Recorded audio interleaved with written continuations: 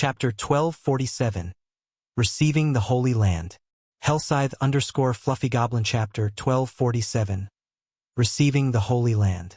After Scorpion left, the middle-aged man called Uncle Lee shifted his gaze towards the ranger beside him. The ranger carried a gray, double-string bow on his back. Although the ranger hid his appearance under a black cloak, his large stature made it difficult for others to miss him. If not for the ancient bow, most would assume that he was a shield warrior or guardian night ghost. When the time comes, you'll strike first. Remember to use all of your black arrows, Uncle Lee said in a deep tone. I know you're normally very stingy, but we cannot afford to be careless this time. Uncle Lee, I still have 4 black arrows on me. Are we really going to use all 4 on that kid? The ranger, Hungry Ghost, asked reluctantly. The black arrows were not your ordinary arrows. They had been passed down from ancient times, and each possessed the power to rival Tier 4 skills. Current players and NPCs had no way of reproducing them, so each arrow used depleted the finite number in God's domain. One could only obtain more black arrows by raiding ancient ruins. Yes. We'll need at least that many to take him down, Uncle Lee said as he glanced at Shifeng, who sat quietly across the room. Smiling, he continued. Although he has yet to achieve a domain as 100 Leaves said, he is not far from it either. With his frightening basic attributes and powerful skills, killing him will be slightly more difficult than killing actual domain realm experts. No wonder why 100 Leaves requested assistance from the guild leader. I guess I can use him as a guinea pig. Hungry Ghost's interest grew upon hearing Uncle Lee's explanation. He clearly hasn't reached the domain realm yet. He's even more difficult to kill than domain realm experts? A petite female elementalist beside Uncle Lee muttered as she followed his gaze to Shifeng. Licking her lips, she continued. In that case, he should have quite a few epic weapons and equipment on him. We should be able to make a fortune. Uncle Lee, seeing as you've appraised him so generously, are you thinking of making a move personally this time? A shield warrior asked excitedly. Every time Uncle Lee made a move, they learned a lot from him. Unfortunately, very few assassinations required Uncle Lee's involvement. The other members of the team were usually enough for the job. If Uncle Lee really joined the fight, their long trip here would be worth it. Although you have a high chance of killing him if you all work together, this mission is very important. To make sure we complete the mission, I will have to take action as well. Uncle Lee nodded, hearing that Uncle Lee intended to join the fight. The team members turned to Shifeng, pity in their eyes. If only they, Uncle Lee's subordinates, struck, Shifeng would have some chance of surviving.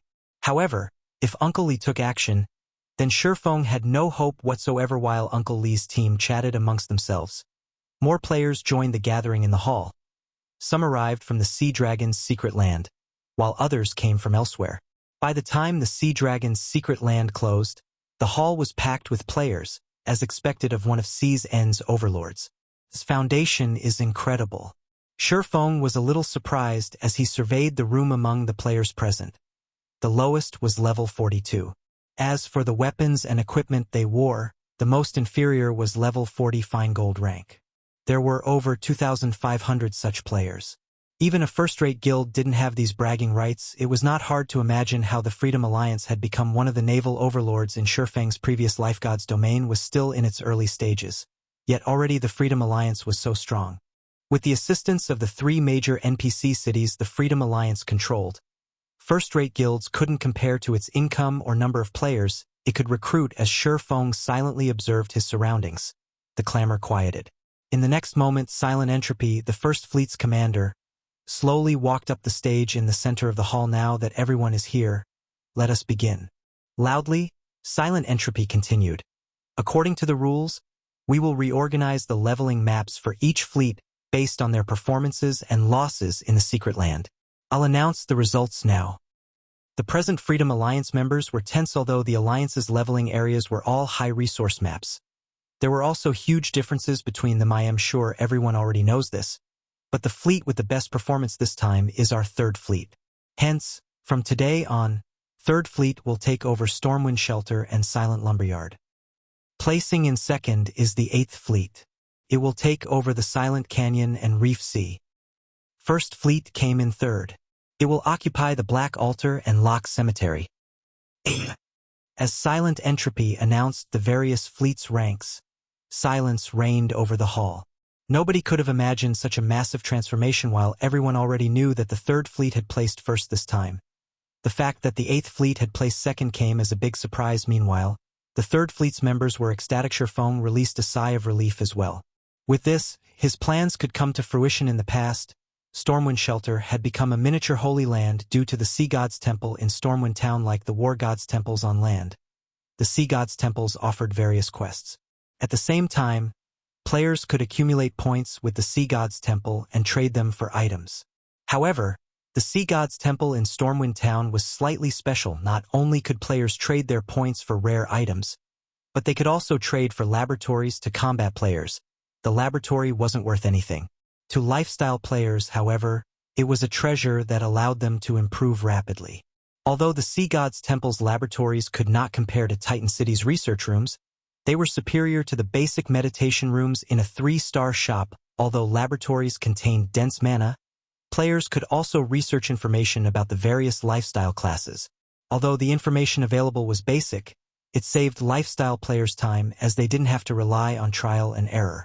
They could rapidly familiarize themselves with the various materials and production methods available in God's domain. They could then create new products more easily and become master lifestyle players. In the past, it was precisely because of these laboratories that the ranks of CZN's lifestyle players had skyrocketed, eventually catching up with lifestyle players on land. However, although the laboratories offered many benefits, they were not easy to enter. Players needed to spend Sea God's Temple points to gain access. Moreover, the price was fraudulent. One day inside a laboratory cost 100 points. Sea God's Temple points were harder to obtain than coins. Normally, one could only obtain them by completing the Sea God's Temple's quests. Players also had the option of trading in rare items such as the runic crystals, with each worth 10 points. Unfortunately, runic crystals' drop rate was extremely low. Normally, only boss-grade sea monsters had a reliable chance of dropping them yet.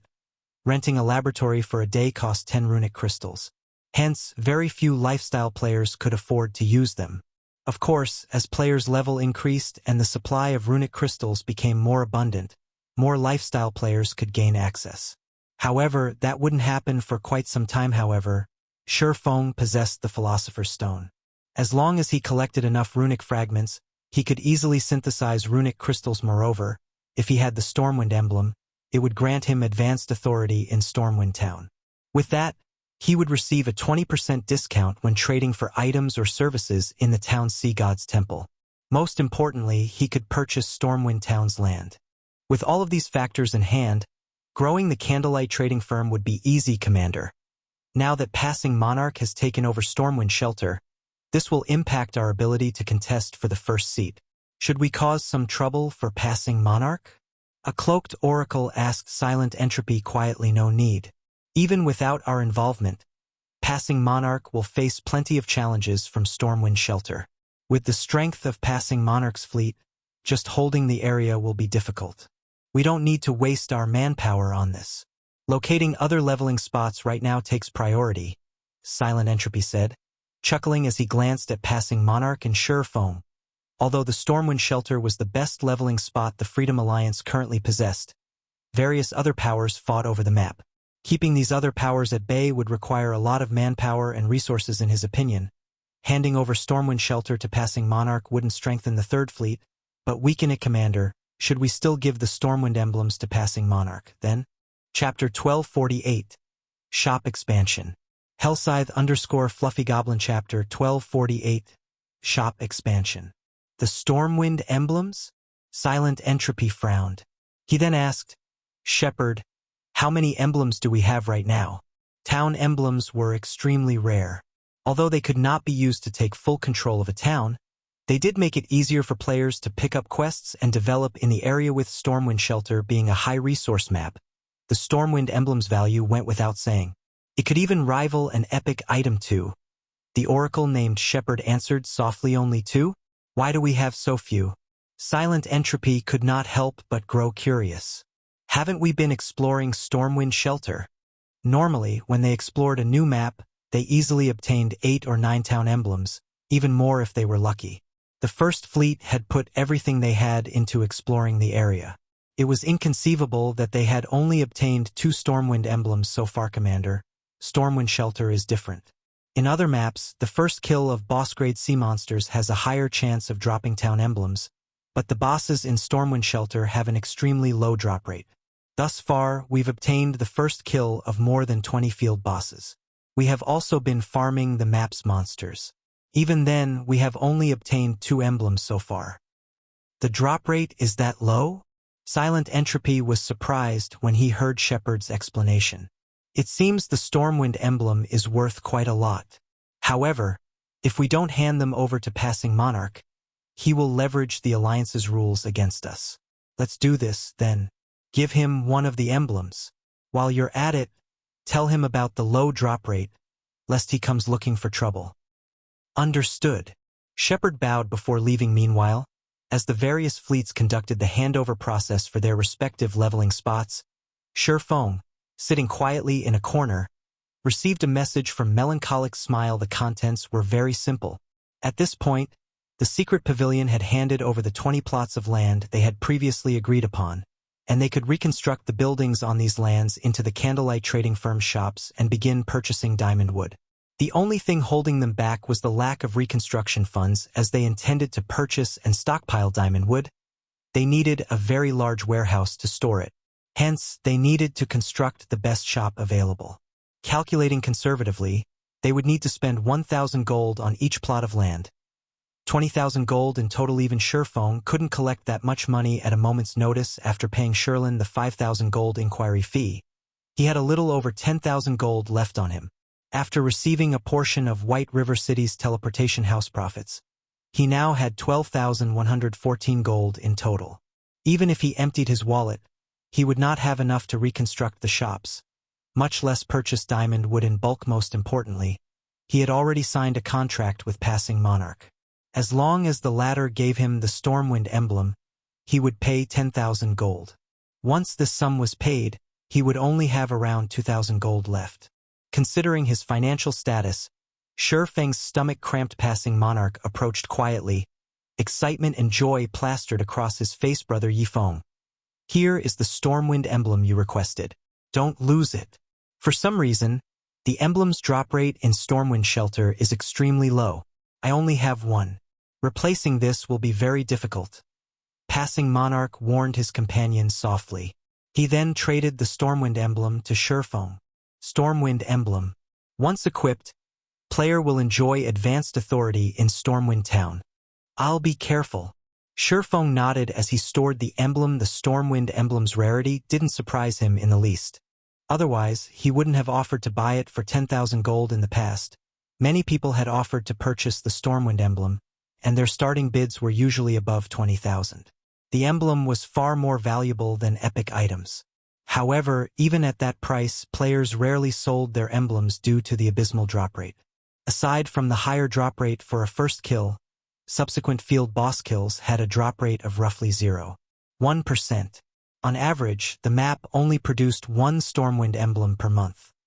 As a result, lifestyle players had no choice but to invest a large amount of time, slowly raising their reputation and authority in Stormwind Town. Currently, Stormwind Shelter was still in its exploration period, as it was a large level 40 to 65 map. This increased the Stormwind emblem's value further.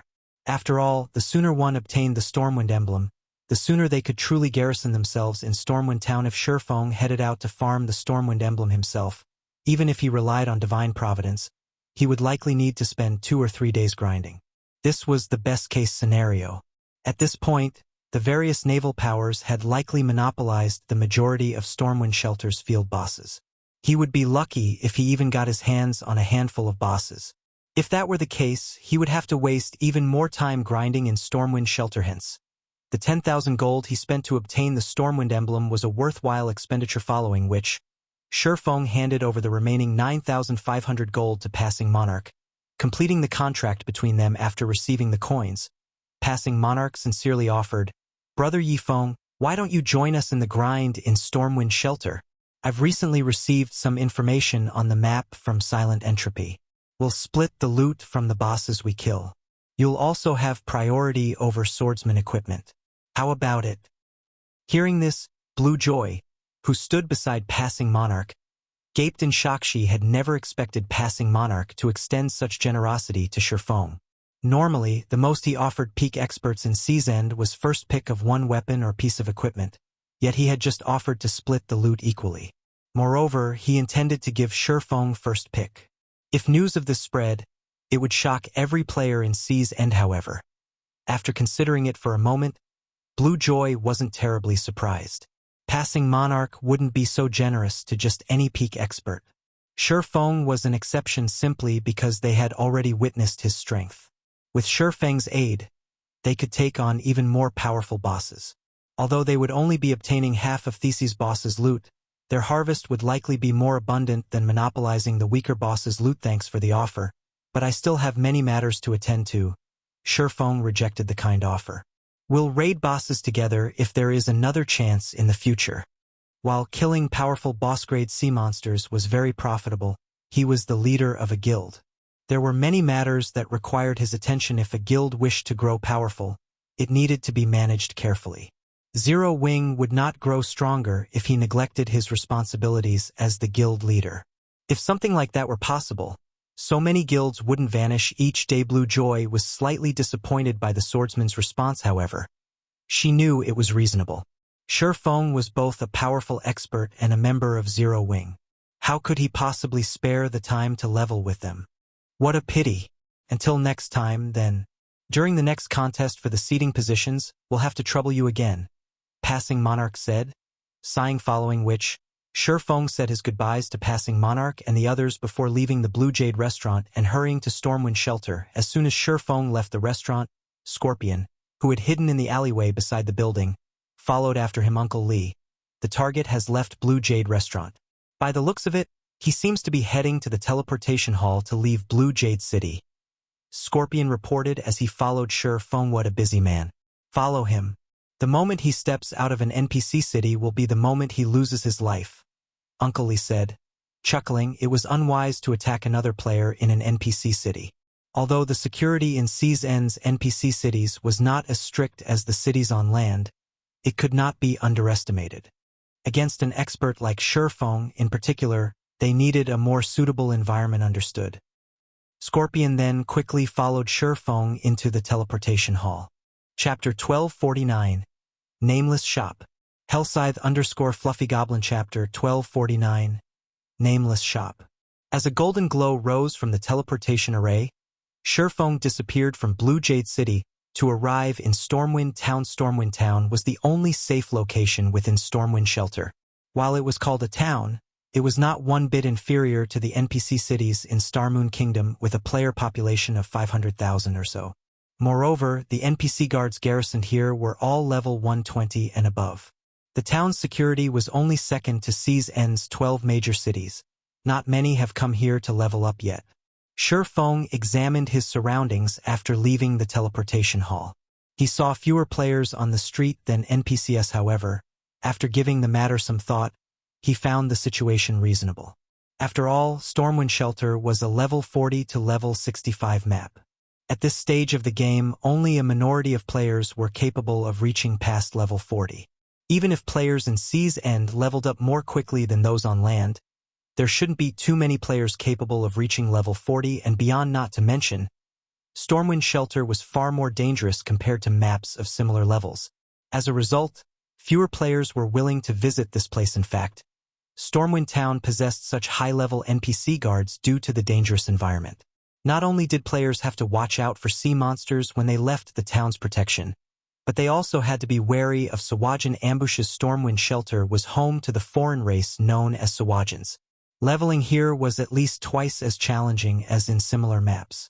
Even if elite players from Sea's End formed a team, they would find it very difficult to survive here.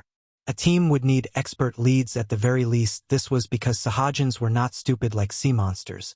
They were capable of jumping onto players' ships to engage in melee combat. At the same time, they would command sea monsters to attack ships, attacking players from all sides. As a result, players seeking to level in Stormwind Shelter needed high-quality ships and high combat standards. This was a trial for those living in Sea's End. Although very few players currently resided in Stormwind Town, correspondingly, players who had consistently grinded in Stormwind Shelter were stronger on average. Most of the players around town were level 41, with many having already reached level 42. In Starmoon Kingdom, only experts were level 40 or higher. As for the weapons and equipment Stormwind Town's players wore, even the most inferior was level 40 Secret Silver equipment, forming a team to grind in Corrosive Cave. I already have an advanced speedboat. Applicants must be level 41 or above, and must have at least 4 pieces of level 40 fine gold equipment. One-day trip to Sawajin's Nest. Only recruiting level 41 and above experts. Must have 6 pieces of level 40 fine gold equipment. Those with level 40 dark gold weapons get priority. Will hold an internal auction for any loot. As soon as Shifeng stepped onto the main street, he was greeted by the sight of players attempting to recruit team members. Their minimum requirements were astounding, however. Shifeng paid little attention to these players as his goal was in the business district by the town's main entrance. The business district was Stormwind Town's most lively location. The players there were preoccupied with setting up stalls and selling this fine gold ranked blast bow at a low price. Interested buyers come quickly. Selling Sawajin's journals, 12 silver per page. Want to complete the quest? Don't miss out on this opportunity. Purchasing silver tiers for 3 silver each. Only purchasing 100 drops. Unlike in Starmoon Kingdom, players residing in Sea's End's towns would not sell their items at the auction house. Instead, they set up stalls in their respective business districts. There were 2 main reasons for this. The first was that auction houses were only available in the 12 major cities. Due to the large distance between each island, teleportation's fees were exorbitant. For example, it cost Shifeng 52 silver to teleport from Blue Jade City to Stormwind Town. Normally, players would teleport to District Town, rather than Stormwind Town, crossing the remaining distance on their speedboats. Although this path took a lot of time, it was much cheaper to teleport to District Town. The second reason was that fees in Sea's End's auction house were much higher than on land. The fee was roughly 20% of the item's total value. It was a fraudulent amount. However, one had to admit that the services one obtained in return for such an exorbitant fee were worthwhile. When using one of Sea's End's auction houses, a player's item would display in all 12 major cities. One would not have to worry about their items not selling. However, for mundane, low-value items, players generally had to rely on their own stalls. Either that, or they would accumulate those items for some time before selling them in bulk in an auction house very quickly. Shifeng arrived before an NPC grocery store in the business district. Dear customer, may I know what you're looking for? Our shop offers a wide range of fine products at affordable prices. The shopkeeper, a chubby, middle-aged man with a short beard, said as he greeted Shifeng. I'd like to rent your shop, Shifeng announced. Wearing the Stormwind emblem, he had already inspected the business district and was rather fond of this grocery store's location. Using it as a secret shop for the candlelight trading firm would be ideal. Although he preferred to purchase the shop, he didn't have much money to spare at the moment. Hence, he settled with renting the shop for now. Unlike in Starmoon Kingdom, players did not have to negotiate with the town hall to purchase town shops in Sea's End. Players simply needed to negotiate a price with the shop owner. Of course, players had to possess sufficient authority within the town as a precondition. Even renting a shop required a certain level of authority. However, while renting a shop was much cheaper than outright buying one, there were 2 risks to consider. The first risk was that shops were rented to the highest bidder. Once a shop's rental period ended, players would have to outbid each other if more than one wanted the shop. The other risk was that, if another player bought the shop while it was being rented, the tenant would be deprived of their ownership once the rental period ended. Hence, renting was only a temporary solution. When taking long-term profits into account, it was better to purchase a shop. Dear customer, you have good eyes. Our shop has existed for more than 100 years. We also have the best location in town. As you are a valued guest, I can offer you a 10% discount. You can rent this shop for 900 gold per month, the shopkeeper said, joy lighting up his eyes as he rubbed his hands together. All right, I'll rent a month. Shifeng was slightly astonished when he heard this price. However, it was reasonable as this would become a miniature Holy Land in the future. The price to purchase the shop was certainly 10 times higher than the rental fee following which, Shifeng paid the 900 gold and obtained the lease for the grocery store. Shifeng had no intentions of refurbishing the shop, and he didn't intend to replace its staff. He simply hung a signboard beside the shop's entrance. Our shop is purchasing runic fragments in bulk for 5 silver coins per stack. We are only purchasing a limited number each day. Although it was only a small, wooden signboard, when the passers-by saw it, they were stunned. Crap. Am I hallucinating? An NPC is actually purchasing runic fragments for 5 silver coins per stack. Did the House of Seas open this shop? Ha ha ha. Wonderful. I was just thinking of returning to a city to sell my fragments to the House of Seas. Although the price is slightly lower here, if I sell my stock, I can save on teleportation fees. Many players grew ecstatic as they looked at the 2-story tall grocery shop throughout Sea's End. Only the House of Seas shops purchased runic fragments in bulk for a high price. No one else dared to do so. As for NPCs, they only purchased runic fragments for 40 copper per stack. Rather than selling runic fragments to NPCs, players made more profit by stocking up and looking for an NPC master alchemist to synthesize runic crystals. Although the synthesis success rate was only 10%, the synthesized runic crystals sold for at least 10 silver each. If one were lucky, they could get 1 runic crystal for every 5 runic fragment stacks. It was the equivalent of selling fragments for 2 silver per stack. Unfortunately, raising one's favorability with an NPC master alchemist was somewhat difficult. Synthesizing runic crystals also cost time and money. As a result, ordinary players rarely choose this option. Hence, now that an NPC shop wanted to purchase runic fragments at 5 silver per stack, why wouldn't they be excited? This was a great opportunity for them to make a fortune. Immediately, players swarmed the grocery store, dashing straight towards the NPC staffs manning the shop and tapping open their trade windows. Initially, these players placed 1 stack in the trade window. After confirming that the purchase price was indeed 5 silver per stack, they placed every runic fragment they had into the window and clicked trade.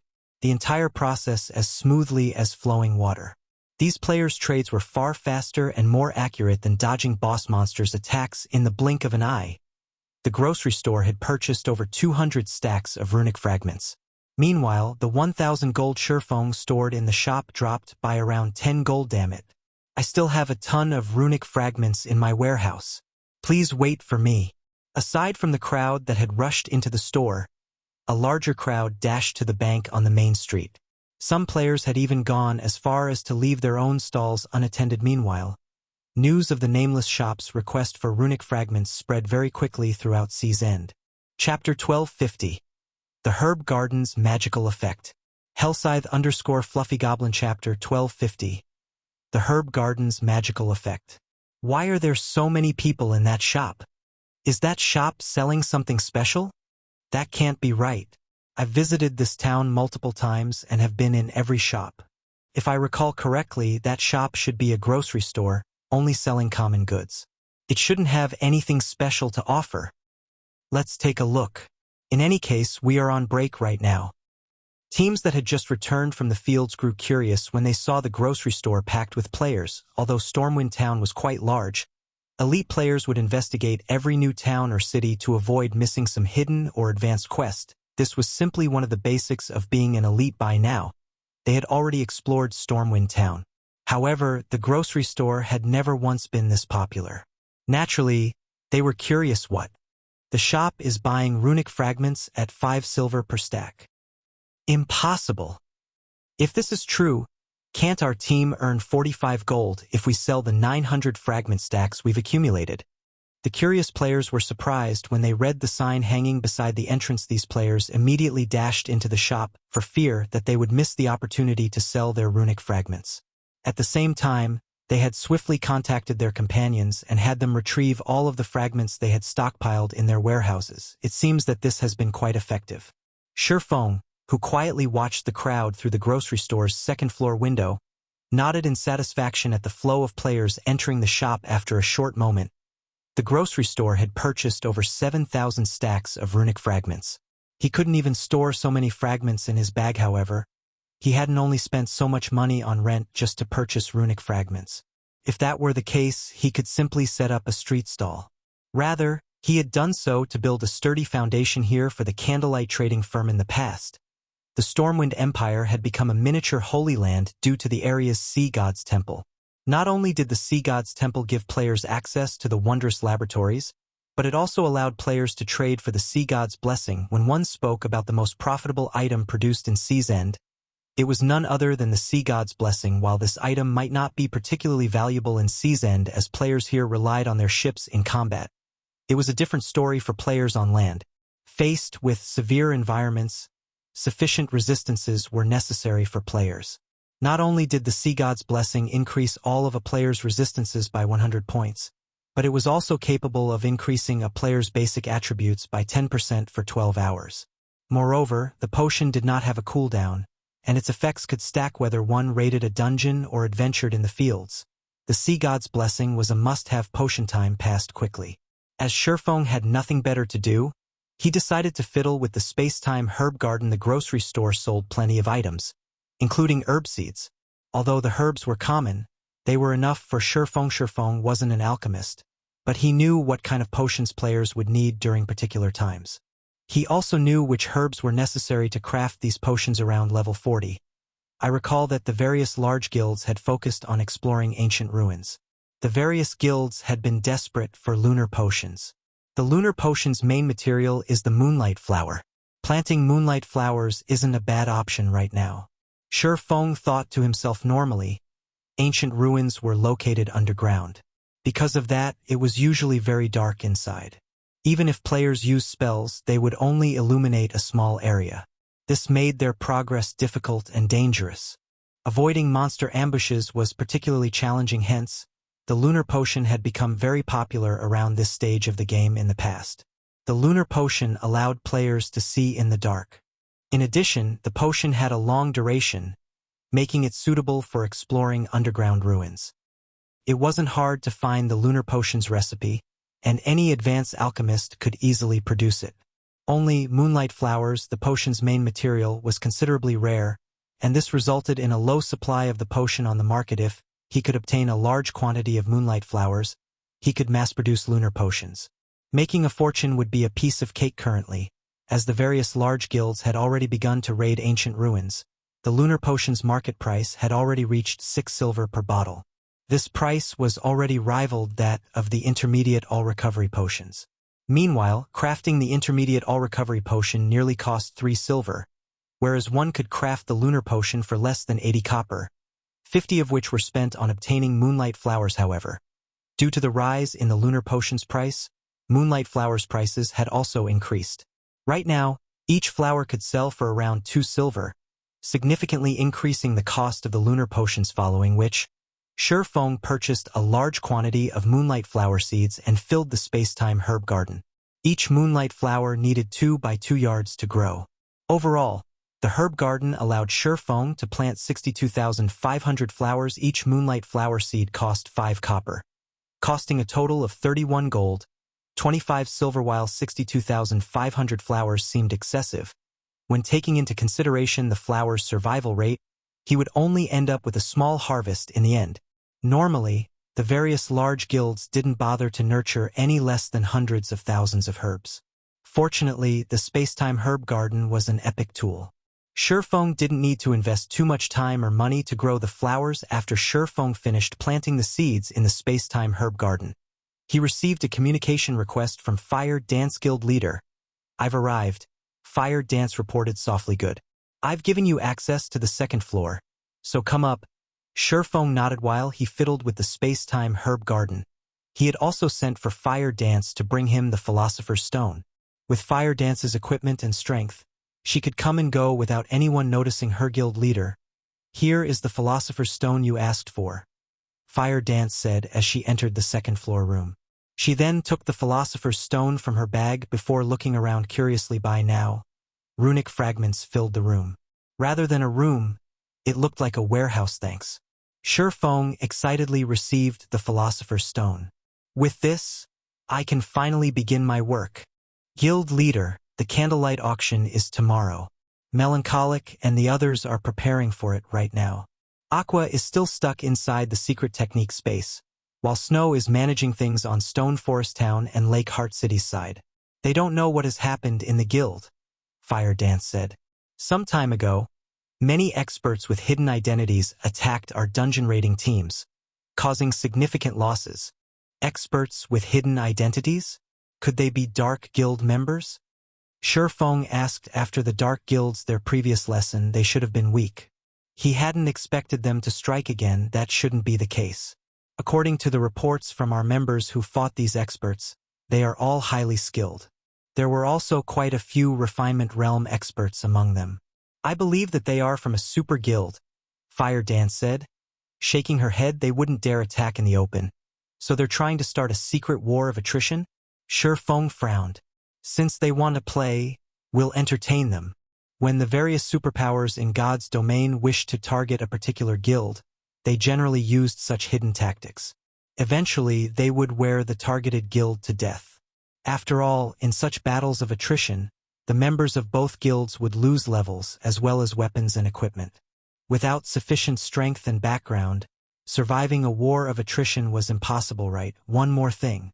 Guild leader, our members have passed the inferior legendary treasure chests trial. I brought the treasure chest with me. Now all that's left is for you to open it. Fire Dance said as she excitedly took a massive chest from her bag and set it before Shifeng. Chapter 1251. Treasure appears. Hellscythe _ Fluffy Goblin Chapter 1251. Treasure appears. Everyone has passed their trials already? Shifeng could not help his growing excitement as he gazed at the inferior legendary treasure chest before him. Even in his previous life, he had never heard of an inferior legendary treasure chest initially.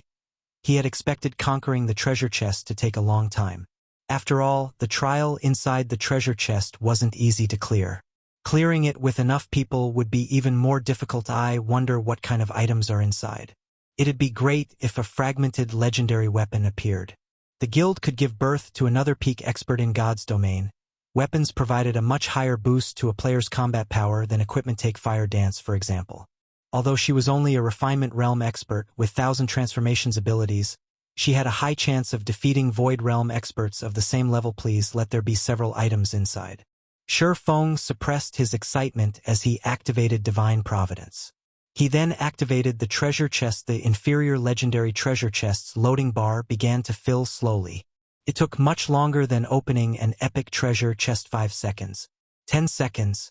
15 seconds. Fire Dance, who stood beside Shifeng, struggled to settle her nerves as she watched the loading bar. After 20 seconds, a clear click resounded throughout the room. Immediately, both Shifeng and Fire Dance held their breath as they watched the lid open, a myriad of colors slipping through the gaps. The treasure chest also radiated an aura that weighed on Shifeng. As for Fire Dance, she had unconsciously taken a step backward. What an intense feeling. Shifeng was inwardly surprised if the shop were not strengthened by magic arrays. Both the dazzling light and the powerful aura would attract everyone's attention in Stormwind Town as the lights gradually dissipated. The items inside the treasure chest were revealed when Shifeng and Fire Dance saw the treasure chest's contents. However, they were flabbergasted. The inferior legendary treasure chest only contained 2 items. There was nothing else. One of these items was an exquisite black and white cape, while the other was a design. There were fewer items inside the treasure chest than they had expected. Normally, a treasure chest had between 3 and 5 items, yet this one only had 2. This was even after Shifeng had activated Divine Providence. It seems it really is unrealistic to ask for 2 fragmented legendary items from an inferior legendary treasure chest. However, these 2 items are an impressive bounty, Shifeng thought, smiling as he picked up the items for inspection. Nightwalker's Cape. Fragmented legendary rank. Cape. Equipment requirement. Strength 1,500. Agility 1,200. When equipped, all resistances increased by 100%. All damage received reduced by 30%. Strength increased by 40%. Agility increased by 50%. Endurance increased by 30%. Ignore levels plus 20. Movement speed increased by 30%. Attack speed increased by 30%. Reaction speed increased by 30%. Additional passive skill 1 dash. Nightwalker. When the cape is equipped, no information about the player can be examined. Physique improved by 10%. Additional passive skill 2 dash. Divine speed. Player's starting movement speed increased to 30% of player's maximum movement speed. Additional active skill 1 dash. Divine steps. Summons 10 doppelgangers before a maximum of 10 targets for 5 seconds. Doppelgangers do not possess any attack capabilities. Throughout this duration, player is invulnerable. Player can switch positions with any doppelganger freely. Maximum cast range of 100 yards. Cooldown 10 minutes. Additional active skill 2 dash. Void shield. Forms a shield that has an HP of 10 times the player's maximum HP for 2 minutes. As long as shield exists, player's HP recovery speed increased by 500% and movement speed increased by 100%. Cooldown 30 minutes. The blacksmith god Bayer crafted this cloak for the Tyrant of Destruction, but it was damaged in the battle against the God Slayer. However, as the divine runes remain intact, it can be repaired with 7 god crystals. Current number of absorbed god crystals 0/7. Although it wasn't a weapon, the Nightwalker's cape was undoubtedly rarer than a fragmented legendary weapon. Shi Feng immediately fell in love with the Nightwalker's cape as soon as he laid eyes on it. Although the cape's attributes could not compare to the 7 luminaries' battle armor, it happened to be exactly what Shi Feng needed. Unlike other classes, swordsmen relied on normal attacks to do damage in both combat against players and monsters. Hence, reaction speed was very important for a swordsman. Meanwhile, the Nightwalker's cape instantly increased its wearer's reaction speed by 30%. In high-speed battles against experts, the cape would be wondrously effective. Furthermore, after equipping the cape, he would obtain the passive skill, Divine Speed in God's Domain. Players' movement speed and attack speed accelerated from 0. As in the real world, players had to build momentum. Divine Speed allowed players' movement speed to start from 30% of their maximum, allowing them to reach maximum speed far more quickly. Although the time one could save with this was minuscule and barely perceptible by ordinary players, in the eyes of experts, this small amount was extremely valuable. Because it wouldn't take as long to reach their maximum speed, players could dodge attacks that were normally unavoidable. However, it was the other item that truly surprised Shi Feng: the Void Bomb design. Void bombs were similar to the basic mana pulse bomb. It was a tool of war with astounding power. However, although the Void Bomb was as devastating as the basic Mana Pulse Bomb, the Void Bomb had a larger effective area. Each bomb could cover an area of 20 by 20 yards. In the past, the Void Bomb had been in high demand but practically non-existent, as normally one could only obtain them by completing quests, exploring ancient ruins, and opening treasure chests. Shi Feng had never considered that players could actually craft such an item. If he could mass-produce the Void Bomb, the consequences would be inconceivable. Sure enough, it will be very difficult to mass-produce. When Shi Feng glanced at the required materials, he found that every material was extremely rare. Crafting this bomb required a total of 5 rare materials. Among them, the most valuable was a type of metal called Void Iron. Few kingdoms produced this type of ore. Currently, Void Iron sold for 2 gold per ingot, and the Void Bomb required 5 without taking into account the production success rate. Based on his initial estimate, crafting the Void Bomb would cost at least 25 gold. Even a first-rate guild would go bankrupt if it attempted to mass-produce these bombs. However, it wasn't exactly impossible to mass-produce so long as Zero Wing took control of a Void Iron vein. According to Shi Feng's memories, 6 Void Iron veins had been found in the past, and every one of them had been controlled by either super guilds or super first-rate guilds. Any guild that attempted to wrangle control of these veins met utter annihilation. Void Iron veins produced more than just Void Iron. They also produced magic crystals. There was even a tiny chance to mine 7 luminaries crystals. This minuscule chance was precisely the reason that the various superpowers had fought over Void Iron veins desperately. Some of these superpowers had even been wiped out in these struggles. Chapter 1252, Lively Town. Void Iron? Shi Feng fell into deep thought as he examined the Void Bomb design thus far. Only he knew the secret that Void Iron veins could produce 7 luminaries crystals. Hence, the current superpowers shouldn't be so desperate to secure the veins yet. Even so, the fact that a void iron vein could produce magic crystals was tempting enough. Void iron was also far more valuable than magic crystals. If a void iron vein were discovered, many of the superpowers would rush into the competition for it. Fortunately, it was not completely impossible for Zero Wing to occupy a void iron vein. There were very few void iron veins in God's domain, and they were all located in very dangerous areas, the lowest of which were above level 60. Among them, one void iron vein could be found in the Storm Empire. If we can occupy a void iron vein, with the Candlelight Trading Firm's strength, we'll be capable of mass-producing the Void Bomb. They'll be very useful against dungeon bosses or in guild wars. Thinking up to this point, Shifeng's eyes shone with excitement. If even the basic mana pulse bombs could be so beneficial, mass-producing the Void Bombs would elevate the guild's strength to a whole new level.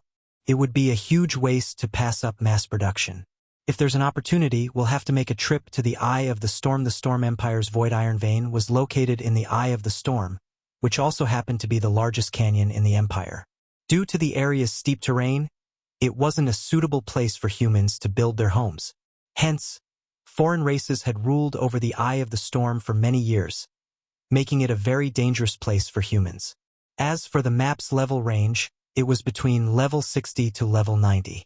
Players below Tier 2 would surely die if they explored the map carelessly. Due to these risks, it's impossible that any current players or guilds had discovered the vein. It was even less likely that anyone had claimed it. Just knowing this gave Shifeng a huge advantage. Guild leader, you're so unfair. How can you admire the items without me? Fire Dance whined at Shifeng, who had been grinning silently into the treasure chest. Although she had watched and waited to see what items the treasure chest spawned, she couldn't see how many had appeared. Shifeng had just opened an inferior legendary treasure chest. Since there were 2 items inside, they must be extraordinary. Here you go. But let's keep this between us. Don't tell anyone. Shifeng finally remembered that Fire Dance was waiting beside him. He then shared the item statistics with her. Upon seeing the information, Fire Dance was dazed. Both the Nightwalker's cape and the Void Bomb design were astounding items. If they could mass-produce the Void Bombs, in particular, they wouldn't have any issues dealing with mythic monsters in the future. However, the fact that Shifeng could equip the Nightwalker's cape right now was even more shocking than the items themselves. Her 1,000 transformations only had an equipment requirement of 700 strength and 700 agility, yet the Nightwalker's cape required 1,500 strength and 1,200 agility. Even level 50, Tier 2 players would be hard-pressed to meet such high requirements. Guild leader, what level are you right now? Fire Dance asked curiously. Level 50. Shifeng responded nonchalantly. He had no intention of hiding the truth from Fire Dance. Hearing this response, Fire Dance was speechless. She knew that Shifeng possessed a hidden class. Moreover, leveling up his class required double the EXP of a normal class. Meanwhile, she had been trying desperately to level up. She had even taken down so many bosses with Shifeng. Even so, she was only level 48. Although she was only 2 levels away from level 50, with her leveling speed, she would roughly need another 5 or 6 days before hitting that milestone. Alright, snap out of it. I'll send the Void Bomb design back with you, but first, make a few trips to the Sea God's temples, Shifeng said. Chuckling, he needed to synthesize a large quantity of runic crystals. He did not have the free time to travel to and from the Sea God's temple. Meanwhile, Fire Dance was both stealthy and swift. As long as she held the Stormwind emblem, she could convert the runic crystals into Sea God's temple points before converting those into Sea God's blessings, following which, Shifeng rapidly synthesized 1 runic crystal after another. A stack contained 100 individual runic fragments, and each synthesis required 50 fragments. Fortunately, the Philosopher's Stone had a synthesis success rate of 100%. In just a few seconds, Shifeng finished synthesizing a runic crystal. As Shifeng synthesized runic crystals and Fire Dance moved the runic fragments from the shop's warehouse to the 2nd floor. Damn it! Why is that bastard still inside the shop? How many does he intend to buy? Scorpion muttered in annoyance as he glared at the grocery store opposite of the open-air bar he watched from. As he did not want to alert Shifeng of his presence, he did not dare move too close to the swordsman. After all, experts of their standards were extremely sensitive to their environments. If he accidentally leaked the slightest killing intent, Shifeng was likely to discover him. When stalking targets of Shifeng's caliber, He maintained a distance of over 200 yards. Stormwind Town's security was much stricter than Blue Jade City's. Although these guards' levels were lower, there wasn't much difference to players of his level. They would die instantly either way. He couldn't afford to strike inside Stormwind Town. It would only be time to make his move after Shifeng left the town to grind or quest. Time passed quickly. Before Shifeng realized it, the 1,000 gold he had set up to purchase runic fragments had depleted. In the end, the shop had purchased 20,000 fragment stacks in total. With this, he had bought out nearly every player in Stormwind Town. However, news travels quickly, and players from other cities had discovered that a grocery store in Stormwind Town was purchasing runic fragments. They had rushed in from nearby towns and cities. Even now, a long line of players still waited by the shop's entrance. Crap. Why aren't they buying anymore? I just arrived, for God's sake. Are you guys buying fragments tomorrow? I still have 30 stacks here. The players outside of the shop grew flustered, afraid that they had missed their chance to make some money. Dear customers, please rest assured that our store will purchase a large quantity of runic fragments every day. However, as we have already reached our quota for today, please come back tomorrow.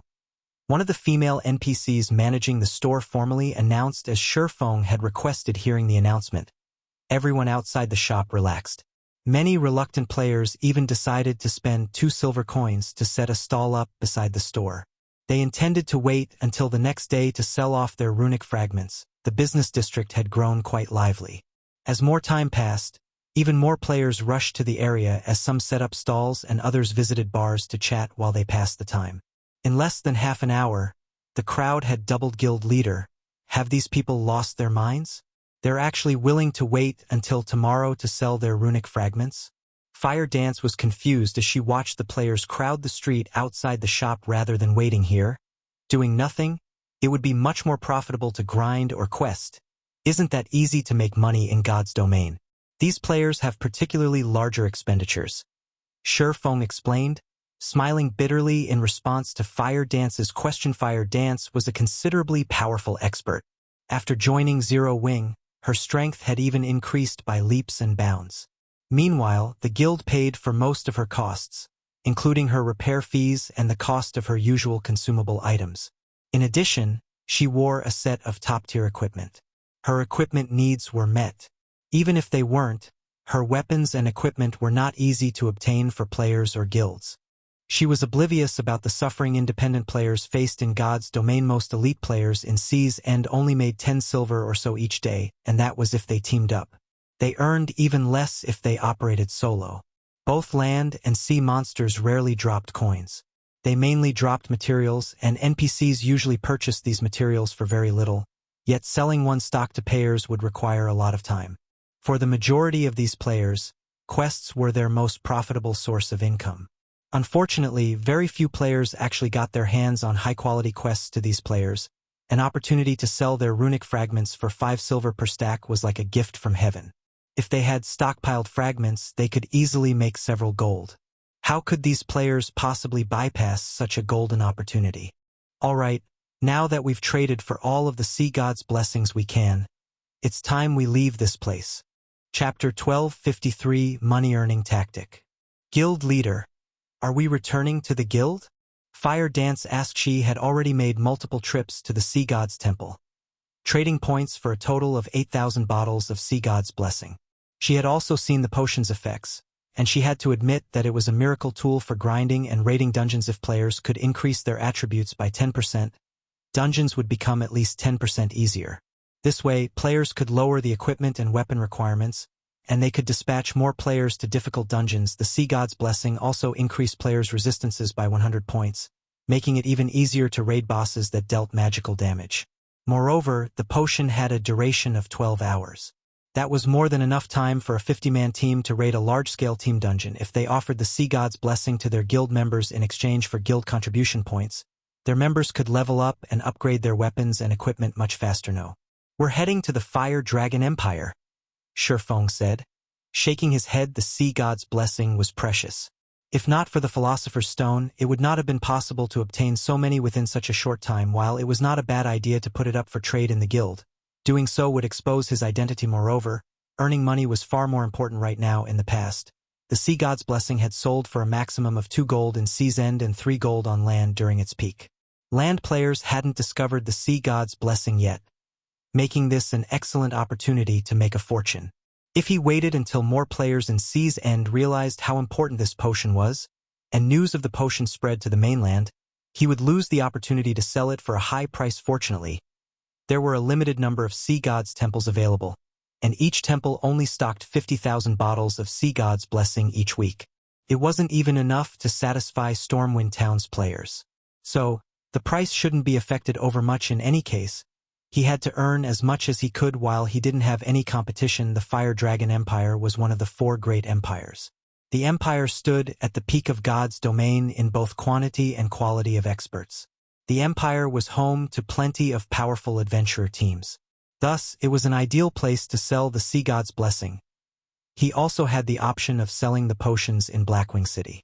However, as the Sea God's Blessing was relatively affordable, more players would fight over it in the Fire Dragon Empire. Although he would have to spend quite a bit on teleportation fees, compared to the potential profits, the expenditure was negligible. Following which, Shurfeng descended the stairs.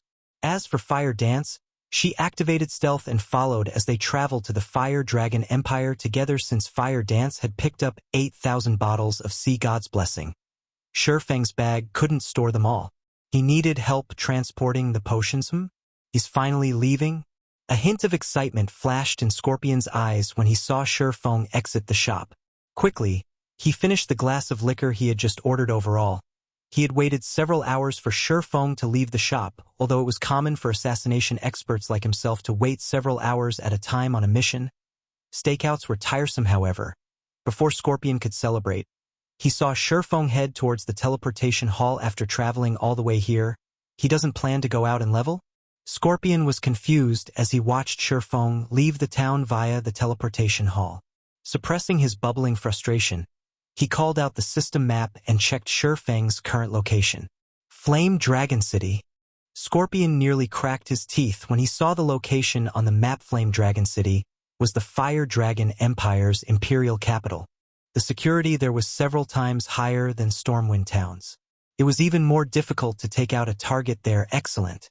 I refuse to believe you won't head out to level or quest at some point.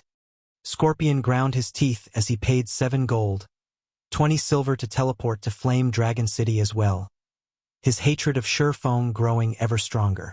A single teleportation fee had lightened his pockets by 20%. Sea's End was already quite far from the Fire Dragon Empire. Meanwhile, the fee for teleporting out of Sea's End was more expensive than elsewhere. Very players chose to travel to the mainland to level. Even if they did decide to do so, they would travel via a flying ship, which was much cheaper. Flame Dragon City. As the imperial capital of one of the 4 great empires and the venue for the Dark Arena, the player population surpassed the other empires' capitals. Moreover, the Fire Dragon Empire had a treaty of alliance with the several neighboring kingdoms, which resulted in 40% cheaper teleportation fees between these countries. Attracting even more players, one could see plenty of player trading firms as they wandered through the capital's business district. Many independent adventurer teams also sold rare items monsters had dropped. It would be great if White River City were even half as impressive as this city. Shurfeng sighed ruefully as he gazed upon Fire Dragon City's business district. 2-star shops were still extremely rare. Generally, only first-rate guilds had the capacity to set one up.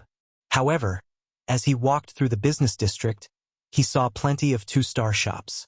Moreover, Fire Dragon City had long since activated the flying transportation feature, allowing players to travel to leveling spots that could not be reached with teleportation arrays. The various trading firms displayed even more impressive merchandise. Even level 40 fine gold equipment was available for purchase. Only, the prices for such items were much higher than market value. It was clear that the shop owners did not want players to buy these items, intending to keep them on display. Only level 40 secret silver equipment and below sold normally. Even so, this was astounding. In Starmoon Kingdom, one typically only found level 40 secret silver equipment in the auction houses. After all, God's Domain's mainstream players had yet to reach level 40. Meanwhile, it was because these trading firms sold the best equipment available that adventurer teams visited so frequently. After all, they might come across weapons or equipment that suited them. However, Shifeng wasn't here to visit these shops. Rather, he was bound for the auction house. The Fire Dragon Auction House was the largest auction house in the Fire Dragon Empire. The empire itself ran the establishment. Players throughout the empire's various major cities could view every item sold here. As long as an item was of sufficient quality, one would not have to worry about it not selling. Only, the processing fee was somewhat expensive, as high as 15% of the final selling price. In addition, the auction house charged a storage fee. The longer an item lingered in the auction house, the higher the fee would be. If one sold an item that was not particularly attractive, they might actually lose money after arriving at the Fire Dragon Auction House. Fire Dance was amazed by the breathtaking view. The Fire Dragon Auction House was humongous. It was even larger than Blackwing City's Blackwing Auction House. It easily took up an area of 3 or 4 stadiums with a 50,000 capacity. Moreover, the auction house had 100 floors and was over 700 meters tall. A sea of players drifted in and out of the auction house. Independent players, members of small guilds, as well as members of large guilds were here to purchase material. Shifeng wasn't particularly moved. After all, he had seen the Fire Dragon Auction House when Flame Dragon City had been at its peak. Far more players had visited the auction house back then. After entering the auction house, one could see a large number of NPC waiters and administrators standing around the main hall. If players were lost, they could simply ask these NPCs for directions. These NPCs would then provide them detailed explanations of the auction house. Once inside the building, Shifeng approached the item sale area as there were many players seeking to sell their items. Despite so many NPCs, Shifeng had to wait for some time before his turn. Sir, may I know what item you wish to sell today? The female NPC staff member asked, smiling. I wish to sell this item. Please appraise it, Shifeng said as he handed a bottle of Sea God's Blessing to the NPC receptionist. The Fire Dragon Auction House operated somewhat differently from the auction houses in other kingdoms and empires. Normal items were not accepted here. Only items of bronze rank or above could be sold here. Furthermore, players weren't allowed to set any random price. They had to abide by the NPC's minimum price. Of course, players could set higher prices. Sir, the starting price for the Sea God's Blessing is set at 1 gold, 20 silver. Storage for 24 hours will cost 3 silver, or you can store the item for 48 hours at 6 silver. The NPC receptionist reported once she finished appraising the potion. I'd like to set the starting price at 1 gold, 60 silver and store the item for only 24 hours. I will sell 3,000 bottles in total. Sell 150 bottles every 1 hour, Shifeng said as he retrieved 1 bottle of Sea God's Blessing after another. Seeing so many bottles of Sea God's Blessing, the NPC receptionist was momentarily stunned. However, she recovered quickly and accepted the 3,000 bottles. Chapter 1254, Taking the Empire by Storm. After commissioning the 3,000 Sea God's Blessing bottles to the Fire Dragon Auction House, Shifeng left the auction house with Fire Dance and hurried back to the Teleportation Hall. Guild leader, with the capabilities of the Fire Dragon Empire's players, they shouldn't have any problems using 8,000 Sea God's Blessings. Why are we setting out for another empire? Fire Dance asked, confused. We are too poor right now. With our limited stock of Sea God's Blessings, we have to employ hunger marketing if we want greater profits. Shifeng explained, smiling bitterly. If given the choice, he would sell all the potions here in one go rather than waste time running about. However, he had too many aspects that required funds. This was especially true for fees to reconstruct the 20 shops he had recently acquired from the secret pavilion, as well as the diamond would cost. Naturally, he had to try to earn as much as possible. Although there were a lot of players in the Fire Dragon Empire and plenty of first-rate guilds, he couldn't place all of his eggs into one basket if he wanted the Sea God's Blessing to fetch a high price. After all, despite the potion's affordable price, it was still easily affordable for ordinary players. Normally, only guilds and powerful adventurer teams could buy the potion in bulk, yet there was a limited number of such adventurer teams and guilds in the Fire Dragon Empire, limiting how high the Sea God's Blessing's price could rise. Hence, he had decided to test the waters with 3,000 bottles first. Very quickly, Shifeng and Fire Dance traveled to the Beast Empire's Beast City. Meanwhile, Scorpion, who had been tailing Shifeng in secret, fumed with rage. Shifeng had arrived in Flame Dragon City less than an hour ago. Yet he was leaving already. It wouldn't be so bad if Shifeng's destination were outside the city. However, of all the places Shifeng could have chosen, he chose the faraway Beast Empire. A one-way trip there from Flame Dragon City cost 3 gold, 74 silver. Not only had Scorpion failed to find an opportunity for his allies to ambush Shifeng, but he had also wasted over 10 gold. This was hard-earned money that he had saved to purchase a new weapon while he was one of the Sacred Temple's peak experts. He had obtained most of his weapons, equipment, and skills himself. He was only slightly better off than the guild's elite members in that he could purchase top-tier items cheaply with coins or guild contribution points yet. Now, he had spent nearly 1/3 of his savings just to follow Shifeng around. He even began to consider attacking Shifeng outright. Shortly after Shifeng left the Fire Dragon auction house, the Sea God's Blessing appeared in the auction house's potion window. Who's the seller? He's actually selling a potion for 1 gold, 60 silver. Has he lost his mind? Crap. Does he think he's selling dragon blood? The various guilds and adventurer teams' logistic members, who had come to purchase potions, were astonished when they saw the Sea God's Blessing. The intermediate regeneration and intermediate mana recovery potions they usually purchased only cost several silver per bottle. Even the mana mixture, which was slightly more valuable, only cost a dozen or so silver coins. Meanwhile, the mana mixture could temporarily increase a player's maximum mana by 10% yet. Someone was actually selling a potion that no one had ever heard of for 1 gold, 60 silver. Moreover, that was only the potion starting price. However, these logistics members quickly calmed themselves as they clicked to check the Sea God's Blessing's attribute panel and read its introductory text. As logistics members, their task was to purchase all sorts of useful potions. Whenever a new potion appeared, they were required to investigate it.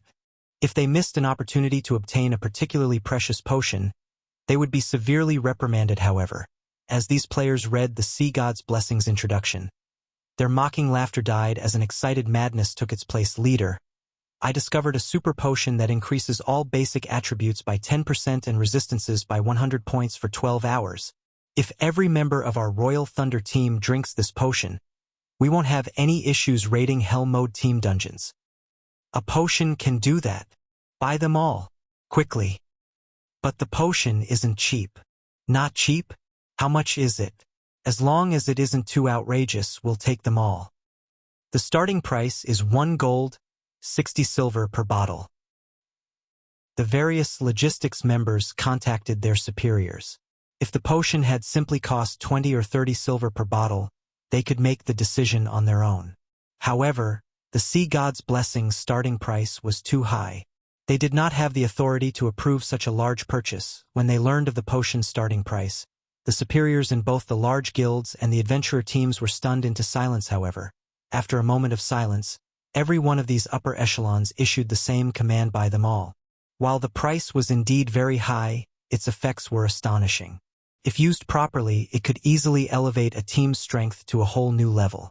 The potion might even enable a team to raid a dungeon of a higher difficulty, allowing access to higher quality weapons and equipment immediately. The various logistics members bid on the Sea God's Blessing. From the initial 1 gold, 60 silver, the price quickly rose to 1 gold, 61 silver, before rising again to 1 gold, 62 silver. The potion's price soared at the same time. News of the Sea God's Blessing shocked many first-rate guilds and superpowers. How can such a potion actually exist? Investigate this potion's origin and the method to obtain it immediately. Unlike ordinary large guilds and adventurer teams, these first-rate guilds and superpowers were more interested in the Sea God's Blessing's origin. Immediately, they began to research the potion.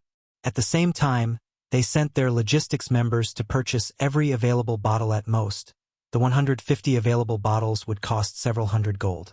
Ordinary large guilds might hesitate to make such a large expenditure, but this amount of money was negligible to first-rate guilds and superpowers. As long as they could raid level 45 Hell Mode large-scale team dungeons, obtaining 2 or 3 pieces of level 45 Dark Gold equipment, they would make up for the loss with money to spare. Have these people lost their minds? It's already at 2 gold, 60 silver per bottle, yet they're still bidding. The first-rate guilds and superpowers' intervention caused the price of the Sea God's Blessing to skyrocket, instantly exceeding the various adventurer teams' budget. Leader, the potion's price has already reached 2 gold, 65 silver. By the looks of it, the price will continue to rise. I no longer have enough coins on hand to buy all of the potions. Damn it! This is definitely those first-rate guilds doing. But this is our best opportunity to take down a Hell Mode team dungeon. We cannot miss this chance. I'll have someone send you some money later. We don't need to purchase all of them. 50 bottles should be enough. Understood. At the end of the day, an adventurer team could not compete with a large guild's financial strength. Fortunately, adventurer teams didn't need all 150 bottles. They could manage with 1/3 of that. Unfortunately, while the various adventurer teams discussed their options, none of the large guilds intended to let the potions fall into anyone else's hands. Very quickly, the price of the Sea God's Blessing broke past the 4 gold threshold, exceeding the record high in Shifeng's previous life. Once the auction for the 150 Sea God's Blessing bottles concluded, Shifeng was stunned. System. The Sea God's Blessing you placed in the auction house has sold. After deducting the procedural fees, 5 gold, 16 silver has been sent to your bag. System. The Sea God's Blessing you placed in the auction house has sold. After deducting the procedural fees, 5 gold, 24 silver has been sent to your bag. System. The Sea God's Blessing you placed at the auction house has sold. After deducting the procedural fees, 5 gold 19 silver has been sent to your bag. A series of 150 system notifications bombarded Shifeng. In the blink of an eye, he had gained nearly 800 gold. Chapter 1255, Competitors. Guild Leader, what happened? Fire Dance asked when she noticed Shifeng's joyful smilites. Nothing. I just made a small profit, that's all, Shifeng replied, chuckling. In the past, the Sea God's Blessing had only sold for 3 gold during its peak. Now, he had managed to sell the potion for an average of 5 gold 20 silver. That was nearly double the price back then. Moreover, this had only been the first batch. As the potion's fame spread, its price would continue to rise. The only problem was the attention from the various large guilds. By now, the various large guilds should have begun their investigation into the potion. With a little effort, it wasn't hard to learn about the Sea God's Blessing. After all, the Sea God's Blessing was one of the basic items available for trade in the Sea God's Temple. Once the various large guilds discovered the potion's origins, they would try to obtain it for themselves by any means necessary, rather than purchase the bottles from the auction house. After all, it was much cheaper to obtain the potion from the Sea God's Temple with enough runic fragments. They could hire an NPC master alchemist to synthesize runic crystals. Employing a master alchemist might be difficult for ordinary players, but that was not the case for large guilds. Even if a master alchemist only had a 10% synthesis success rate, with each stack of runic fragment only costing 5 silver, the potion's total cost wouldn't exceed 1 gold, 50 silver. It was much cheaper than buying the potion from Shifeng. With the potion's growing popularity, I need to hurry. Thinking up to this point, Shifeng rushed back to Stormwind Town with Fire Dance. Now that the various guilds had caught wind of the Sea God's Blessing, they would find a way to obtain them in Sea's End. However, the Sea God's Blessing was not available indefinitely. Each Sea God's Temple only stocked 50,000 bottles each week. If he secured all of the available Sea God's Blessings, even if the other guilds had the required points, they wouldn't be able to trade for the potion. Meanwhile, throughout Sea's End, players had only discovered 10 Sea God's Temples. As long as he had the funds, it wasn't impossible to clear the temple's stock. After all, he had already earned some funds from the first batch of Sea God's Blessings. However, when Scorpion realized Shifeng was returning to Stormwind Town, he very nearly lost consciousness. After traveling around the continent, he returned to where he had begun. In total, he had spent more than 24 gold on teleportation fees. Scorpion wanted nothing more than to rip Shifeng apart with his own hands. Stormwind Town. When Shifeng returned to the grocery store, he discovered far more players in the business district.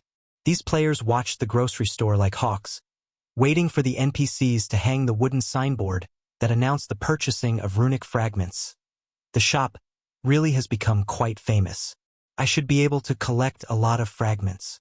Shifeng smiled as he entered the grocery store upon his return. Shifeng also received the profits from the first round of sales in other empires, although the potions were not as popular as they were in the Fire Dragon Empire. Each bottle still sold for 5 gold or more. Overall, The 600 bottles that had sold in 4 other empires had earned Shifeng an additional 3,000 plus gold without hesitation. Shifeng equipped the grocery store with 3,000 gold and began to purchase runic fragments once more. Meanwhile, Fire Dance headed out to purchase the Sea God's blessing quick. Look, the signboard is up again.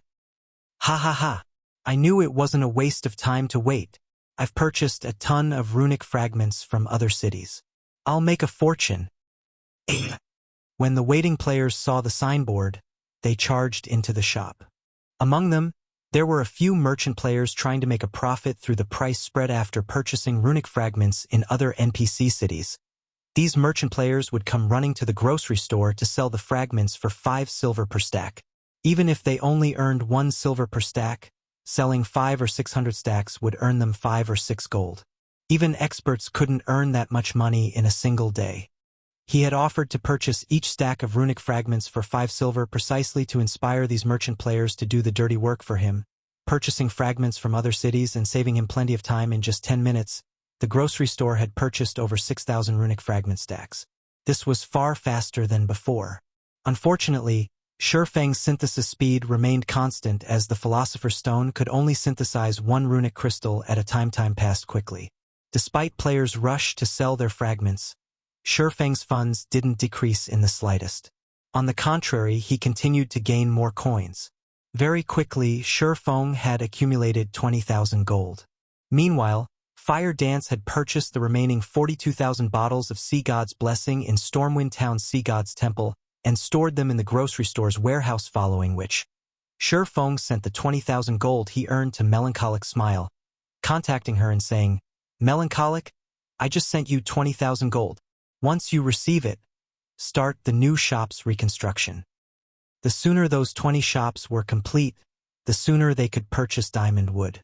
After all, if the other guilds learned about the diamond wood's value, it would become extremely difficult to purchase even if Zero Wing had the funds 20,000. Guild leader, how did you get so much money? Melancholic Smile was momentarily dumbfounded. She had been managing both the Candlelight trading firm and Zero Wing's finances all this time, so she was very aware of their financial situation. Both the guild and the trading firm continued to expand. As a result, the cost of the guild's benefits rose each day. They also had to continue purchasing more materials. There was also the fact that Stone Forest Town had recently become an intermediate town, so they had plenty of buildings to construct. Practically all of the guild's funds had already been allocated. The guild simply had no money to spare right now. I just made some money selling potions. I'll send the money for the diamond wood a little later, Shifeng said. Chuckling, his current earnings were only the tip of the iceberg. If he could monopolize the Sea God's Blessing before the other guilds gathered enough points to trade for it, he could easily make several times more than his current profits.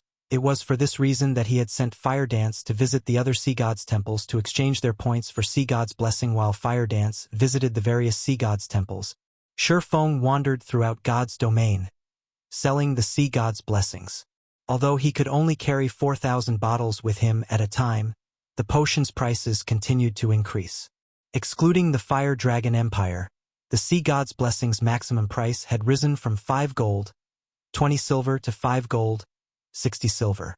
The potion was far more popular than Shifeng had expected. However, by the time Shifeng was on his 4th visit to the various empires, the potion's popularity had calmed, the maximum price decreasing to roughly 5 gold while Shifeng had expected the drop. He was surprised to see others selling the Sea God's Blessing in the various auction houses. He hadn't expected competition this early. Moreover, their starting prices were even lower than his, only 1 gold, 30 silver. Their sales volume was also quite significant.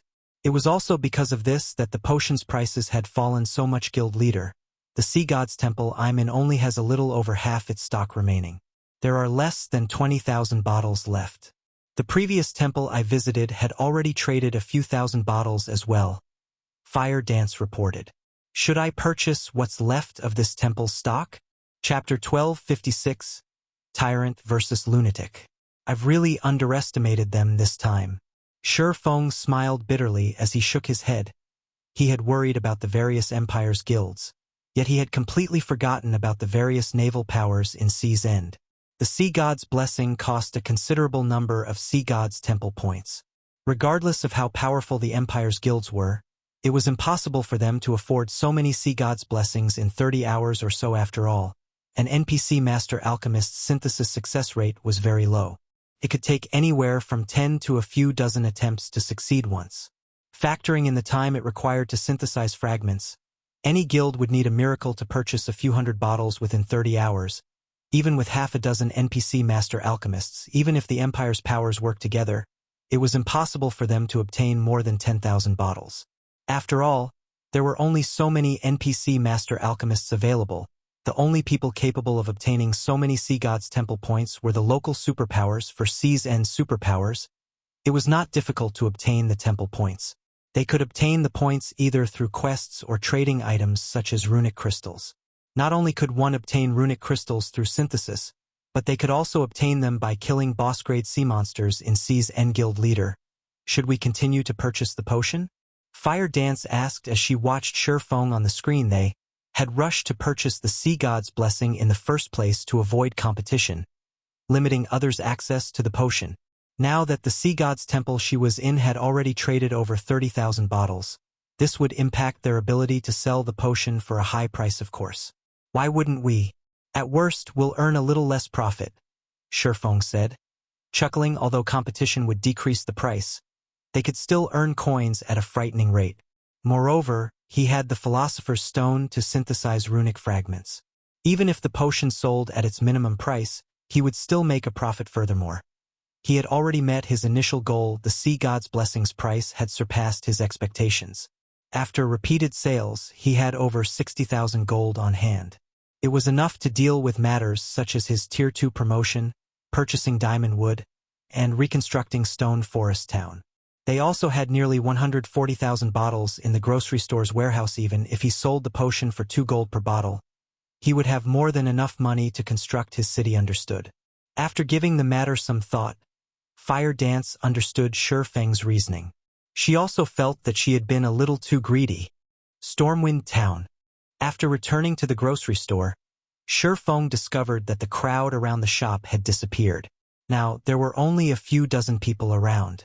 Every one of these players radiated an imposing aura, their very postures threatening anyone who dared to approach. Just as Shifeng neared the shop, a robust, middle-aged man called out to him, "Friend, are you trying to sell off your runic fragments?" Shifeng nodded, pretending to be just another adventurer trying to make some gold. "I'd advise you to go elsewhere." Then, "The House of Seas has quarantined this grocery store. Anyone who enters the shop will be declared an enemy of the House of Seas. It isn't worth provoking them for a few dozen silver," the robust man explained. A few players had tried to go in, but the house's members had used a Tier 2 magic scroll and killed them as soon as they left the shop. Not only had the players lost a piece of equipment, but they've also become targets for the House of Seas. The player from the organization that used the scroll is only level 30. He's not worried about the NPC guards killing him or losing a few levels in jail. How tyrannic! Hearing the middle-aged man's warning, Shifeng glanced at the 20-man team standing in front of the shop, and indeed, there were 5 level 30 players among them. These level 30 players, in particular, wore ordinary equipment. As for the other team members, they were either level 42 or level 43 players equipped with level 40 fine gold equipment. A few of them even wore 2 or 3 pieces of level 40 dark gold equipment. It was clear that these expert players were here to scare off ordinary and elite players. If an ordinary expert disregarded the warning, these House of Seas members would finish them off with a Tier 2 magic scroll. With this, the House of Seas had successfully barred Stormwind Town's players from selling their runic fragments to the grocery store. As long as players stopped selling their runic fragments, Shifeng would lose his source of runic crystals. Although he could travel around cities to purchase runic fragments himself, his acquisition rate would be many times slower. The House of Seas has always been tyrannical. There are only a few powers in Sea's End capable of competing with them. If independent players like us provoke them, we won't survive in Sea's End, the middle-aged man said, sighing. The House of Seas is searching madly for the shopkeeper. They've announced that the shopkeeper will have to operate under their management if they wish to continue in Sea's End. I feel bad for the guy. Just by opening a shop, He earned the ire of the House of, "Ha! You're going in. Don't be stupid. Several people have already tried and failed." The middle-aged man suddenly noticed Shifeng approach the grocery store. "If they target you, your life here will be over." "Target?" Shifeng chuckled. "They've wanted me for a while now." "You're already a target?" The middle-aged man suddenly realized a possibility. His eyes widening, he stammered, "Could you be the person they are?" "That's right. I'm the player you feel bad for." Shifeng nodded, grinning. He then continued towards the shop, leaving the middle-aged man behind. Has he lost his mind? The middle-aged man muttered. Stunned, the House of C's had searched frantically for the grocery store's shopkeeper. Yet this shopkeeper decided to reveal himself. It wasn't long before Shifeng reached the shop's entrance. Immediately, several House of C's members blocked Shifeng's path. "Brat, this store under the House of C's control. Get lost." A level 43 shield warrior shouted. "What if I don't?" Shifeng asked, smirking. "Kid, do you want to die? You dare to challenge the House of C's authority?" The shield warrior bellowed. He then turned to the several level 30 players beside him, ordering, "Kill this kid. I want to see who would dare approach this shop after watching this one die." A level 30 Cursemaster revealed a Tier 2 magic scroll and began to activate it. Immediately, a black magic array appeared behind the Cursemaster. 20 pitch-black blades then surfaced from the array and shot at Shifeng. Although a Tier 2 magic scroll was ineffective against great lords of the same level, it could kill current players, who had yet to reach Tier 2, instantly. Unless the target used an invulnerability skill of some sort, there was no escaping death. Boom, boom, boom. When the pitch-black blades collided with their target, the resulting impact threw dust and dirt into the air for several yards. The players wandering about the business district were stunned. What a fool. The level 43 shield warrior wore a contemptuous expression as he watched the cloud of dust and dirt. However, as soon as the shield warrior finished speaking, a familiar voice reached his ears. "Are you sure about that?" The shield warrior spun towards the voice's source before anyone had realized it. Shifeng had moved behind the level 30 Cursemaster. His blue long sword, which emitted arcs of electricity, protruded through the Cursemaster's heart. Although the Cursemaster tried to speak, his HP had already fallen to 0. His head rolled to the side as his body collapsed to the ground. A pair of level 30 bronze boots dropped beside his corpse. Chapter 1257, Declaration of War. Impossible! The bystanders watching from afar were shocked when they saw They couldn't believe what they had just seen. Even an agile assassin couldn't dodge so many of those pitch-black blades. Not only was Shifeng unharmed, but he had also appeared behind the level 30 Cursemaster, killing the player instantly. It was unbelievable. This can't be real, right? Is he an NPC? The middle-aged man, who had warned Shifeng, muttered. The House of C's members surrounded Shifeng, while everyone recovered from their shock. "Kid, you really do want to die?" The level 43 shield warrior assumed Shifeng must have used a skill to avoid the incoming spell, surprised by the swordsman's performance. He turned to the level 30 players beside him and said, "You four, attack together. I refuse to believe that this kid has any more skills to save himself." The 4 level 30s promptly took Tier 2 magic scrolls from their bags and activated them. 2 of the 4 Tier 2 spells were single-target spells. The others were AoEs. All 4 spells bombarded Shifeng, leaving him no room to dodge. "Let's see how you dodge these attacks." The shield warrior sneered. They had long since familiarized themselves with the rules of combat inside towns and cities. The system wouldn't deem an attacking player's spell channeling to be aggressive until it locked onto a specific target. If the target retaliated, attacking first, the system would deem them the aggressor. The target had to wait until the magic scroll locked on before counterattacking. Normally, players would have no choice but to dodge, block, or use a life-saving skill to protect themselves. Shifeng had already used his life-saving skill. He would die, facing 4 magic scrolls, if he didn't have another one to run. "I don't think so," Shifeng said, smiling when he noticed the players around him slowly back away to avoid the incoming assault. These people were 10 years too early if they thought they could use the game's rules against him. He sheathed Killing Ray and leaned forward to grab the retreating players. Pulling them to his position, the retreating crowd gathered around Shifeng once more, forming a human shield. Damn it. He wants us to perish together. The level 43 shield warrior had never expected Shifeng's strength to be so high. No matter how they struggled, Shifeng still drugged them to his sides, using them as shields. It was already too late for them to dodge. They had no choice but to activate their life-saving skills to survive the incoming Tier 2 spells. Boom. Boom. Boom. 11 House of C's experts died as the series of explosions echoed throughout the district. All of the survivors' HP had dropped to critical levels. What's going on? Everyone was dumbfounded. Am I hallucinating? Friendly fire?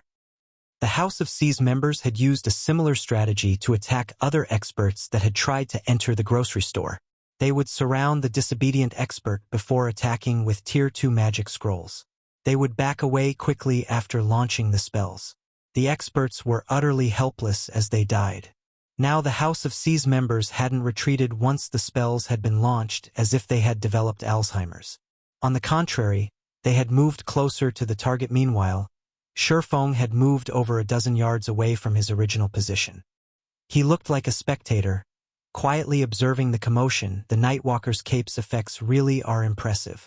As expected of a fragmented legendary item, Shifeng gazed at the battered House of C's members with satisfaction. The increase to his physique, reaction speed, and starting speed had felt pleasant as he moved. Who are you? Why are you trying to go against the House of C's? The level 43 shield warrior had lost his previous arrogant demeanor. All that was left was solemnity and fear. With a threatening tone, he asked, "Are you not afraid of the House of C's hunting you down?" As an expert, he knew full well what had happened, even if the spectators didn't. Shifeng had actually managed to grab every one of them as they attempted to retreat and drug them back to him. He had swiftly retreated a dozen yards away afterward. He had never even heard of this level of skill or reaction speed. He even wondered if it were something players could achieve. "You're asking for my identity even after searching for me for so long?" Shifeng laughed. He had no intention of hiding his ownership of the grocery store. If someone used their brain, they'd know only a player would purchase runic fragments in bulk at a high price. It would hurt his development in Stormwind Town if he did not respond properly now that the House of C's had come all the way to cause trouble. "So, you're the shopkeeper." Realization dawned on the shield warrior. "That makes things easier. Our guild leader has stated that your shop may continue to purchase runic fragments in bulk. However, you must hand over 80% of your profits. Don't even think about running a shop in C's End in the future otherwise. Our House of C's will hunt you to the ends of God's domain." The fear on the shield warrior's face faded when he spoke of the guild leader's command, reverting to the prideful, confident expression he had before. It was as if the guild leader's command was a system rule, and no player could challenge it. None of the C's End players present doubted the validity of those boastful words, no matter how laughable they seemed. The House of C's was one of C's End's overlords. It was the #1 ranking overlord.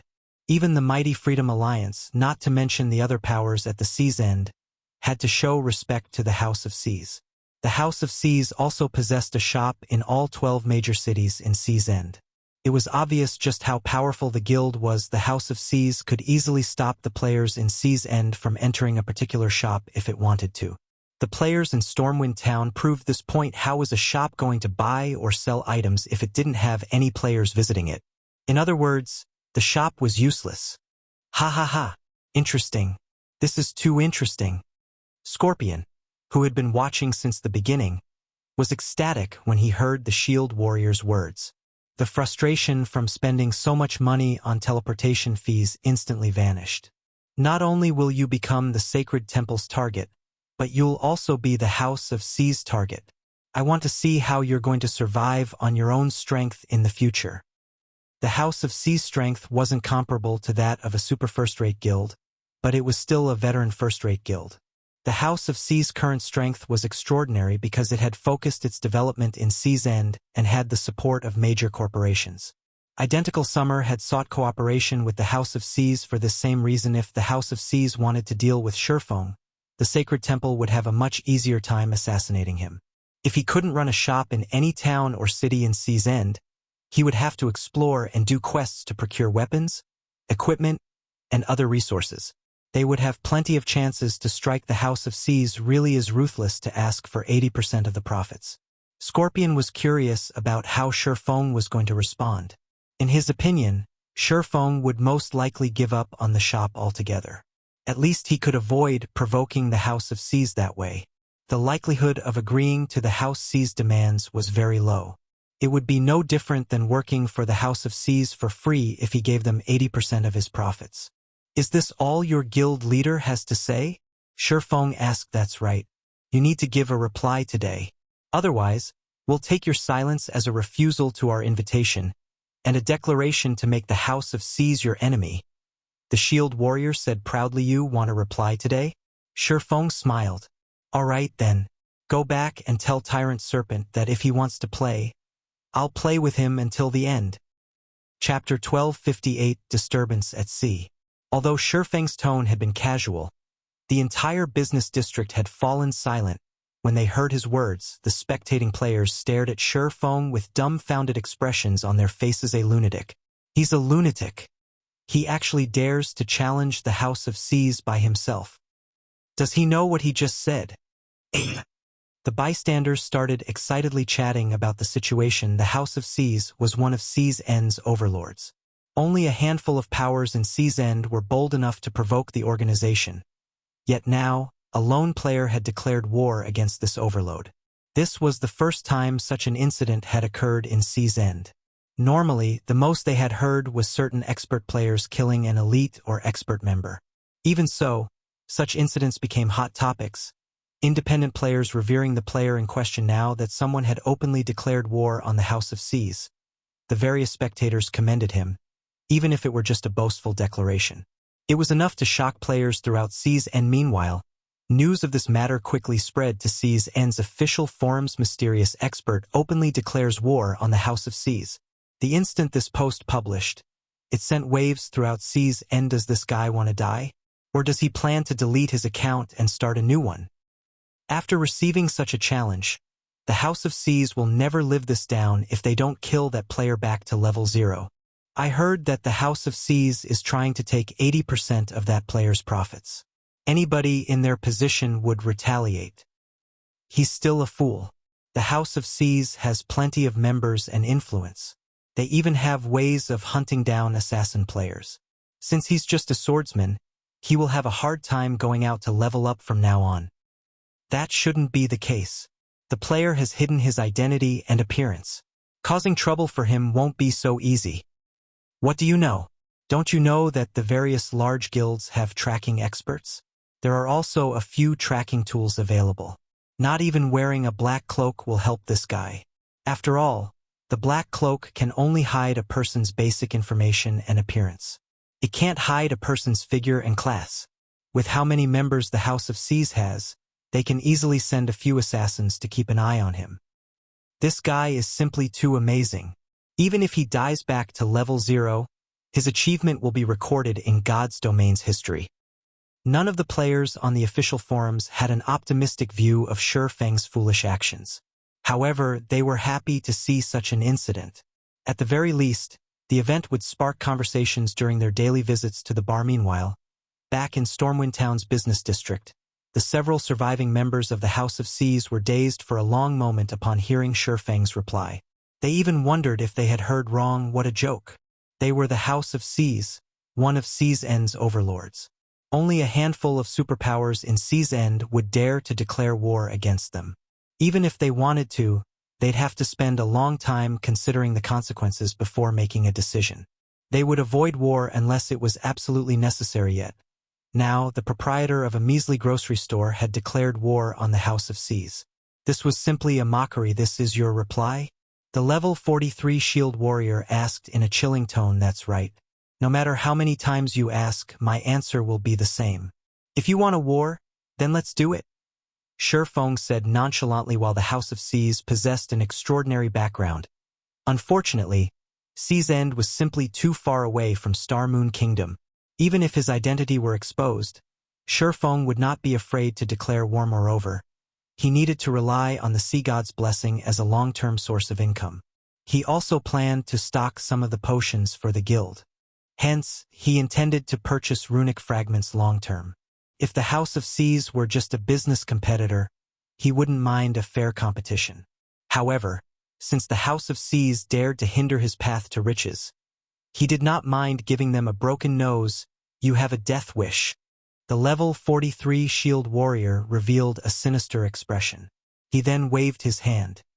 Immediately, 200 players suddenly surged onto the street. These players all wore the House of Seas guild emblem, and they were all level 41 and above. Quite a few had even reached level 43. The most inferior equipment they wore was level 40 fine gold rank, while quite a few had 4 or 5 pieces of level 40 dark gold equipment.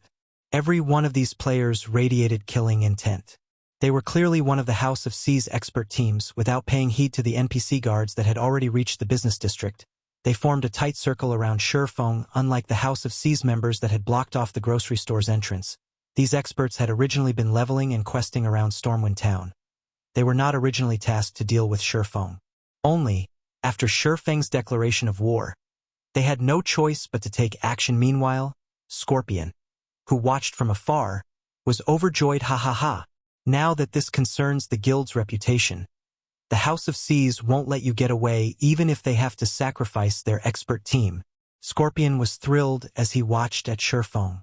Immediately, he contacted Uncle Lee and said, "Uncle Lee, I found an opportunity to strike. The target is currently in Stormwind Town's business district and is surrounded by the House of Seas expert team. If Uncle Lee's party tried to assassinate Shurfeng normally, the battle would likely drag on. If the fight drug on for too long and the NPC guards arrived, killing Shurfeng would become even more difficult. Moreover, they wouldn't be able to escape, perishing alongside Shurfeng. Although they might have achieved their objective, their side would similarly suffer heavy losses. This was not a trade they were willing to make. After all, they were at least peak experts, not ordinary experts.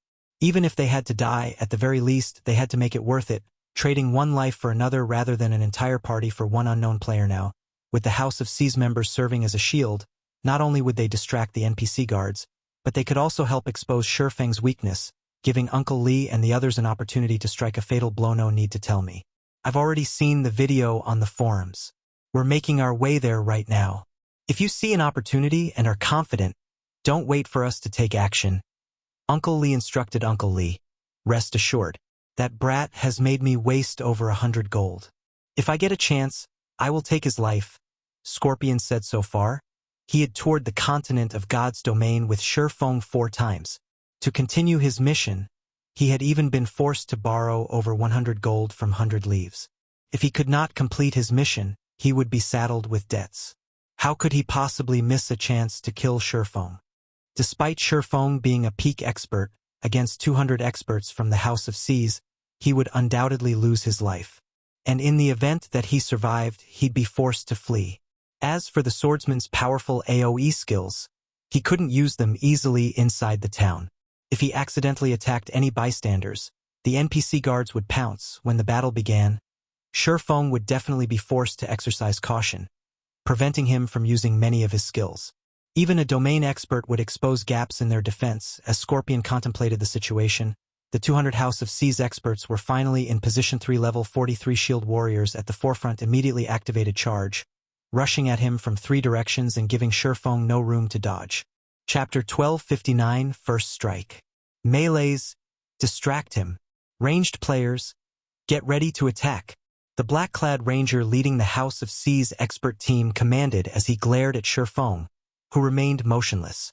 Use a magic array to suppress the NPC guards. Do not give him any chances to escape.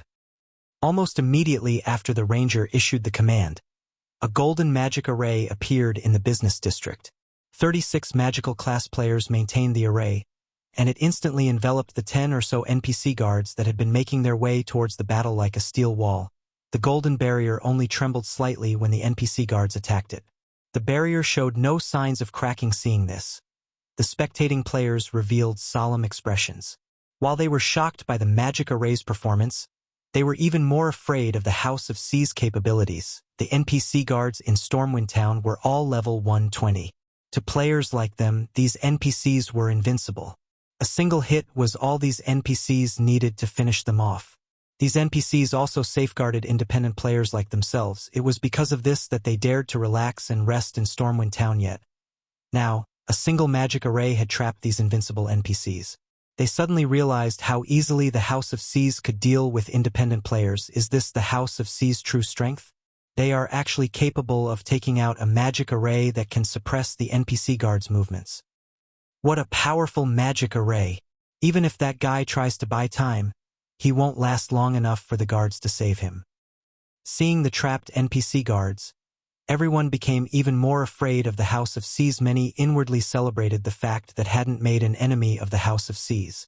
Otherwise, the consequences would be unimaginable. Meanwhile, Scorpion, who had stealthily approached the center of the battlefield, was similarly shocked. He hadn't expected the House of Seas to possess such a powerful foundation. However, the magic array also overjoyed Scorpion. Without the NPC guards, killing Shifeng and getting away safely would be even easier. Meanwhile, in the center of the battlefield, 3 level 43 shield warriors charged towards Shifeng from 3 different directions. As Scorpion watched the 3 shield warriors, he assumed Shifeng would counter or dodge the attack, but contrary to his expectation, Shifeng didn't move. However, when the shield warriors were only 8 yards away, starlight suddenly glittered around Shifeng. Pung, pung, pung. 3 crisp clangs resounded. Immediately, the 3 level 43 shield warriors flew backward, their bodies slamming into the ground. Their HPs fell at a rate visible to the naked eye as well, only stopping after reaching the halfway point. What did he do? The players observing the battle from a distance were stunned. None of them could comprehend what had just occurred. In the next moment, several streaks of blue light spread out from Shifeng's body, striking the 3 shield warriors and sending them flying again, critically injuring them. Just how much strength does he possess? Scorpion, who waited for an opportunity to strike, could not help his astonishment. Others might not have seen what had just happened, but he, as a peak expert, barely perceived what Shifeng had done. Just as the 3 shield warriors were about to close in on Shifeng, the latter had brandished his 2 swords. Without activating any berserk skills, Shifeng had sent each of the shield warriors flying with a single hit. Ordinary players wouldn't necessarily understand what this meant, but Scorpion, who had experienced many battles, understood Shifeng's strength was already on par with a level 45 Great Lord. Although he had already known that Shifeng possessed frightening attributes after watching the man's previous battles, he never imagined that it would be this high. Just who is he? Fear flashed in Scorpion's eyes as he looked at Shifeng. He no longer believed that he was capable of killing the swordsman on his own. If Shifeng were only a player that possessed the strength of a level 45 Great Lord, he might not fear the swordsman this much, but Shifeng also had the combat standards of a peak expert. It would not be a trivial matter overcoming the combined factors such a high strength attribute. The black-clad ranger leading the House of Seas team was also surprised. This was the first time he had encountered a swordsman capable of sending a shield warrior flying. After repelling the first attack, Shifeng did not hurry to launch a counterattack. Instead, he silently evaluated his current strength. After all, he had recently donned the Nightwalker's cape. He still did not have a concrete idea of how much he had improved. Only through actual combat would he understand his current capabilities. A normal attack is now enough to throw a level 43 shield warrior wearing top-tier equipment 15 yards. My strength should roughly be at the same level as a level 45 Great Lord. In the case of level 50 monsters, I should be at the standard of a High Lord. As expected, the Nightwalker's cape really is frightening. Shifeng was astonished. He hadn't expected his strength to rise by so much before equipping the Nightwalker's cape. His strength had only been on par with a level 50 Lord. Although there was only one rank between a Lord and a High Lord, level 50 was a major turning point for monsters. A level 50 Lord was significantly stronger than a level 49 Lord. Normally, only level 50 Tier 2 Berserkers wearing full sets of level 50 Dark Gold equipment could rival a level 50 Lord's strength. The only reason he achieved a similar result was the Heavenly Dragon's Breath and the numerous epic weapons and equipment he possessed. Hence, it was truly inconceivable that he possessed the strength of a level 50 High Lord without activating a Berserk skill. Fragmented legendary items are truly amazing. Just by equipping 2, I have grown so much stronger. It really makes one wonder how terrifying those fellows with a legendary item and numerous fragmented legendary items were. Shifeng sighed ruefully as this thought ran through his mind. If his strength is so high, he must have activated a berserk skill. But why don't I see any signs of one? The black-clad ranger was confused as he stared at Shifeng. However, he quickly shook the thought from his mind. Forget it. Even if he has ridiculously high strength, at the end of the day, he is still only one player. He can't fend off our attacks too many times. The second MT group. Advance. Coordinate your movements with the first group to pin him down. Activate all of your life-saving skills and berserk skills. Healers. Focus everything you have on them. Ranged players, start attacking. I want to see just how long he can last. Immediately, 3 Guardian Knights stepped forward. Joining the 3 Shield Warriors, all 6 MTs activated their berserk skills and life-saving skills as they executed a joint attack from multiple directions simultaneously. The dozens of ranged players standing in the distance launched their attacks, blotting out the sky with spells and arrows. Now that I've completed my initial evaluation, it's about time to this battle. Shifeng glanced at the 6 MTs, whose HPs exceeded 50,000, as he activated Heavenly Dragon's power. Immediately, his strength rose by 150%, HP by 500%, and defense by 300%. He then took a step forward and vanished. Where did he go? The black-clad ranger looked around. However, despite his efforts, he failed to find any traces of Shifeng. The rest of the players wore similarly blank expressions as they wondered how a living, breathing human had disappeared without a trace. As the crowd searched for Shifeng, the 6 MTs suddenly collapsed, numerous bloody roses blooming across their bodies. How? The black-clad ranger was flabbergasted when he saw Shifeng reappear and the MTs collapse. His mind failed to process what had just happened. Just what did he do? Chapter 1260, Key to the Abyss. While everyone struggled with their confusion, Shifeng advanced and dashed for the attacking ranged players. Don't stop attacking him. Absolutely do not let him approach, the black-clad ranger shouted. He then retrieved the longbow from his back and pulled it into a full moon, firing a series of 5 arrows at Shifeng. The other ranged players continued to fire various spells and arrows. Although they had clustered their attacks, Shifeng continued forward while executing Sword's Orbit to defend himself. Not only had he avoided every attack, but he had also swiftly arrived before a group of magical class players. Suddenly, a blue flash escaped Shifeng's right hand. 2 elementalists, each with nearly 20,000 HP, collapsed instantly, following which, Shifeng took another step forward and appeared before a Cursemancer. He struck again in such a way, the House of C's member fell, one after another. Not even one lasted a brief moment against Shifeng. The swordsman dodged or blocked every attack against him. Despite the enemy's control skills, due to the aura of space, they failed to slow Shifeng down. At this point, the House of C's looked like a joke. Despite watching one ally collapse after another, the House of C's members were utterly helpless. How can this be possible? The level 43 Shield Warrior, who led the initial 20-man team, was stunned. He had expected Shifeng to die, yet, against a single player, the House of C's experts were powerless. The Shield Warrior even wondered if Shifeng was, in fact, a player compared to the House of C's members. The surrounding spectators were truly dumbfounded, their eyes nearly falling from their sockets. The House of C's was one of C's overlords. Not only did the guild have plenty of experts, but many of these experts were ridiculously strong. Any one of them could easily slaughter the crowd, yet, in front of Shifeng, these experts were little more than balloons. With a single poke from Shifeng's blades, these experts popped. Sure enough, it is too much to ask the House of C's to defeat him.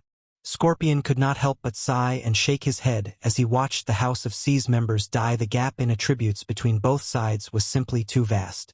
One needed more than numbers to bridge this gap. Shifeng fought like a humanoid great lord.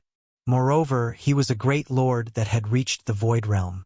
With his sharp senses, Shifeng could easily predict the movements of those around him and counter in time. In contrast, none of the players surrounding Shifeng could cope with his attacks in this battle. The House of C's members basically faced a great lord of the same level that could prevent them from blocking, dodging, or parrying. All they could do was throw their lives away. Among those present, who could possibly receive a direct attack from a great lord of the same level and live to tell the tale?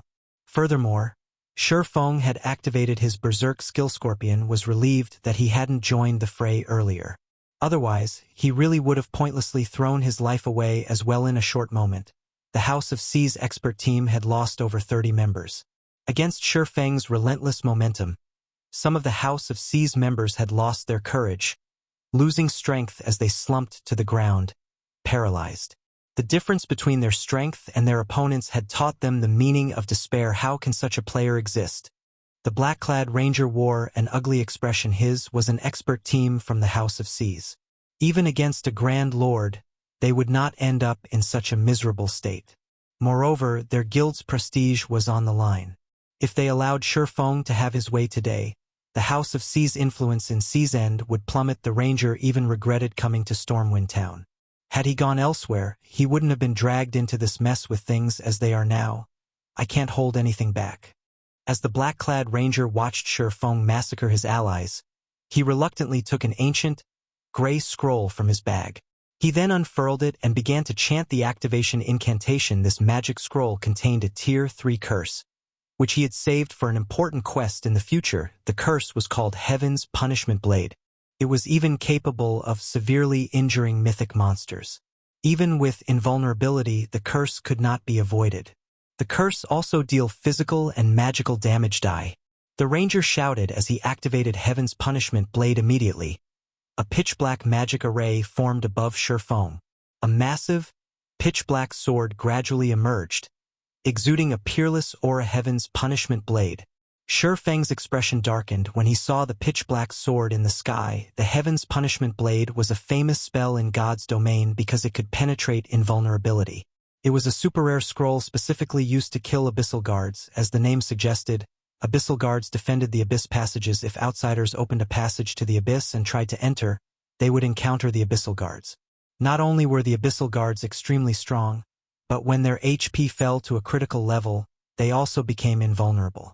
If one could not remove their invulnerability, they wouldn't have any hope of defeating these monsters. Hence, Heaven's Punishment Blade had become the key to the Abyss. The curse was the equivalent of an entry ticket to the Abyss. The Abyss had a harsh environment and very few resources.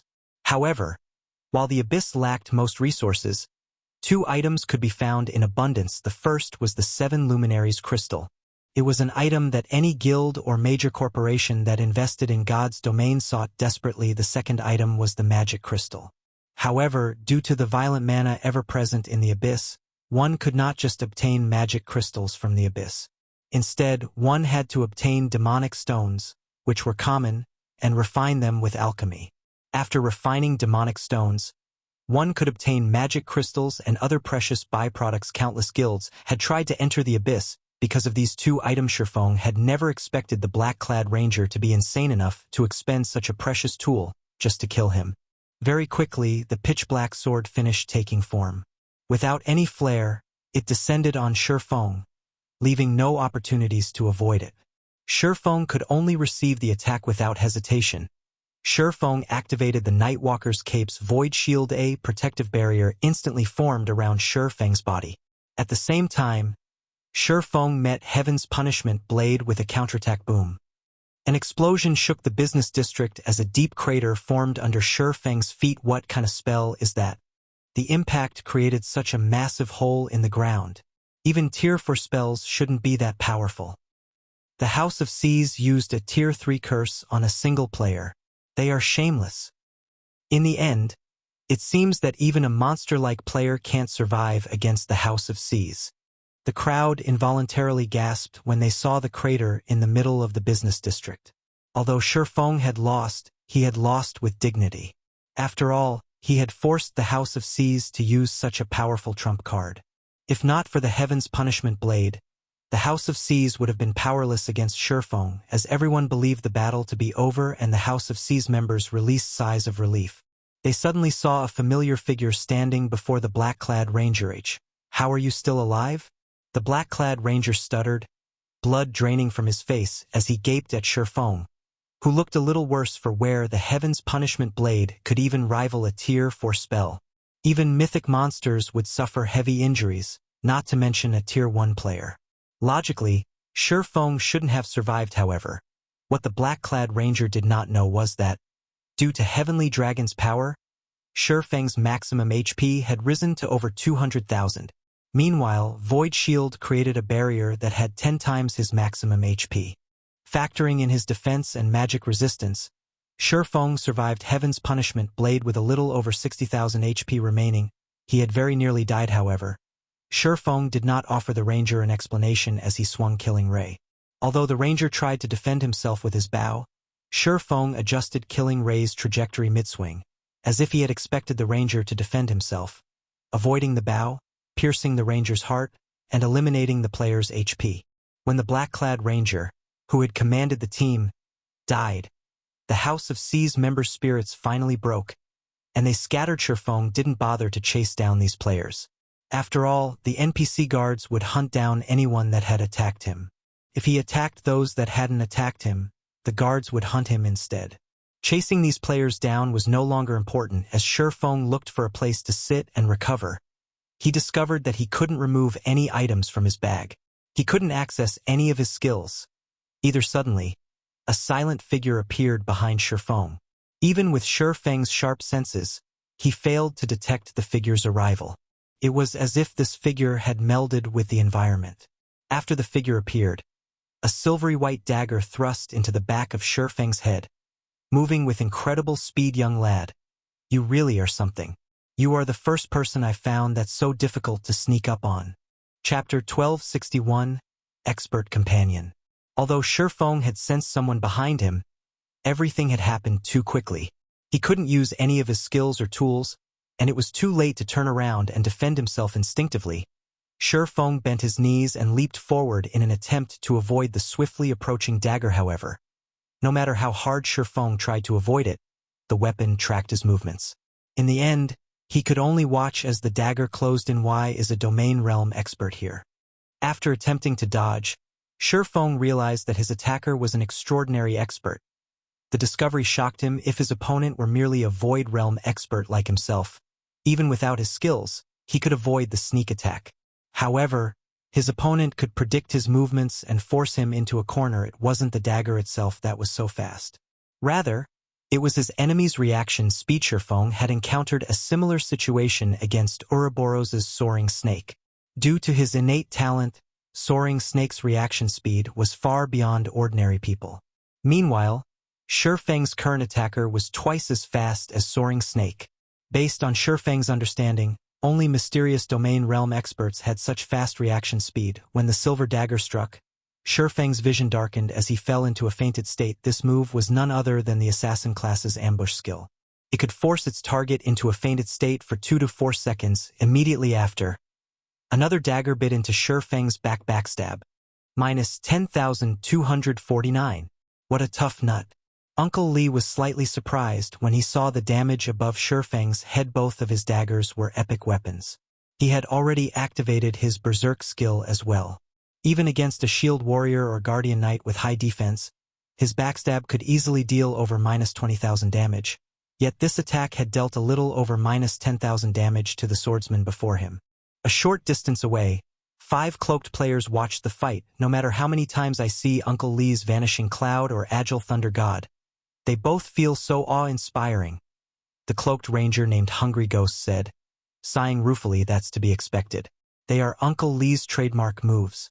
They might not seem special, but even domain realm experts can't sense Uncle Lee's presence when he uses Stealth and Vanishing Cloud. As for Agile Thunder God, the secret technique is exclusive to Uncle Lee. With that technique, he can launch instinctive attacks without having to process his enemy's actions on a conscious level, resulting in an inhuman reaction speed. How else do you think Uncle Lee became the guild's #1 assassination expert? A petite elementalist explained as she excitedly watched Uncle Lee work. Countless experts dreamed of grasping Agile Thunder God. Unfortunately, even now, Uncle Lee was the only player throughout the sacred temple that had learned the technique. Despite Uncle Lee's vigorous training, none of the guild's geniuses had learned it. The berserker wielding an aqua blue spear said, "Ghost, it's about time to make your move. We don't have much time left." "Relax, Frostbite. That guy won't be able to move for at least 2 seconds. I can kill him twice with that much time." Hungry Ghost nodded, chuckling, following which he retrieved 4 black arrows from his bag. aiming for Shifeng and firing. With this, our mission is complete. Yet another explosion shook the district as the black arrows broke the sound barrier in the blink of an eye. The black arrows crossed the distance of 30 yards and reached their target. Hungry Ghost had aimed for Shifeng's blind spots. Even if the swordsman could move, he couldn't avoid these four aroused. It's finally over, Scorpion, who was in stealth, said, chuckling, although he was disappointed that he did not get to finish Shifeng off personally. Witnessing Uncle Lee's attack made the time he spent tracking Shifeng worthwhile. Uncle Lee retreated to the side and took a silver magic scroll from his bag. This was the rapid teleportation scroll that only peak dark players could obtain. Unlike return scrolls, which had a 10-second activation time, the rapid teleportation scroll only required 2 seconds. Moreover, the activation process could not be disrupted. At the same time, the scroll would form a magic barrier around the user that could both protect the user and prevent NPCs from sensing them right now. He needed to retrieve the item Shifeng would drop on death and leave Stormwind Town as fast as he could as the 4 black arrows were about to slam into Shifeng. However, a black figure appeared before him. This figure had taken the hits. Surprisingly, the black arrows hadn't killed the figure instantly. Instead, they vanished upon coming into contact with them. This black figure was none other than the cloaked Fire Dance even before Shifeng had picked a fight with the House of Seas. He had asked Fire Dance to return to Stormwind Town. He had instructed her to watch from stealth as he tested the Nightwalker's cape's effects. Moreover, he didn't want others to know that anyone else was related to the grocery store unless absolutely necessary only. He hadn't been expected to be ambushed by a domain realm expert. What? He has an assassin companion. Scorpion, who was in stealth, could not help his surprise while the black arrows were frightening. Assassins possessed wind steps and vanish. Both skills provided momentary invulnerability. No matter what kind of attacks they faced, they would not receive any damage during the invulnerability period. The assassin had used those 2 exact skills to protect Shifeng from the black arrows. Damn that Scorpion. What has he been doing all this time? Hungry Ghost cursed. Didn't he say the target has been alone? Now that this assassin had disrupted their plans, it would become significantly harder to assassinate Shifeng in the future. Uncle Lee, who stood a short distance away from Shifeng, remained extremely calm despite the unexpected development. Without hesitation, he dashed forward, his daggers ready to end Shifeng. Although they had to change their plan, it did not change the fact that Shifeng was still in a fainted state and unable to move. Even without the black arrows, he had other means of taking Shifeng's life. After all, Shifeng only had around a quarter of his HP remaining. The black arrows were only overkill. Meanwhile, Hungry Ghost and the others regained their composure and assaulted Shifeng from all directions. Although Shifeng now had an assassin protector, the assassin class specialized in single targets. Against so many attackers at once, she couldn't protect the swordsman. However, as Uncle Lee and his teammate were about to reach Shifeng, 5 more figures appeared around him. Why does he have so many companions? Hungry Ghost and the others were stunned. 6 players now surrounded Shifeng. A full party.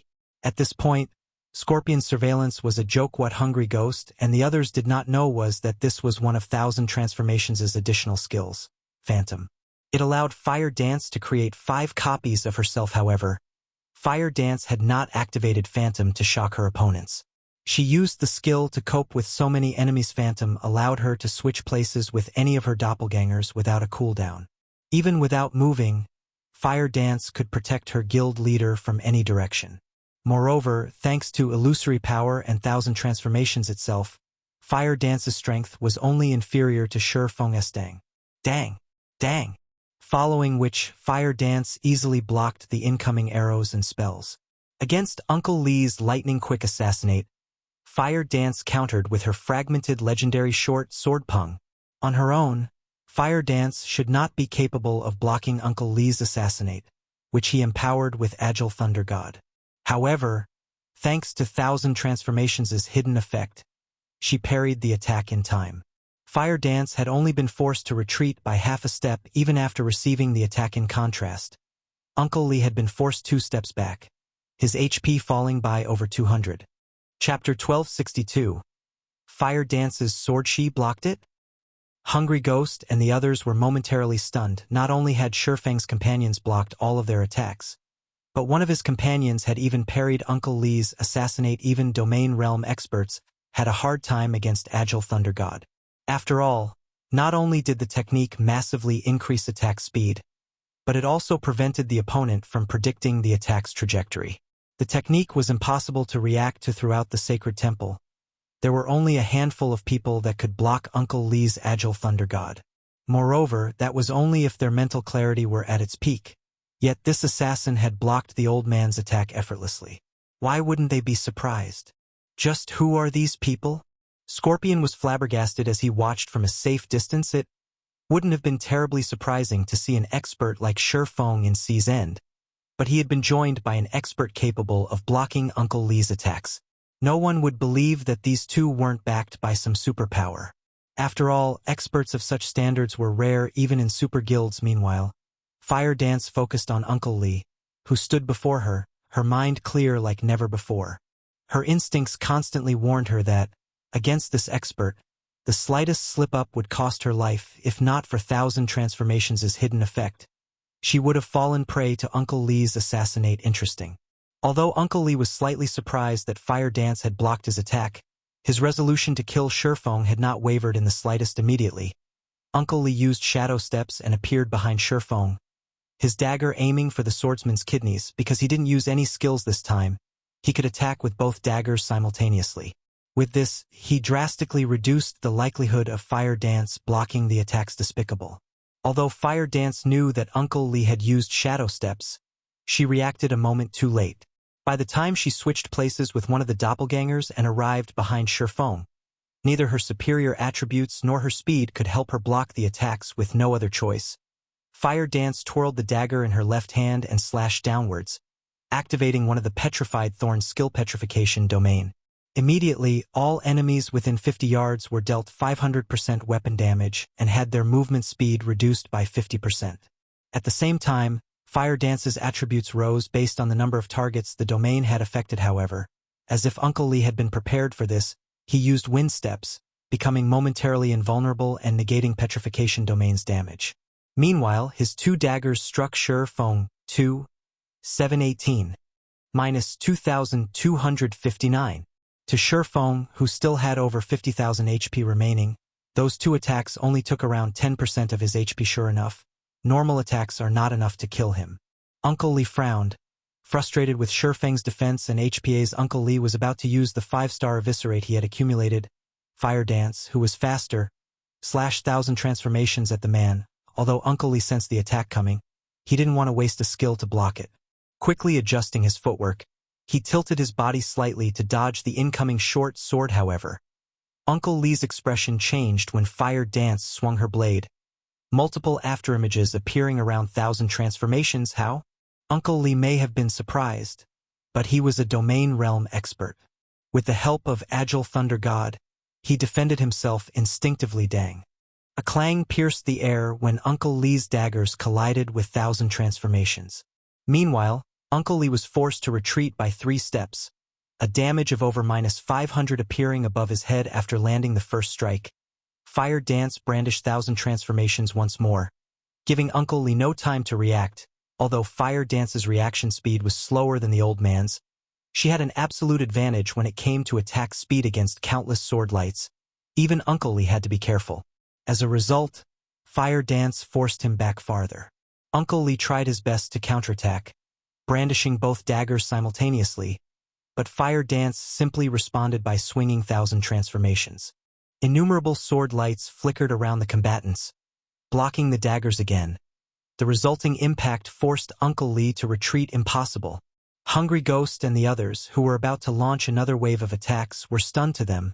Uncle Lee was an unparalleled expert, yet that expert was at a disadvantage against Fire Dance. If news of this reached the Sacred Temple, it would cause an uproar in the guild. While Fire Dance and Uncle Lee clashed, Shi Feng finally recovered from his fainted state. Seeing Shi Feng regain consciousness, Uncle Lee knew that it was no longer possible to kill the man. He abruptly retreated to a distance before turning to Fire Dance, saying, "Little Missy, you really are astounding. Despite having not obtained a domain, not only did you block my attacks, but you also suppressed me completely. Among the many non-domain realm experts I've fought thus far, you rank 3rd. Might I ask if you are interested in joining us? If you do, I promise that you'll become one of the best assassins in God's domain. You'll reach heights that you haven't even imagined yet. Fire Dance was taken aback by Uncle Lee's sudden offer. She could not figure out what the man before her was thinking. They were currently engaged in a battle, yet the latter had extended a recruitment offer. Hungry Ghost and the others also heard Uncle Lee's offer. Their jaws dropped, and they stared at Fire Dance with envy and admiration. Uncle Lee was a domain realm expert.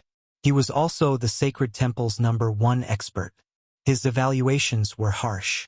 He only ever praised the guild's geniuses for their potential, yet he had just claimed that Fire Dance could become one of the best assassins in the game. Not even the Sacred Temple's top genius had enjoyed such praise.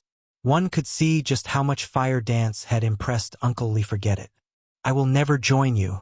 Fire Dance rejected Uncle Lee's offer without hesitation. I doubt that I'll become God's domain's #1 assassin by joining your measly guild. Fire Dance's words instantly infuriated and frustrated Hungry Ghost and his companions. They sorely wished they could take the woman's place. They were talking about an offer for exclusive training under Uncle Lee. The Sacred Temple's geniuses hungered for such an opportunity, yet Fire Dance treated the offer as if it were an insult. All right. If you change your mind, you can contact me with this. We will welcome you at any time. Uncle Lee could not help but sigh at Fire Dance's reply.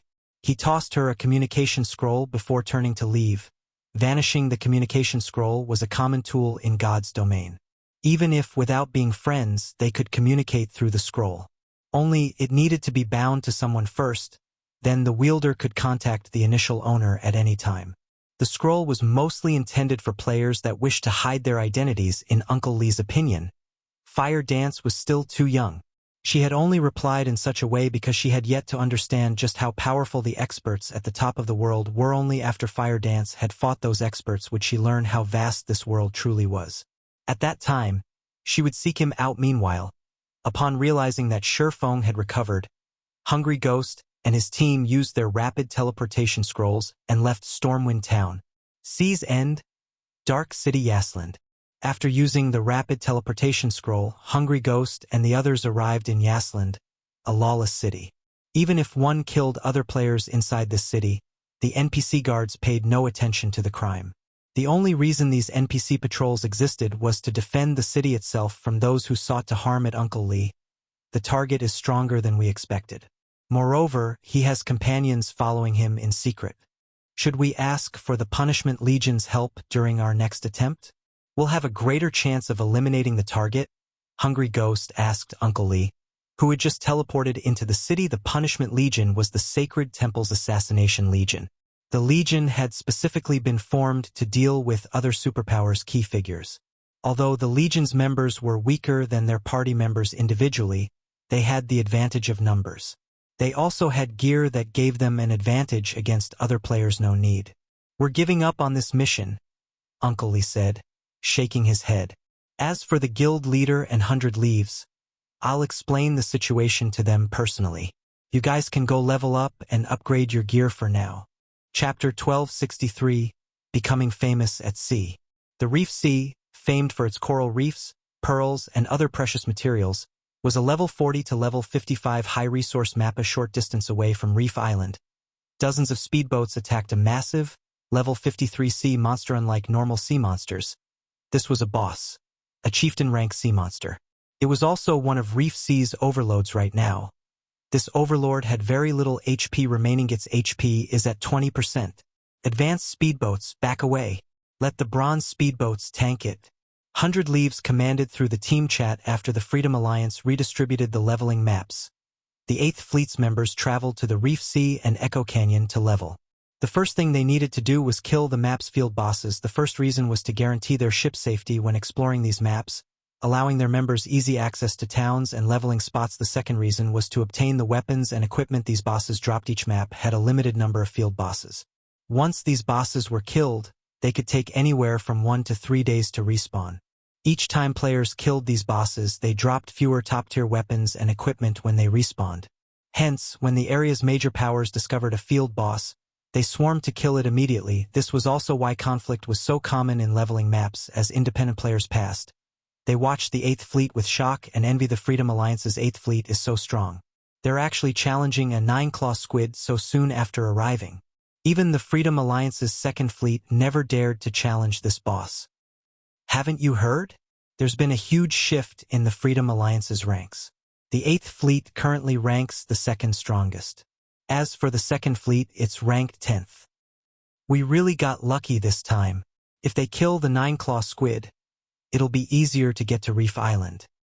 The passing players chatted as they watched the battle. Not only was the 9-claw squid one of Reef Sea's overlords, but it was also Reef Island's gatekeeper. Reef Island was a valuable location due to its ancient ruins. One could obtain plenty of treasures and top-tier items in those ruins. However, players had to get past the 9-claw squid before they could reach Reef Island sometime later. The 9-claw squid shrieked as its body slammed into the water. A large number of items then dropped around its body. The spectators drooled when they saw the loot. As this was the first time the 9-claw squid had been killed, it had dropped plenty of items. They could count at least 50 in total. Moreover, every item was top tier. If put up for auction, the items would easily sell for large sums. Of course, the 8th Fleet had also paid a considerable price for these items.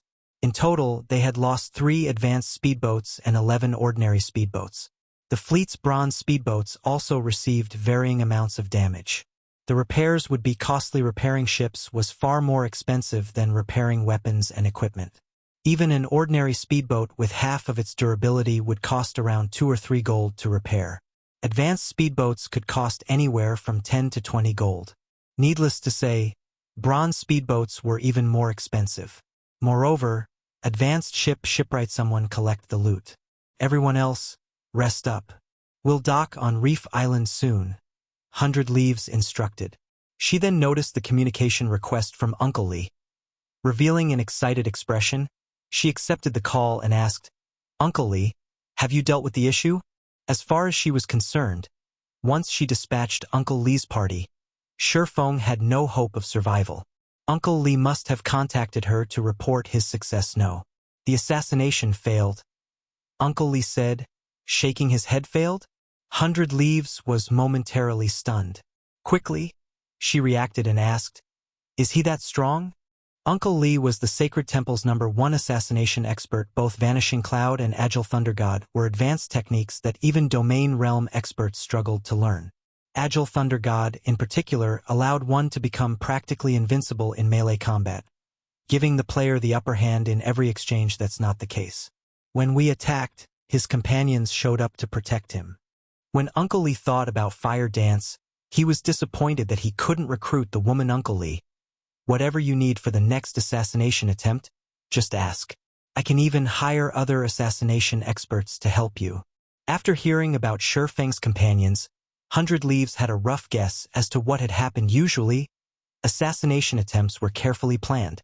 An unexpected factor would significantly decrease the chances of success. Unfortunately, now that the first attempt had failed, Shifeng would be on guard, making it even more difficult to kill the swordsman. I've already discussed this with the guild leader, and we have agreed to give up this mission for the moment. Uncle Lee said, "Give up? Why?" 100 Leaves demanded. The target and his companions are all extremely powerful. I believe that they are supported by some superpower. Although we still don't know which superpower is moving in secret, our Sacred Temple has other matters to attend to. We don't have enough energy to fight another superpower, Uncle Lee said seriously. My guild leader had decided to ignore them temporarily. We'll decide what to do after we take control of the Freedom Alliance. The guild leader said that? Although 100 Leaves was hesitant, she had to obey the guild leader. I understand. I'll make sure to secure the first fleet position in the next siege battle. Ah, right. Also, the target has declared war on the House of Seas. Don't poke your nose into this matter. Let them wear each other down. Uncle Lee warned her before disconnecting the call. He declared war on the House of Seas? Why? Has he lost his mind?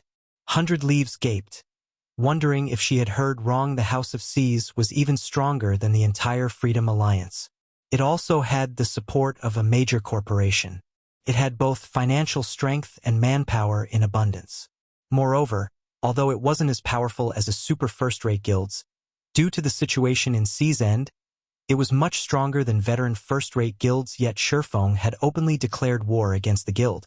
She wasn't sure if Shifeng was brave or just foolish. Immediately, 100 Leaves launched an investigation into the matter. Before, she had focused on commanding the battle against the Nine-Claw Squid, so she had been oblivious about anything outside of the battle. Who is this guy? When 100 Leaves received the information her subordinates had collected, she was astonished. Shifeng was simply overbearing.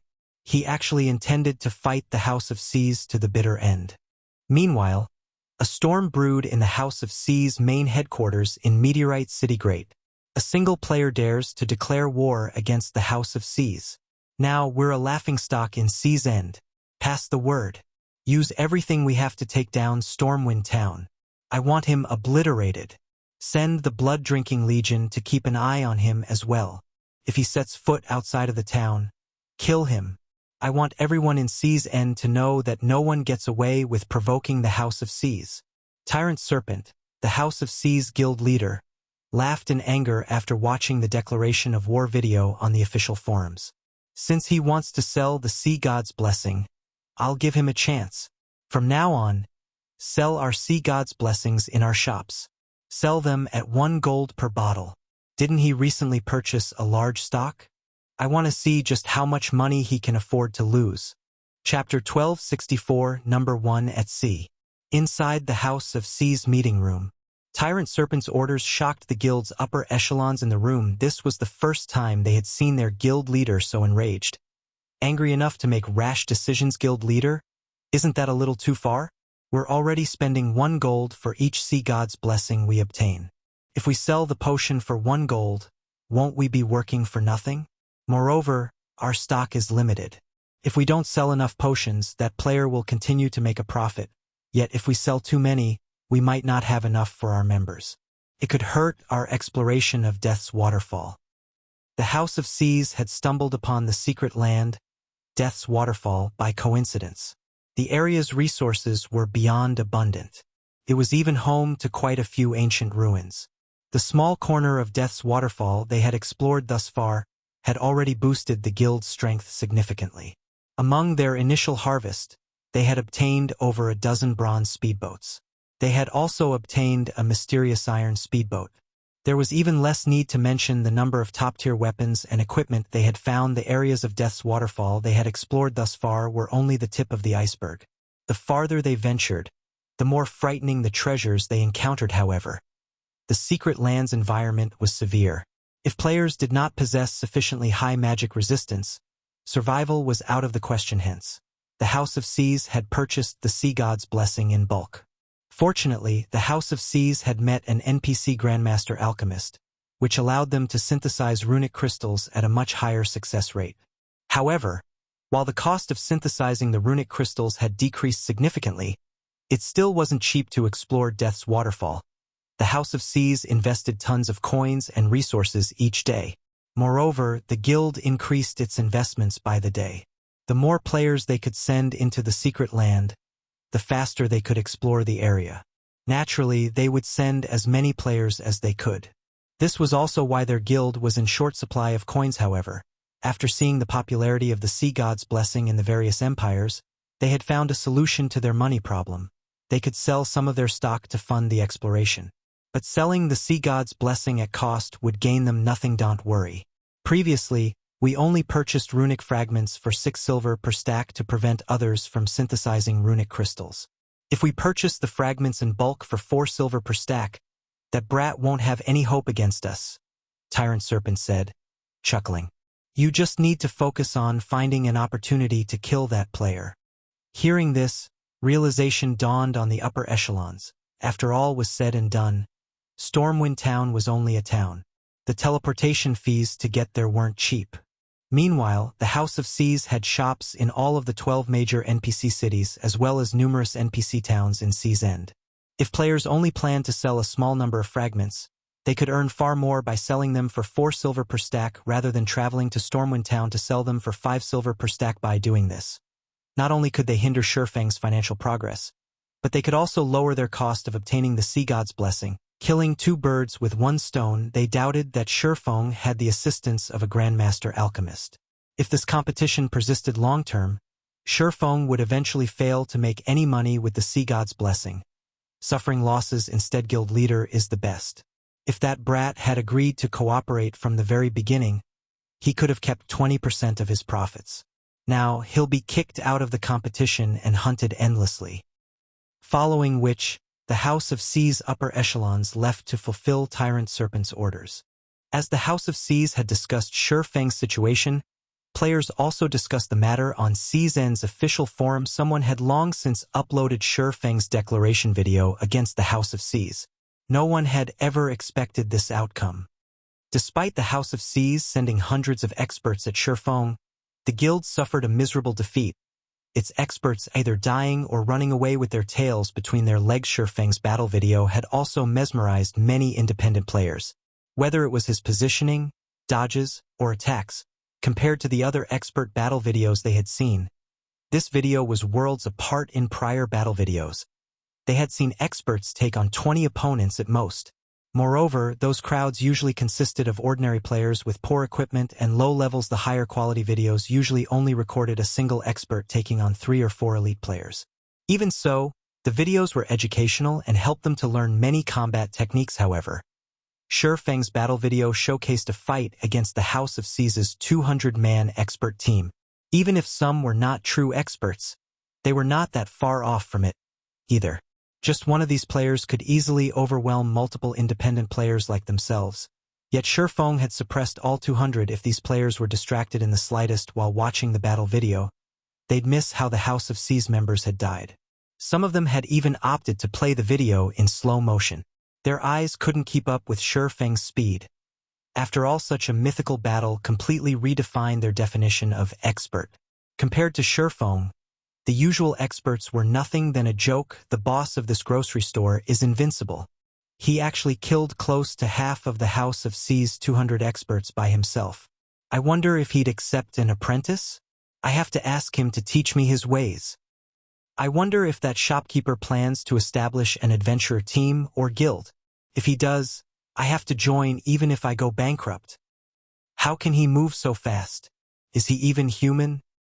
He's a monster. There isn't a single player in C's end that's a match for him.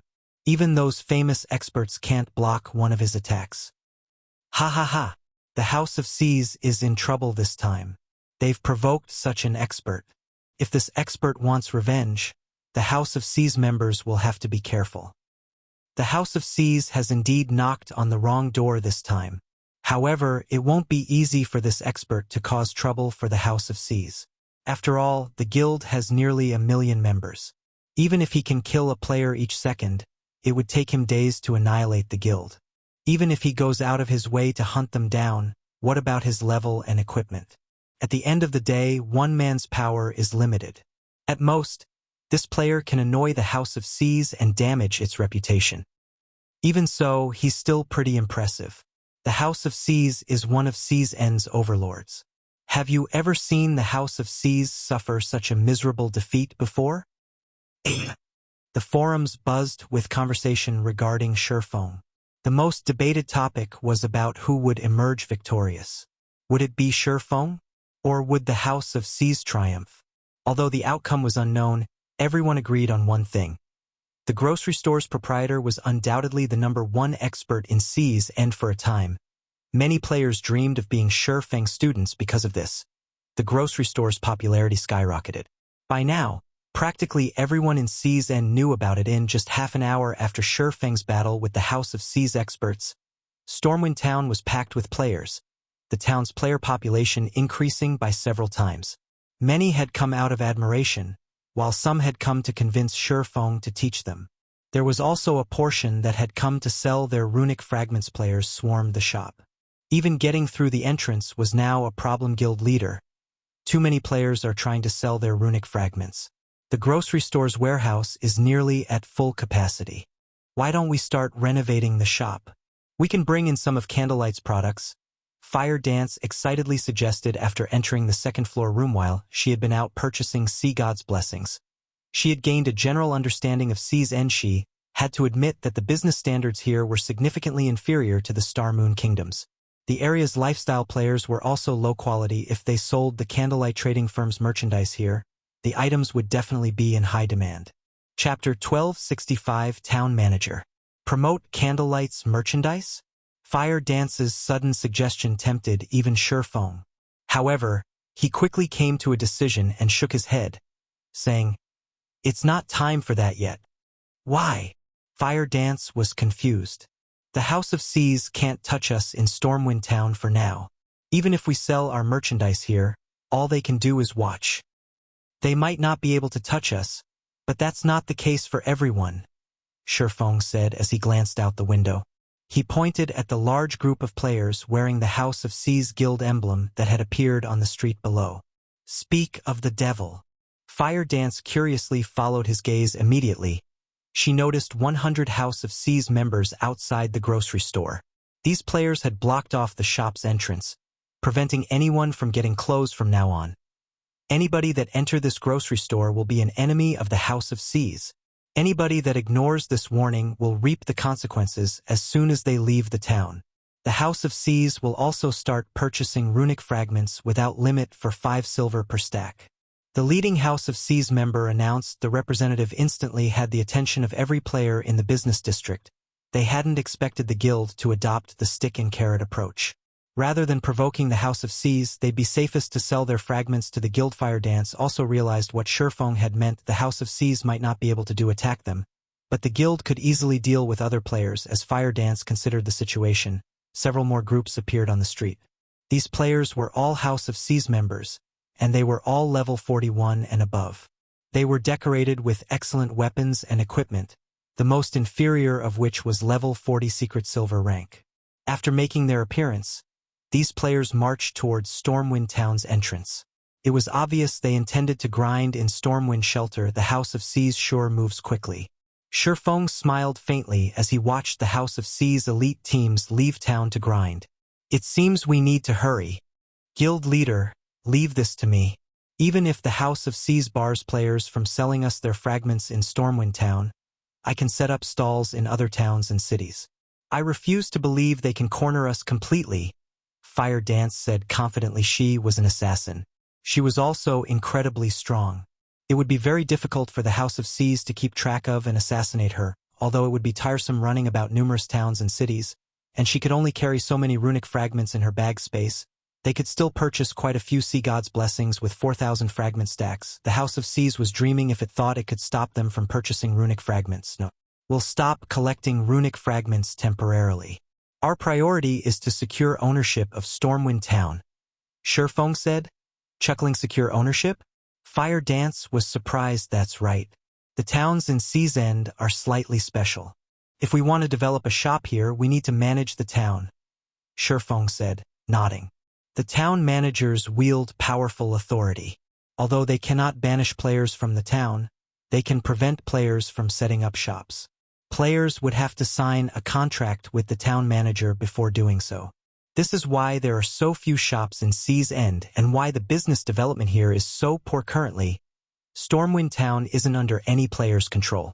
If we want to establish a shop, we need to take control of Stormwind Town quickly.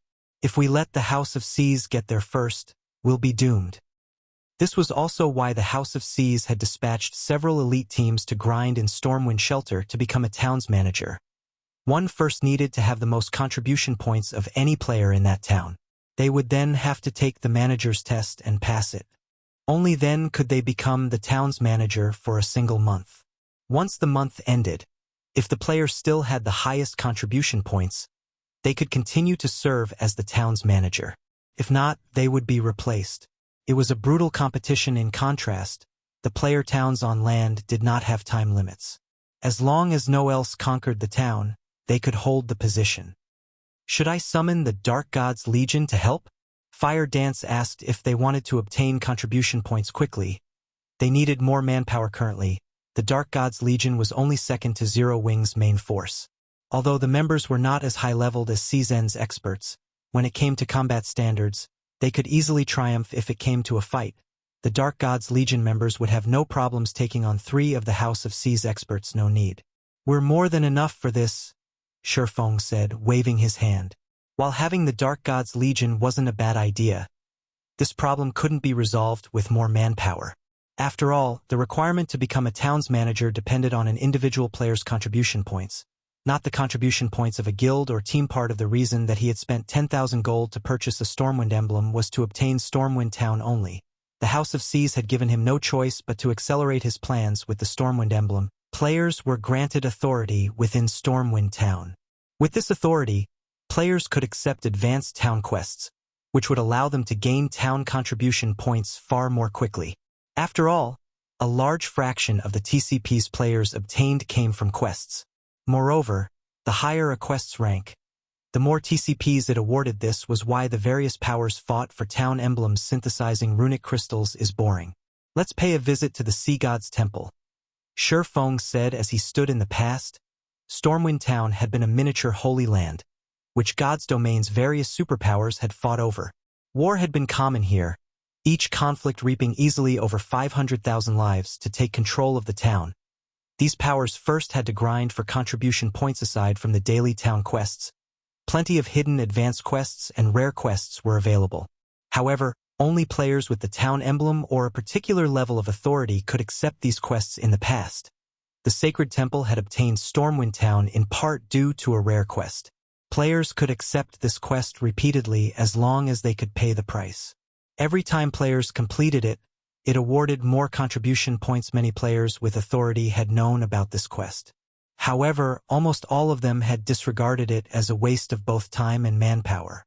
To them, the contribution point reward wasn't worth the price.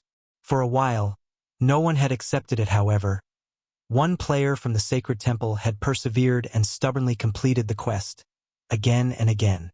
After his 9th completion, he had more contribution points than any other player in Stormwind Town. This was a shortcut to collecting contribution points. Although everyone eventually learned the truth about this quest, no one else had ever completed it 9 times. Stormwind Town's Sea God's Temple. Shortly after Shi Feng entered the main hall, he noticed quite a few players following him. The crowd even included a stealthed assassin. Although none of these players wore a guild emblem, it was obvious that they were from the House of Seas. They sure are diligent. Well, continue following, then. That is, if you can. Shi Feng simply smiled as he noticed the House of Seas members. He walked up to an NPC receptionist and said, "Hello, I wish to meet with Vice Temple Master Arnold." "Sir, please follow me." Upon seeing the Stormwind emblem on Shi Feng's chest, the NPC receptionist nodded before leading Shi Feng to the 2nd floor. Fire Dance waited for him in the 1st floor. Halas. Shi Feng saw to his business in the Sea God's Temple. A sudden discovery shook the various empires on land. Some shops were actually selling the Sea God's Blessing. Moreover, the potion only cost 1 gold per bottle. Chapter 1266, Dragon's Blood. Apocalypse Empire, Death Whisper Hill. An army of over 100,000 undead guarded the Death Whisper Fortress. A legion of 1,000 players clashed with the constant stream of undead. These undead wore tattered armor and wielded swords and shields. Their movements were organized, and even the weakest among them was a level 42 elite, while the strongest included level 46 lords. If a normal 1,000-man legion faced this army, they would be terrified. However, this 1,000-man legion killed the undead with a militaristic efficiency. Acting as if the situation were just a matter of course, several hundred MTs raised their shields as they held the undead back, none of them even attacking the monsters as they focused on defense.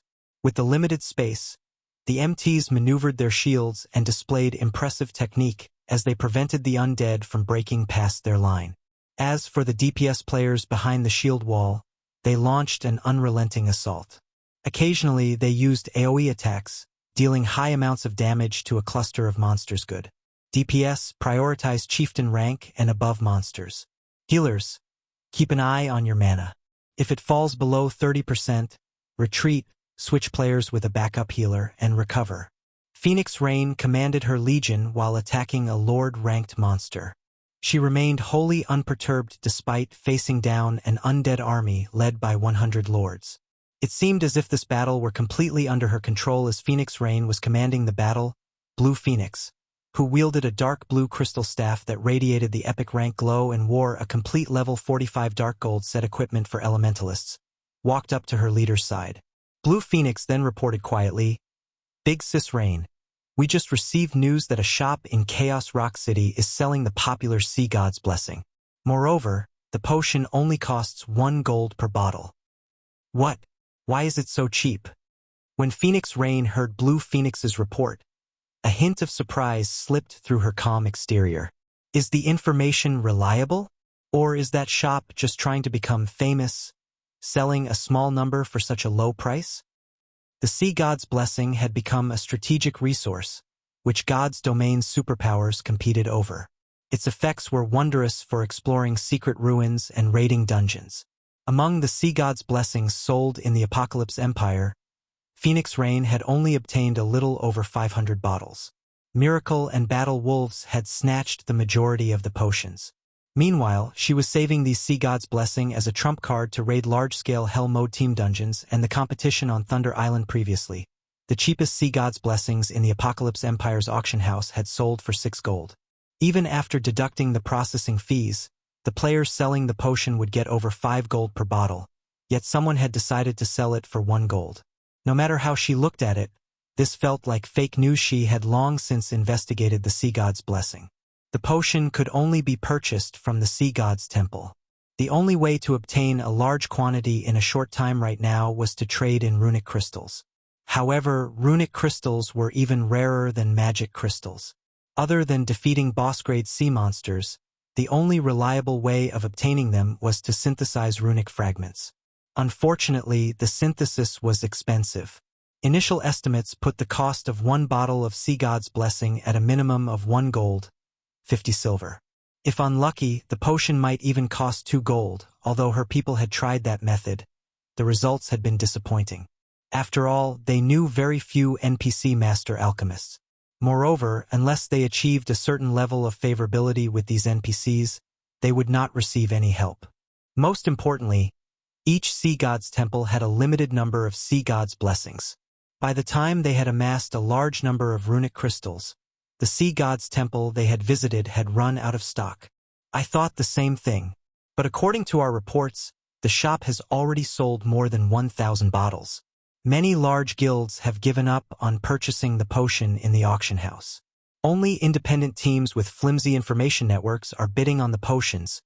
Blue Phoenix explained, "This is interesting. Have you found out who runs that shop yet?" Phoenix Rain asked, chuckling softly. "Yes. The House of Seas owns the shop. It is a warehouse-type shop that the House of Seas operates to collect materials and potions that cannot be found at sea." Blue Phoenix then sent Phoenix Rain the related information. Chaos Rock City ranked in the tens among the many NPC cities in the Apocalypse Empire. It was insignificant compared to the Imperial capital. With enough money early in the game, anyone could obtain land in the NPC cities ranked beyond 10th place. None of the superpowers would pay any attention to these small cities. Taking advantage of this fact, powers such as the House of Seas, that were not based in the Apocalypse Empire, had purchased the lands. One of the reasons for doing so was to set up a foundation for any potential development. They could also set up a shop to serve as their eyes in the Empire while they used it as a warehouse of sorts.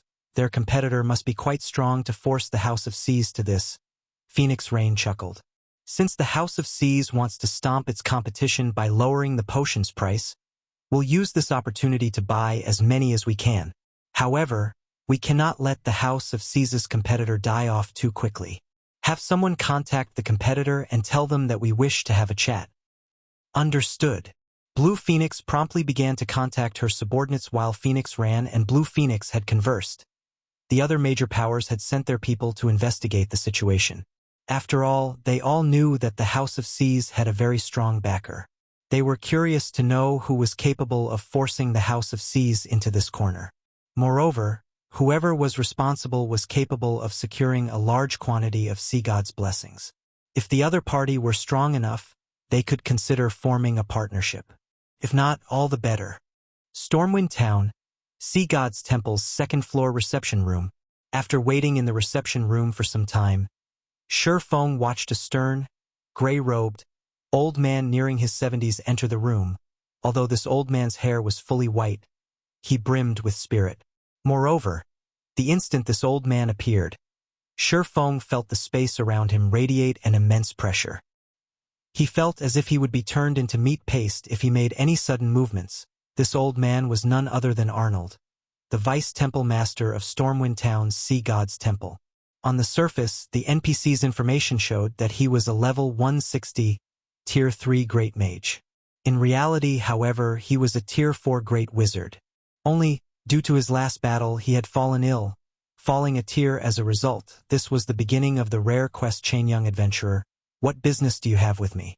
Arnold asked indifferently as he watched Shurfeng as the Sea God's Temple's Vice-Temple Master. His status was extremely high. If not for Shurfeng's Stormwind emblem, he would not be worth this NPC's time. Arnold's cold greeting didn't particularly surprise Shurfeng. Smiling, he answered, Lord Arnold, I've heard that, to protect this town in the past, you fought a desperate battle against an abyssal monster. In the end, you used a curse to kill the monster. However, you suffered a backlash as a result. I have an advanced healing potion with me. I hope that it can be of some help to your injuries. Saying so, Shurfeng took an advanced healing potion from his bag. Thank you, young adventurer, Arnold said, his tone no longer cold and indifferent. He then shook his head and said, however, you are better off saving this advanced healing potion for yourself. I know full well what kind of wound I suffer. It is not that easy to treat. Even the water of life cannot help me. May I know what may help you recover, Lord Arnold? Shurfeng asked. Young adventurer, I do not wish to belittle your strength, but curing my wounds is too difficult. If you really wish to help me, you must first collect a drop of dragon's blood, Arnold said, chuckling. He then turned and left the reception room. System. Rare hidden quest heroes past triggered.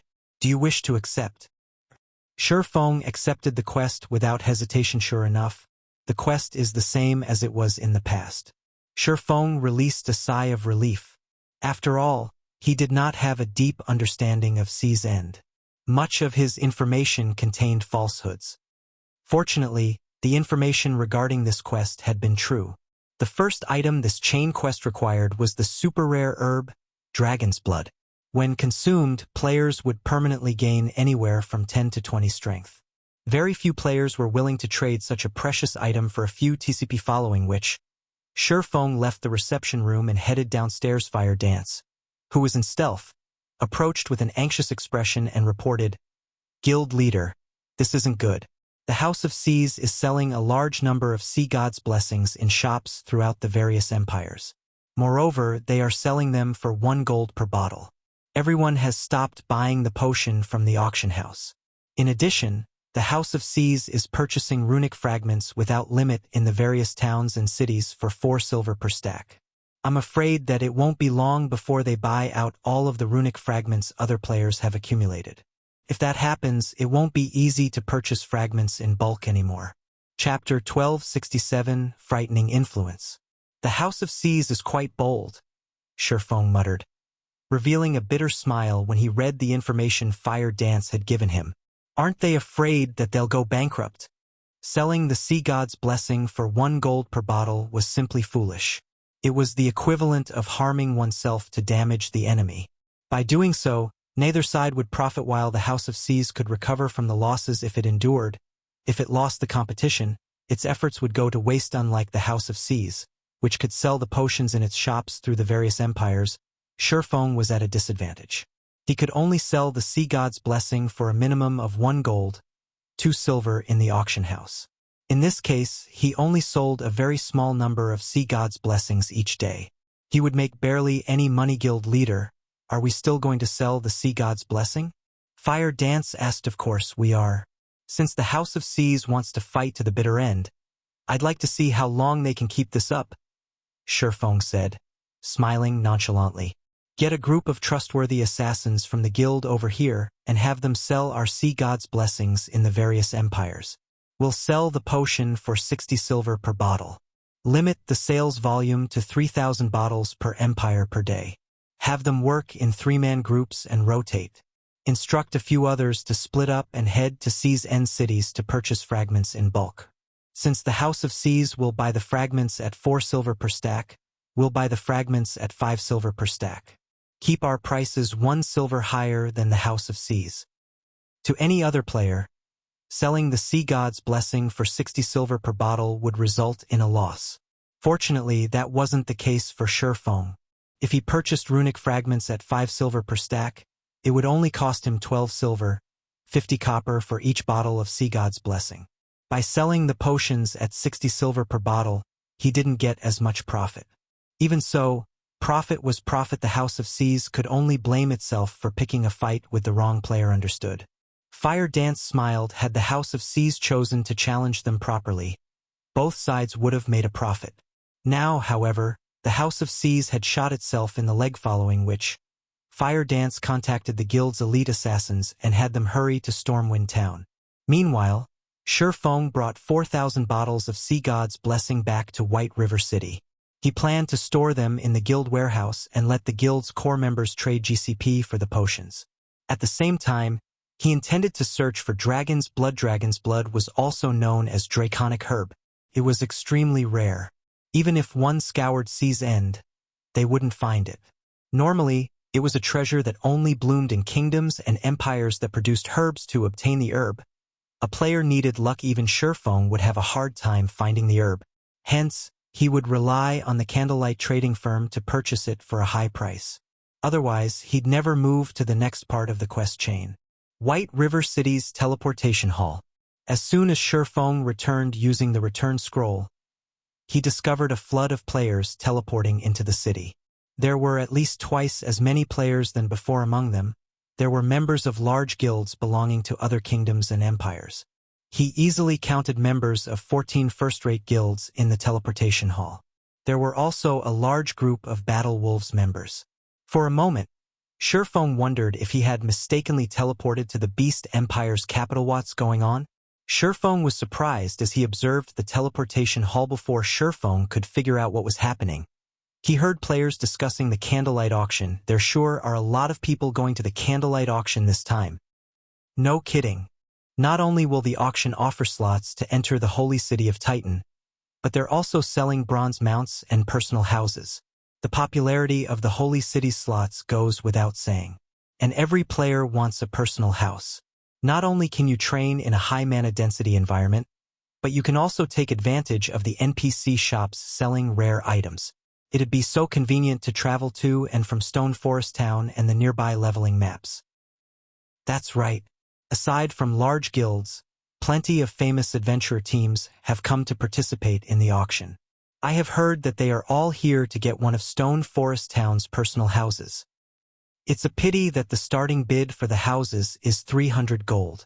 I would have tried to buy one for myself if it were cheaper. That's already considerably cheap. Stone Forest Town is the #1 player town throughout Starmoon Kingdom and the neighboring kingdoms. Practically every player in the teleportation hall chatted about the Candlelight auction and Stone Forest Town. When they talked about Stone Forest Town, they wore yearning expressions. Has Stone Forest Town become so popular? Shifeng was slightly surprised while he acknowledged that Stone Forest Town was a valuable location. He hadn't thought that it would attract so many players from other kingdoms and empires. After all, Stone Forest Town's location was gradually growing less profitable. By the time mainstream players were over level 50, the town would lose its competitive edge. The only advantage the town would have at that time would be its mana density and the NPC shop's rare items. White River City, Candlelight trading firm. Players crowded the 7-story tall building's entrance. Originally, only players with 10 gold or more could enter the shop. However, due to the high number of participants, the trading firm had been forced to raise the requirement to 100 gold. Even then, the designated auction venue, which could accommodate 10,000 people, was full to the brim. Even the VIP rooms were not enough. Originally, only those carrying over 2,000 gold qualified to use the VIP rooms. Now, only those with 10,000 gold or those from superpowers could use the rooms. Most first-rate guilds didn't have 10,000 gold lying around.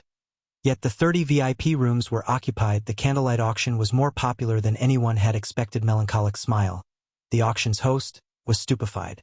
She found it truly hard to imagine that a mere auction, held by a player-operated shop, could attract so many superpowers and famous adventurer teams. Melancholic smile wasn't the only one surprised. Even the various powers that had come to attend the auction were shocked to discover so many competitors. Normally, Only Superpowers auctions attracted so much attention, yet an upstart guild had achieved the same results. Moreover, these powers had all come of their own volition. None of them had been invited. Meanwhile, in a VIP room on the second floor. Guild leader, I've already checked. 7 super guilds and super first-rate guilds are in attendance. Practically every first-rate guild from the neighboring kingdoms and empires are here as well. Purple Eye reported to Galaxy Past there really is no competing with Zero Wing. Galaxy Past smiled bitterly as he watched the sea of players in the first floor hall. Only after many years had Galaxy Past developed the Star Alliance into a first-rate guild. However, if the Star Alliance held an auction right now, they'd be lucky if even 5 or 6 first-rate guilds attended. In contrast, Zero Wing had only begun its development after God's Domain launched, yet it had surpassed his many years of effort. Galaxy Past had to admit that the comparison was odious. What kind of reaction will Singular Burial have if he finds out about this? Galaxy Past muttered some time ago. Heaven's Burial had announced that it would hold an auction at the same time as the Candlelight trading firm. However, Heaven's Burial had become a laughingstock. Chapter 1268, Foundation that exceeds expectations. The Candlelight auction's turnout exceeded everyone's expectations as everyone waited quietly for the auction to begin. A stalwart-looking man seated in a second-floor VIP room and carrying a great sword across his back exclaimed, "Boss Sirius, the Candlelight trading firm is awesome. Despite this being its first auction, it can already compete with the Dark auction." Indeed, although the Candlelight auction is no match for the Dark auction, in terms of the number of major powers participating in this auction, I'm afraid that it is already nearing the level of Super Guild's auctions. Sirius, who sat beside the stalwart man, nodded. He, too, was surprised after his defeat against Shurfeng in the Dark Arena. He had investigated Zero Wing thoroughly. However, while he knew that Zero Wing's overall strength could rival that of a first-rate guild, he had never imagined that the guild would be this powerful. From the moment he had set foot in White River City, practically every one of his expectations had been surpassed, whether it was the business district or the standards of the players in the city. White River City was superior to many kingdoms' capital cities in God's domain. A guild's capabilities weren't determined by its strength alone. The status of its main city was also important. Oftentimes, the prosperity of a city determined the development of a guild. Currently, White River City's prosperity was not one bit inferior to Star Moon City. If not for the new expansion pack, which caused dark cities to appear near various kingdoms' capitals, White River City would have most likely surpassed Star Moon City by a large margin if not for the Candlelight trading firm's intention of selling the slots to enter Titan City. He really wouldn't have discovered that Zero Wing had already developed to such a degree. Meanwhile, in another room, a handsome man glared, displeased, at the crowded first-floor hall pavilion. "Master, my people have finished the investigation into the situation. So many people are attending this auction to bid for Stone Forest Town's personal housing and the advanced mana armor kits." A dignified young man reported. Although this young man simply stood there, he seemed like the center of the universe. Moreover, he radiated a terrifying aura. Even the man's companions, who were level 42 experts, wouldn't get within 10 yards of him. This young man was none other than the monster of the Dragon Phoenix Pavilion that had grasped a domain at a very young age. Martial Dragon. Zero Wing is actually capable of such a grand auction. No wonder why Rain has such an optimistic view of this guild. It's a pity that, even after attracting so many customers with the Holy City slots, Zero Wing only has such pitiful items to sell. Nine Dragons Emperor sneered when he saw Melancholic Smile walking up to the stage. If this auction were organized properly, it could attract so many more major powers in the future. It would massively boost Zero Wing's development. After all, these major powers had money. Anyone else would only have spare change. Zero Wing would never have attracted the true major powers if not for the Holy City slots. As Nine Dragons Emperor fell silent, the auction officially began under the crowd's attentive gaze. Melancholic Smile, who wore a luxurious blue dress, approached the front of the stage. "Ladies and gentlemen, welcome to the Candlelight auction. This auction will have 2 phases. During the first phase, we will sell items that have been carefully selected by our own auction house. The second stage will be a bartering session with the auction house as an intermediary. However, to ensure the quality of the items offered for trade, we will collect a processing fee of 10 magic crystals or 3 gold coins for each item. For materials specifically, we will charge 15 magic crystals or 4 gold coins per stack. As Melancholic Smile finished explaining the auction's flow, a commotion swept through the crowd. Crap! This is fraud. Even a first-rate guild's auction wouldn't dare charge 10 magic crystals for every item. That's right. How can you be this greedy? Players in the first floor hall shouted their indignation. Although many of the major powers present had attended the dark auction before and knew about these bartering sessions, Candlelight's high price was ludicrous. The dark auction only dared to charge a high price because it was the best auction throughout God's domain. Only extraordinary existences were invited. Ha ha ha. Zero Wing sure is interesting. Nine Dragons Emperor could not help but laugh when he heard Melancholic Smile's explanation. However, this is a good opportunity to earn some money from the major powers.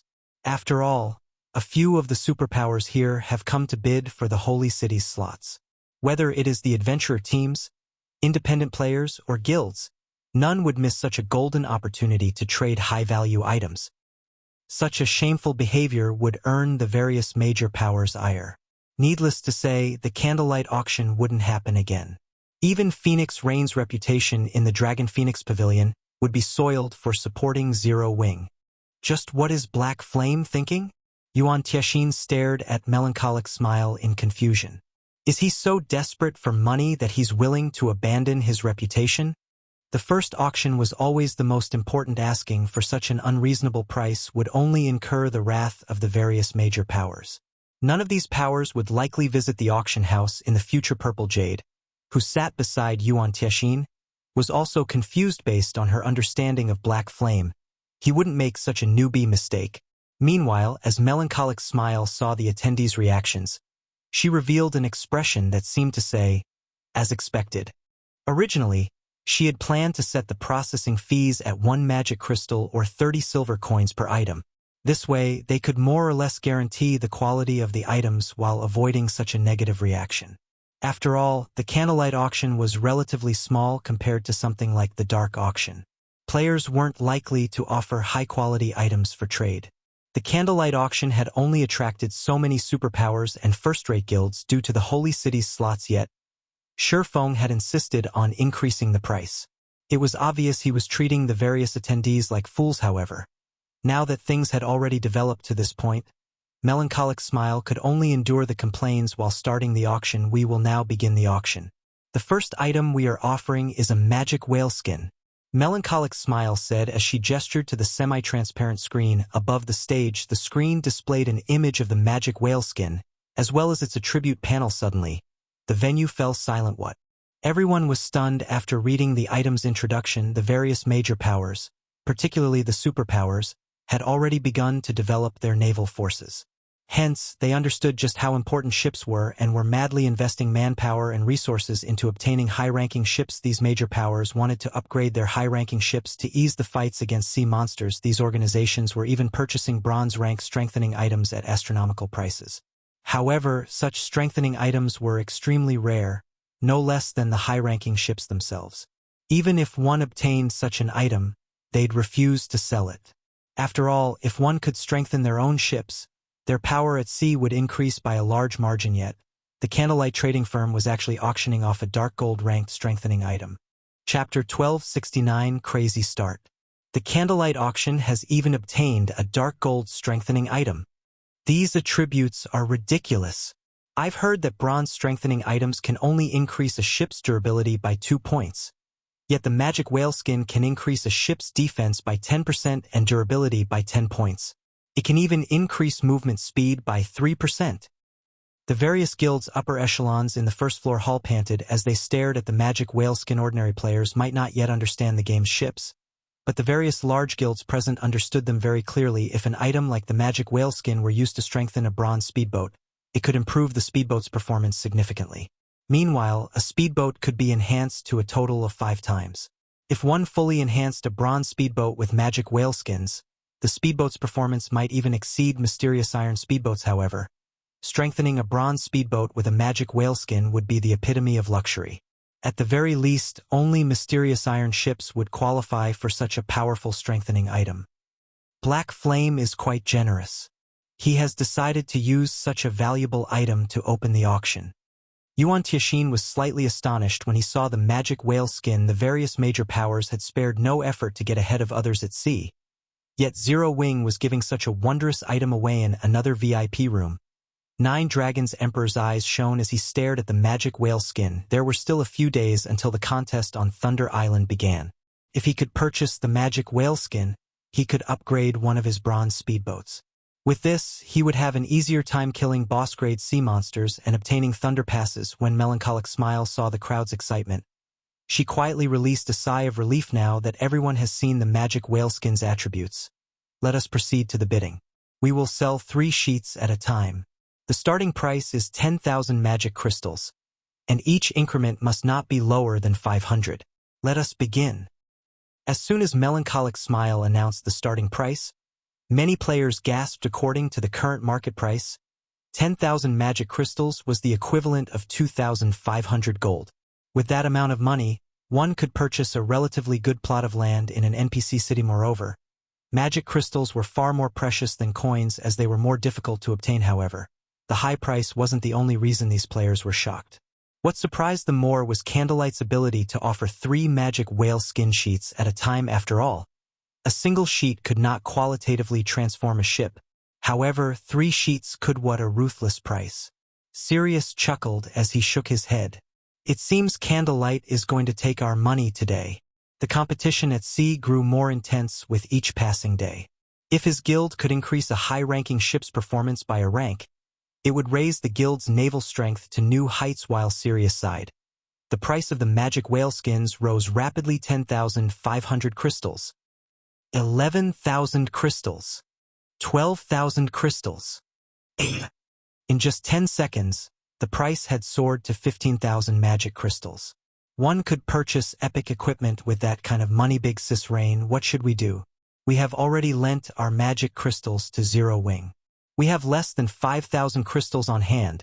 Blue Phoenix asked anxiously as she watched the price of the magic whale skin continuously increase. She also felt that Zero Wing was too insincere. Rather than offering such a valuable item to them, Zero Wing had chosen to auction it. Phoenix Rain could only reveal a bitter smile in response. She had been racking her mind to figure out a way to increase her fleet's strength. She had even led a team of experts to the Deathwhisper Fortress personally to obtain ship-strengthening items. Only after many sacrifices had she gotten her hands on a mysterious iron-strengthening item. On the other hand, without anybody noticing, Zero Wing had dark gold strengthening items immediately. Phoenix Rain called up her friends list and contacted Shifeng team leader Yifeng. I wish to use the magic crystals I lent you to purchase the magic whaleskins that are currently on auction. Will that be possible? Phoenix Rain asked. Of course. That won't be a problem. I'll notify the auctioneer right away. However, your maximum limit will be the 250,000 magic crystals you lent our guild. I can't make the decision if the price is higher than that, Shifeng said earnestly. One of the reasons that he had generously offered the magic whaleskins for auction was to show everyone Zero Wing's foundations. In any case, he had 8 sheets in total. He only needed 5 to strengthen the Hurricane sailboat. Using the remaining 3 on speedboats or common small sailboats would be a waste. It would be more beneficial to sell them. The second reason was to pay back his debt. After all, he had yet to return the 250,000 magic crystals he had borrowed from Phoenix Rain. If he tried to offer her the top-tier dark gold weapons or equipment that he had obtained from the Dark Arena, it was unlikely that Phoenix Rain would be interested. Only something like the magic whaleskin, which could increase one's naval strength, would garner Phoenix Rain's attention. Hearing Shifeng saying so, Phoenix Rain relaxed. There were still 5 days until the debt was due. Zero Wing could easily reject her request. 20,000 crystals. Phoenix Rain instantly placed a frightening bid as expected of the players in the VIP rooms. They can afford to place such insane bids casually. Both independent players and guilds in the first-floor hall were astonished by Phoenix Rain's bid. Even first-rate guilds were fortunate if they had a stockpile of 60,000 magic crystals. After all, there were too few sources. Moreover, their daily consumption was considerably high. It was impossible to stockpile so many. Spending 20,000 magic crystals just to strengthen a single ship was simply too much of a luxury. Only super first-rate guilds and super guilds were capable of such a thing. 21,000 crystals. Nine Dragons Emperor frowned as he placed a new bid. The Holy City slots were his main goal. Hence, he hadn't prepared many magic crystals. He currently had 24,000 crystals on hand. After all, a small guild like Zero Wing should not be capable of offering anything worth his while now. However, it was too late for him to send his subordinates to collect more magic crystals. Ha ha ha.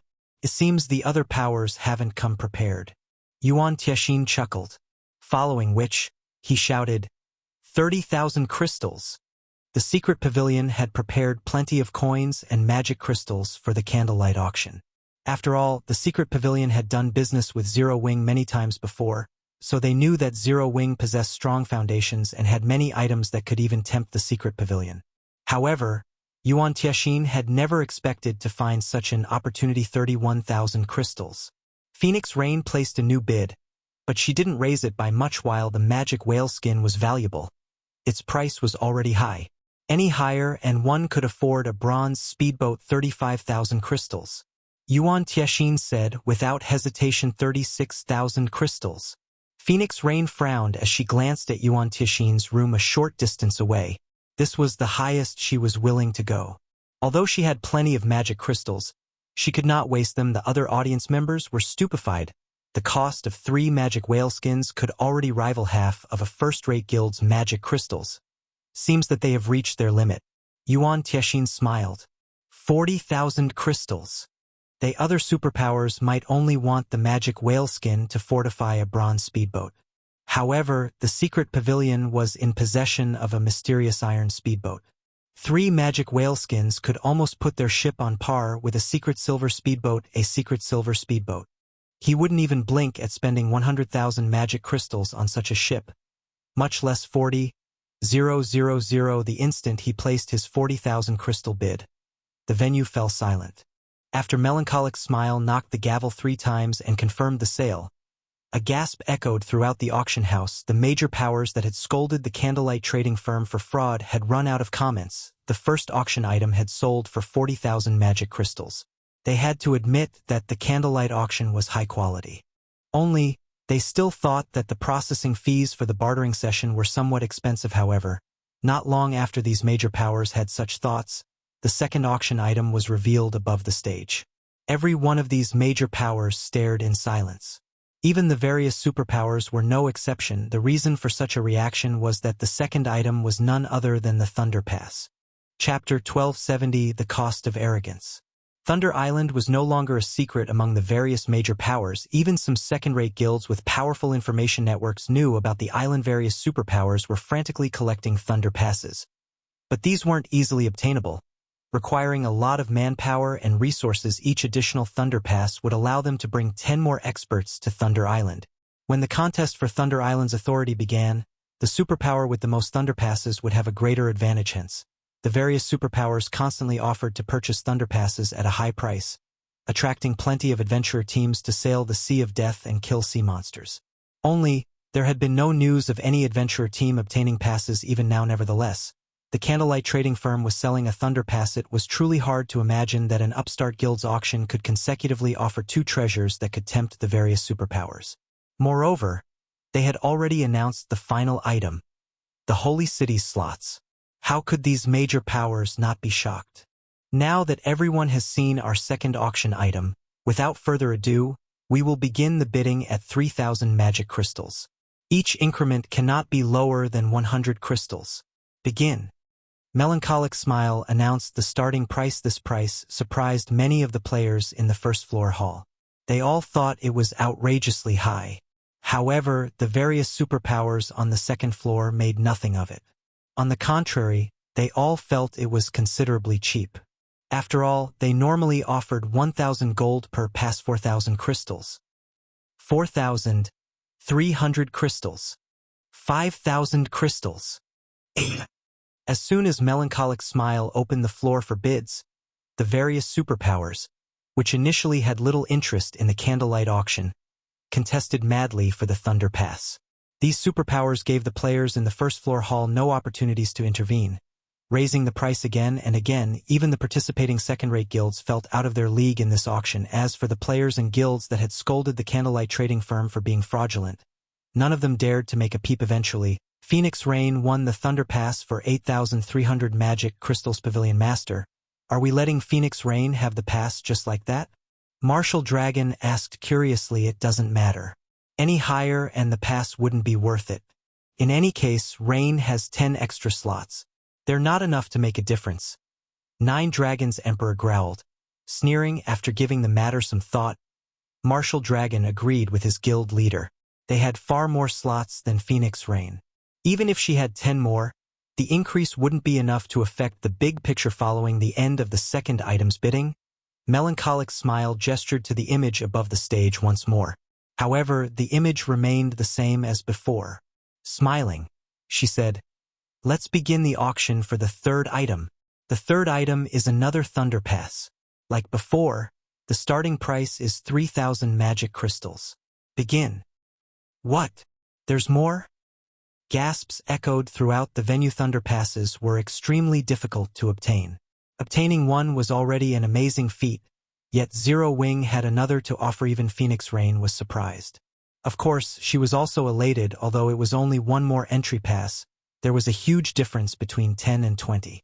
Fortunately, among the superpowers present, she had the most magic crystals to spend. As soon as the auction began, the Thunder Pass's price instantly rose to 8,000 magic crystals. Unlike before, the various superpowers paid more attention to the Thunder Pass this time. They, too, realized what kind of consequences they would suffer if another power had 20 additional slots. The competition for the second Thunder Pass intensified eventually. However, Phoenix Rain obtained the second Thunder Pass for 15,400 magic crystals. Although the price was astoundingly high, Phoenix Rain felt that the money had been well spent. Just when everyone believed that the competition for the Thunder Passes had ended, Melancholic Smile pointed at the Thunder Passes image once again. "This is insane. Just how many Thunder Passes do they have?" The players in the auction venue involuntarily shuddered. This was especially true for the various superpowers in the second-floor VIP rooms. They could tolerate a single power obtaining 1 or 2 passes, as it wouldn't significantly impact the outcome. However, if the Candlelight Trading Firm sold too many Thunder Passes, the balance would change, affecting the contest. Contrary to everyone's expectations, Melancholic Smile did not immediately start the next round of bids. Instead, she took 3 Thunder Passes from her bag, stupefying everyone present. How do they have so many passes? Nine Dragons Emperor shook as he stared at the 3 Thunder Passes in Melancholic Smile's hand. He found it truly unbelievable that Zero Wing had obtained so many passes. Despite the scarcity of Thunder Passes in the Sea of Death, Zero Wing had 5. The Dragon Pavilion Master previously had only 60 slots more than Phoenix Rain. He could ignore losing the 2 Thunder Passes, as he still had a considerable advantage over Phoenix Rain. Even then, however, if Phoenix Rain won these 3 Thunder Passes as well, the difference between their teams would be negligible. "This won't do. I must obtain these passes," Nine Dragons Emperor commanded. "Notify Bell and have him send all our magic crystals immediately." "Pavilion Master, I've already notified him. However, it will take at least 10 minutes before they arrive." Martial Dragon reported 10 minutes. "Damn it! Why so long?" Regret and anger filled Nine Dragons Emperor's eyes as he stared at the 3 Thunder Passes. "Notify Zero Wing's auctioneer. Tell her that we request a delay." Had the Candlelight Trading Firm stated beforehand that such items would be sold, he never would have been caught off guard. In reality, Nine Dragons Emperor wasn't the only person to react that way. Even guilds such as Pantheon, Miracle, King's Return, Battle Wolves, and Sacred Temple were caught flat-footed. After all, nobody would have imagined that there would be such frightening items offered at the Candlelight auction. They had prepared only the lands required to purchase the Holy City slots. Almost at the same time, the representatives of the various superpowers all reported back to the upper echelons of their respective guilds, having their guilds send magic crystals over.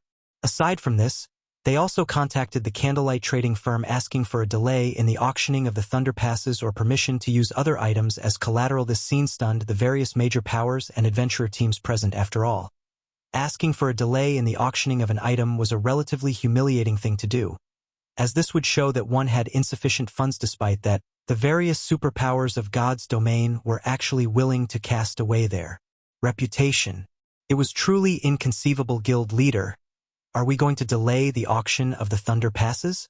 Melancholic Smile asked after contacting Shi Feng. Currently, 5 superpowers had requested a delay, something not commonly seen. If it were any other first-rate guild holding this auction right now, they would definitely acquiesce without hesitation. We can delay the auction, but tell them that they need to compensate us for the time lost. Every minute's delay will cost them 300 gold. They are welcome to delay the auction for as long as they want. Shi Feng replied nonchalantly. Guild leader, this. Melancholic Smile's heart skipped a beat when she heard his answer. Don't worry about it. Just tell them as is, Shi Feng said. Chuckling, there were only a few days left until the contest over Thunder Island. At this point, practically all boss-grade sea monsters that could be killed had already been killed once before. Even if one killed the boss-grade sea monsters that respawned, the likelihood of a Thunder Pass dropping would be very low. After all, only a limited number of Thunder Passes could drop during each contest cycle. The only reason he had managed to obtain so many Thunder Passes was the King-class sea monster he had killed. If he did not make a killing off these superpowers now, he would be doing that King-class sea monster a disservice. Melancholic Smile fell speechless at Shi Feng's words. Her guild leader was a little too good at earning money. However, since it was a command from her guild leader, Melancholic Smile had no choice but to repeat Shi Feng's words to the 5 superpowers. Chapter 1271, Frantic Struggle. Pavilion Master. Candlelight is clearly trying to extort us. Martial Dragon's expression darkened when he heard Melancholic Smile's reply. They would have to pay 3,000 gold if they wanted to delay the auction of the Thunder Passes for 10 minutes. Such a sum was enough to purchase a considerably good plot of land in an ordinary NPC city. Although 3,000 gold was nothing to the Heavenly Dragon Pavilion, they would be fools to accept this offer at this moment. Nine Dragons Emperor also had an ugly expression on his face. This damnable Zero Wing. Nine Dragons Emperor pounded his fist on the armrest of his chair. In a chilling tone, he said, "Let them have it. Isn't it just 3,000 gold? I'll have Phoenix Rain and Zero Wing pay it back 100-fold in the future." If he did not stop Phoenix Rain from obtaining the remaining 3 Thunder Passes, the struggle on Thunder Island would undoubtedly become more troublesome. Meanwhile, the other 4 superpowers also paid the 3,000 gold without hesitation. After all, acquiring the 3 Thunder Passes would greatly bolster the forces they could send to Thunder Island. In just a brief moment, Shi Feng earned 15,000 gold, enough money for him to buy a golden land in a major NPC city. While the bidding for the Thunder Passes was on hold, Melancholic Smile continued auctioning one item after another. Meanwhile, every one of these items was highly contested by the players in the first-floor hall. Some of these items were on commission from other players, while some were dark gold weapons and equipment from Zero Wing's warehouse. The fine gold rank magic light set equipment that was auctioned managed to garner the attention of those on the second floor. The various major powers knew full well how difficult it was to obtain such high-level set equipment.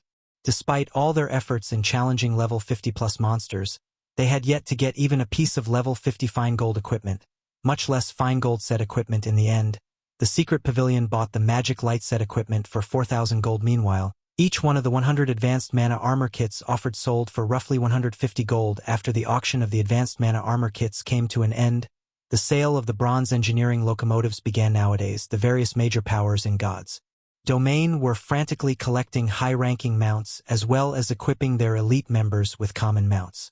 They all understood that the era of mounts had already arrived. If they did not quickly equip their guild members with mounts, they would end up trailing the other guilds before long. After all, once players had mounts, they could save up on plenty of travel time. High-ranking mounts even possessed combat capabilities. Now that the Candlelight trading firm was selling bronze mounts, the various major powers naturally wouldn't let this opportunity get away. I believe everyone has seen the bronze engineering locomotives attributes already. The starting price will be 150 gold, and each increment must not be lower than 10 gold. Begin.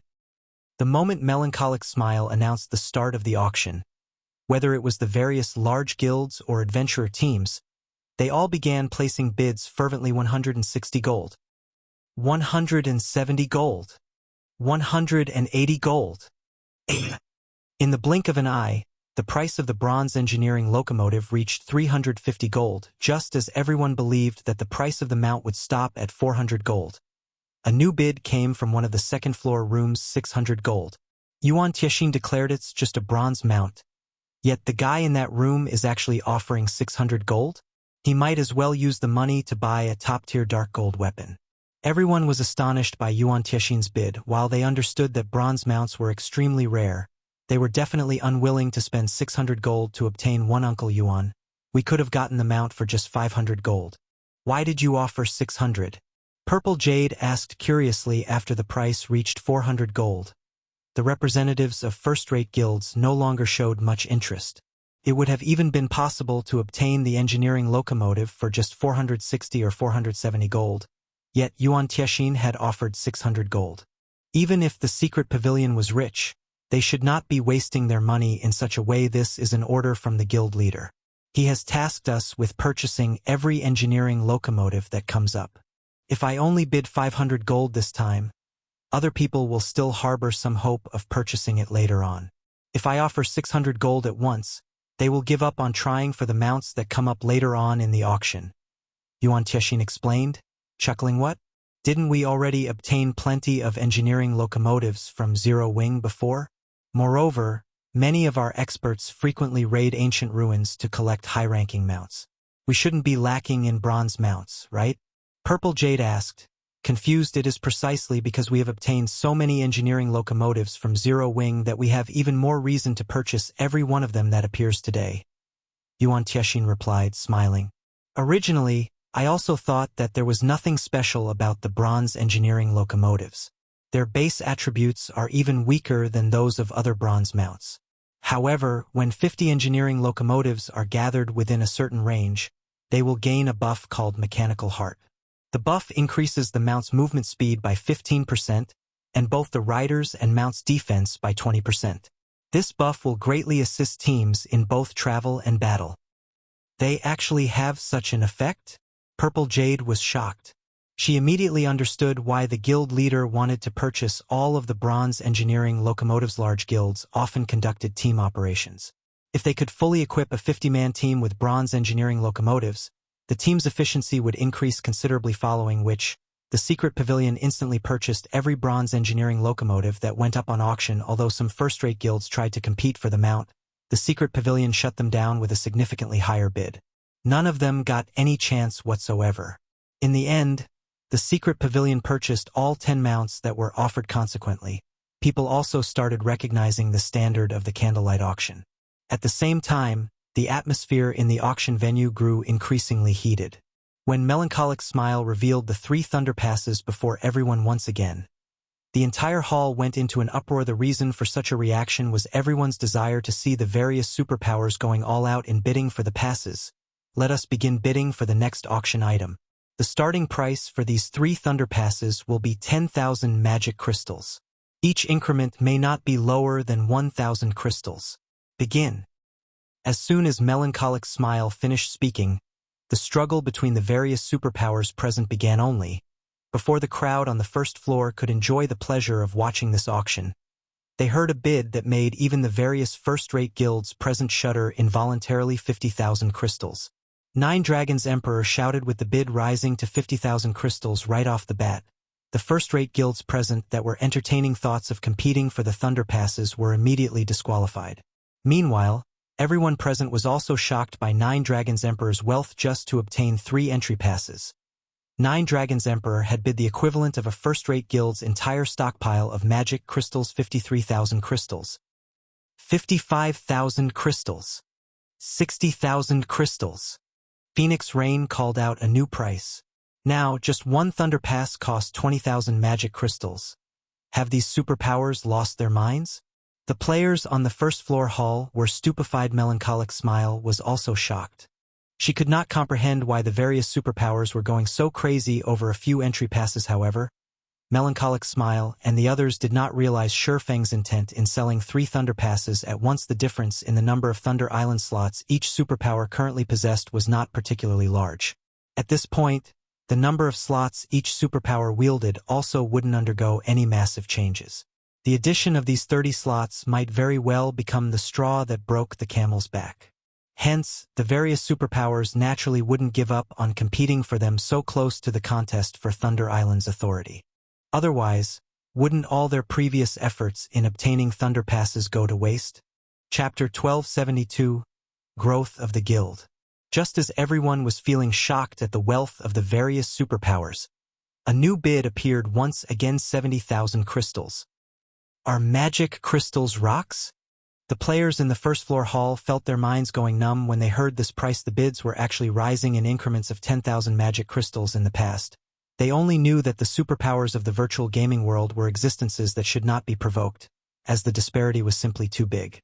Now, however, it would seem that the gap between both sides was far larger than they imagined it to be: 80,000 crystals. Sirius shouted without hesitation. Too much profit was at stake on Thunder Island. At this crucial moment, the Battle Wolves naturally could not afford to fall behind. Hence, the guild had mailed 300,000 magic crystals to Sirius in order to obtain the last 3 Thunder Passes. In reality, though, obtaining the additional 30 slots was only secondary to the Battle Wolves Guild.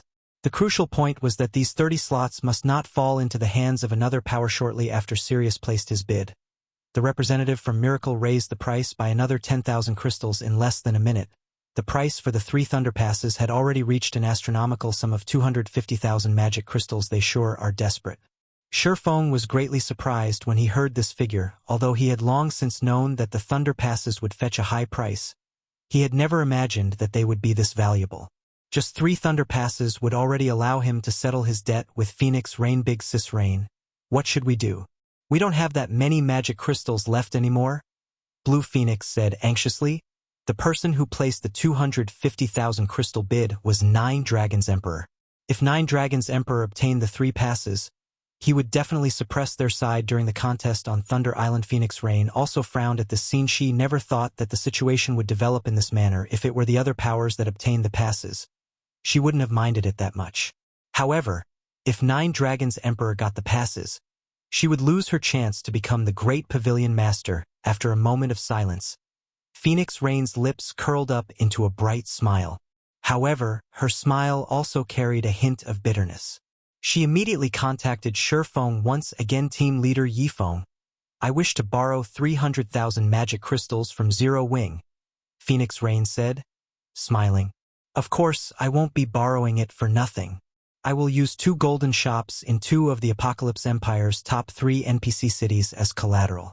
If I cannot return 400,000 magic crystals in 7 days, those 2 golden shops will become the Candlelight Trading Firm's possession. Big Sis Rain. Blue Phoenix jumped up in fright when she heard Phoenix Rain's words.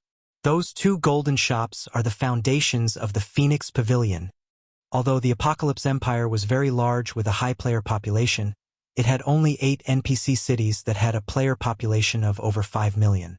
Meanwhile, the 2 golden shops Phoenix Rain mentioned were located in 2 of the 7 other major NPC cities. Aside from the Imperial capital currently, the value of these 2 golden shops was not 1 bit inferior to the Candlelight Trading Firm in White River City. How could they possibly use such important assets as collateral? I understand what I'm doing, Phoenix Rain said determinedly. Hearing this response, Blue Phoenix fell speechless. With the Phoenix Pavilion's current state, how could they possibly collect 400,000 magic crystals in just 7 days? As expected of the Demon Queen, the actions she takes are truly flawless. Shurfeng was inwardly surprised by Phoenix Rain's offer. Although using the 2 golden shops as collateral might seem greatly disadvantageous to Phoenix Rain, in reality, that wasn't entirely the case. After all, whether Phoenix Rain managed to repay her debt or not, she would not make a loss if she succeeded in redeeming her debt. She could simply retrieve her shops. Even if she failed, the shops would become the Candlelight Trading Firm's possessions, not Zero Wing's. There was a huge difference between the shops falling into the Candlelight Trading Firm's hands and Zero Wing's. After all, Phoenix Rain owned 20% of the Candlelight Trading Firm's shares. If the Candlelight Trading Firm grew stronger through the addition of those 2 shops, the profits Phoenix Rain received from her shares would increase as well. Moreover, if converted to coins, 300,000 magic crystals would be equivalent to 75,000 gold, a sum that already exceeded the startup costs of those 2 shops. While this might seem like a risky deal for Phoenix Rain, in reality, the loss she would make would be minimal. Team leader Yifeng, what is your decision? Phoenix Rain asked, smiling when Shurfeng looked at Phoenix Rain in the screen. He suddenly felt as if he was the one borrowing money from her. From beginning to end, It was as if the initiative in this trade was in her hands, not his. All right, you have a deal. However, the magic crystals will be left with the Candlelight Trading Firm for now. Once the auction is over, I'll hand over the remainder to you. Shi Feng nodded. Phoenix Rain's conditions were indeed difficult to refuse if the Candlelight Trading Firm could branch out to 2 cities with populations rivaling that of White River City. The potential profits were simply frightening, particularly now that the various large guilds were placing more focus towards exploring ancient ruins. He had even more need for the golden shops of the Apocalypse Empire's major NPC cities to sell the lunar potion, following which, Shi Feng and Phoenix Rain signed a contract through the system. When Blue Phoenix watched Phoenix Rain signing the contract, she suddenly realized an extremely important matter. Despite its extreme importance, her mind had in fact automatically forgotten about this matter every time it occurred, treating it as if it was only natural before coming into contact with Zero Wing. The latter had been only a small guild that received help from them secretly. Yet, after some time, the guild was now a source of significant income. Zero Wing had even become a guild that could actually be of help to them. When Blue Phoenix thought of Zero Wing's growth speed, she could not help but have goosebumps. Even a guild supported by a major corporation could not compete with Zero Wing in development speed. Meanwhile, during this time, the price for the 3 Thunder Passes had already reached 280,000 magic crystals. This price caused many superpowers to give up on bidding. Of course, if powers like Miracle, Sacred Temple, King's Return, and Battle Wolves wanted to, they could still compete for the Thunder Passes. However, letting 9 Dragons Emperor obtain the 3 Thunder Passes would not have any effect on their performance on Thunder Island. Hence, rather than waste a ton of magic crystals, these superpowers came to a silent agreement not to increase the bid any further. Pavilion Master, with this, we will definitely have a huge lead over Phoenix Rain on Thunder Island. Not only will we be able to send more men to harass her group, but we can also dispatch more men to carry out our original plans. Hearing Melancholic Smiles gavel land for the second time, Marshal Dragon sneered as he looked towards Phoenix Rain's room. Although I've spent quite a lot this time, as long as I can surpass Phoenix Rain on Thunder Island, all of this will be worth it. A smile appeared on 9 Dragons Emperor's face. Although he had prepared quite a lot, he only had a total of 330,000 magic crystals on hand.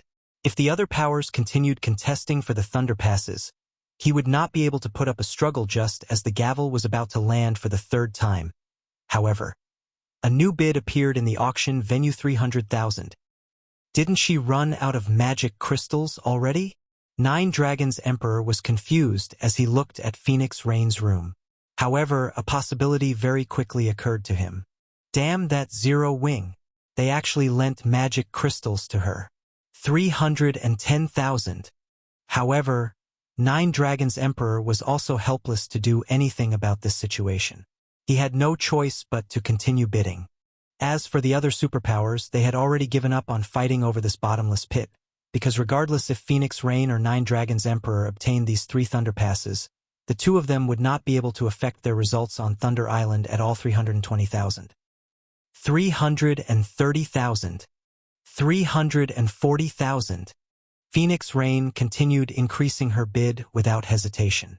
When the price reached 340,000 crystals, 9 Dragons Emperor was thoroughly defeated. He could only watch as the gavel in Melancholic Smiles' hand landed one time after another. In the end, the 3 Thunder Passes fell into Phoenix Rain's hands. Seeing this outcome, the various major powers grew exceedingly envious of Zero Wing. Zero Wing had managed to earn 340,000 magic crystals just by selling 3 Thunder Passes.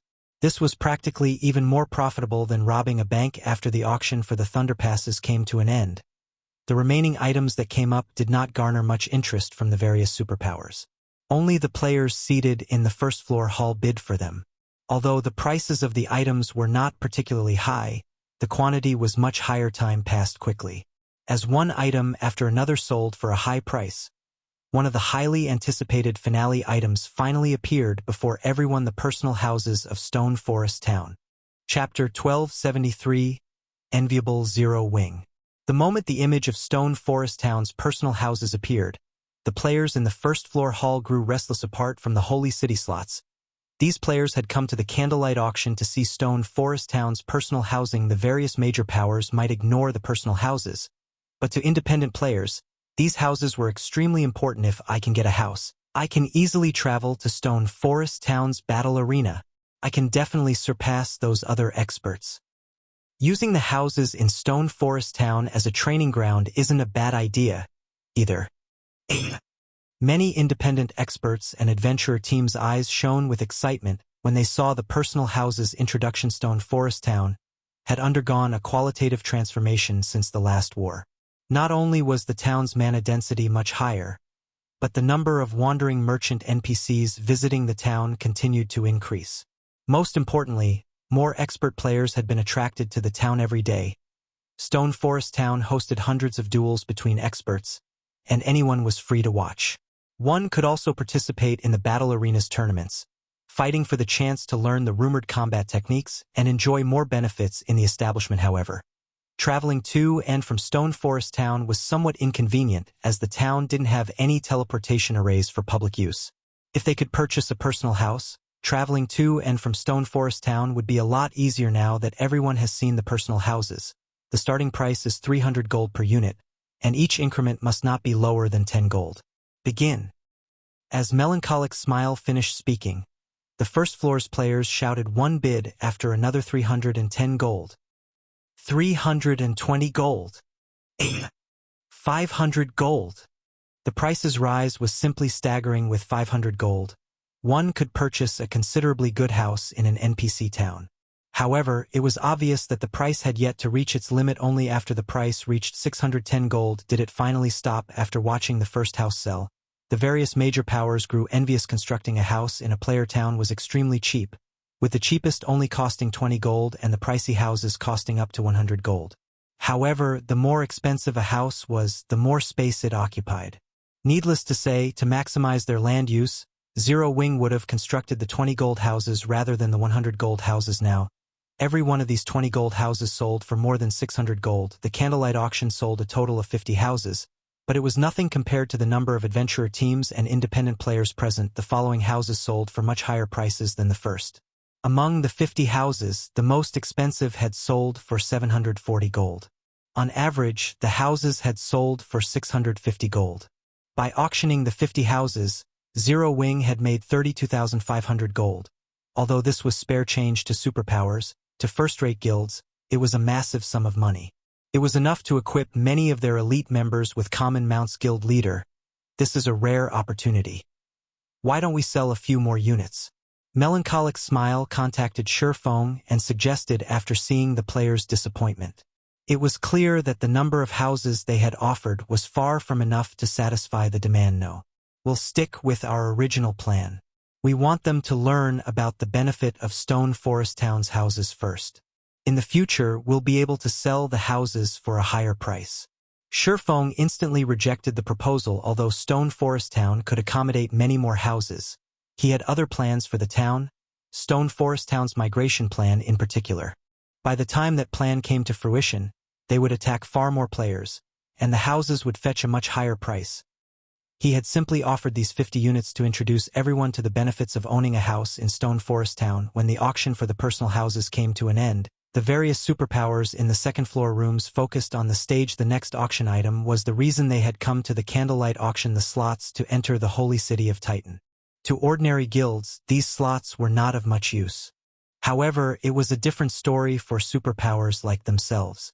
The slots could help some of their famous lifestyle players become true masters. A master lifestyle player had the power to transform their trading firms. Their trading firms would earn ample profits. Naturally, this would increase their guild's development as well. So, this is the holy city of Titan? A white-bearded old man muttered, his eyes glowing as he read Titan City's introduction. Sirius, you must get me a slot to the holy city as per our agreement. The screen above the stage did not explain the holy city slots. Rather, it displayed information about the holy city itself. One such detail was the Titan Lifestyle Association. The information revealed that the establishment's workshops, which players could rent, had a mana density far greater than the basic meditation rooms. Moreover, the floating island contained research rooms, and players could use these rooms to study various materials. There were also plenty of Master Rank production videos. There were even Grandmaster Rank production videos available. However, players were required to enter the advanced research room to gain access. Only entering these research rooms was very costly. The basic research room alone cost 200 gold per day. the intermediate versions costing 500 gold per day, and the advanced versions costing 1,200 gold per day. The various superpowers gasped when they saw these prices. Moreover, both the intermediate and advanced versions required a certain amount of reputation in Titan City to rent Master Fire. Rest assured, the Battle Wolves always stick to our word. We will definitely obtain a slot for you. Sirius responded respectfully at the same time. The other powers' fighting spirit roared to life as they swore to obtain slots for themselves now that everyone has seen the Holy City slots. The starting price is 500 gold, and each increment must be no lower than 100 gold. If you don't have enough money, you may offer cities lands as collateral. However, we will only evaluate the lands at market price. Begin.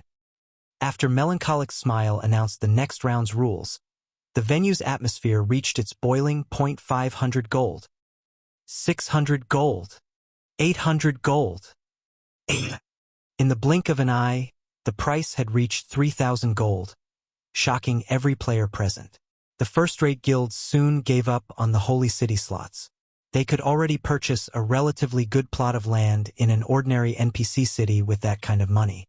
The only players remaining in the competition were the second-floor superpowers. The Holy City slots were similar to the Thunder Passes.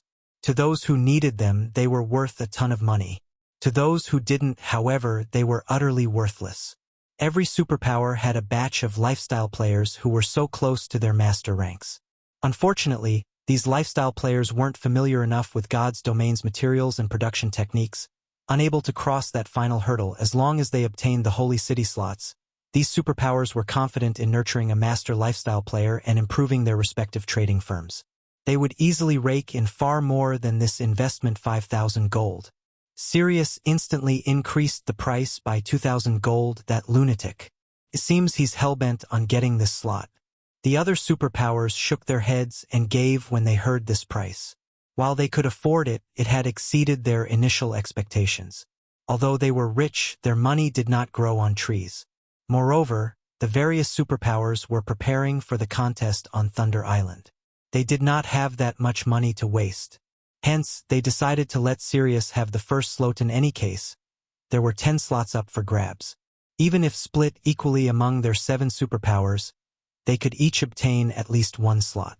They didn't have to rush. They could watch the Battle Wolves whittle away their funds and wait until they dropped out of the competition, following which, the bidding for the second slot began. 5,000 gold. Sirius shouted once more. Chapter 1274, Frightening Wealth. Sirius's bid silenced the venue. Is that guy nuts? Wasting 5,000 gold once isn't enough for him?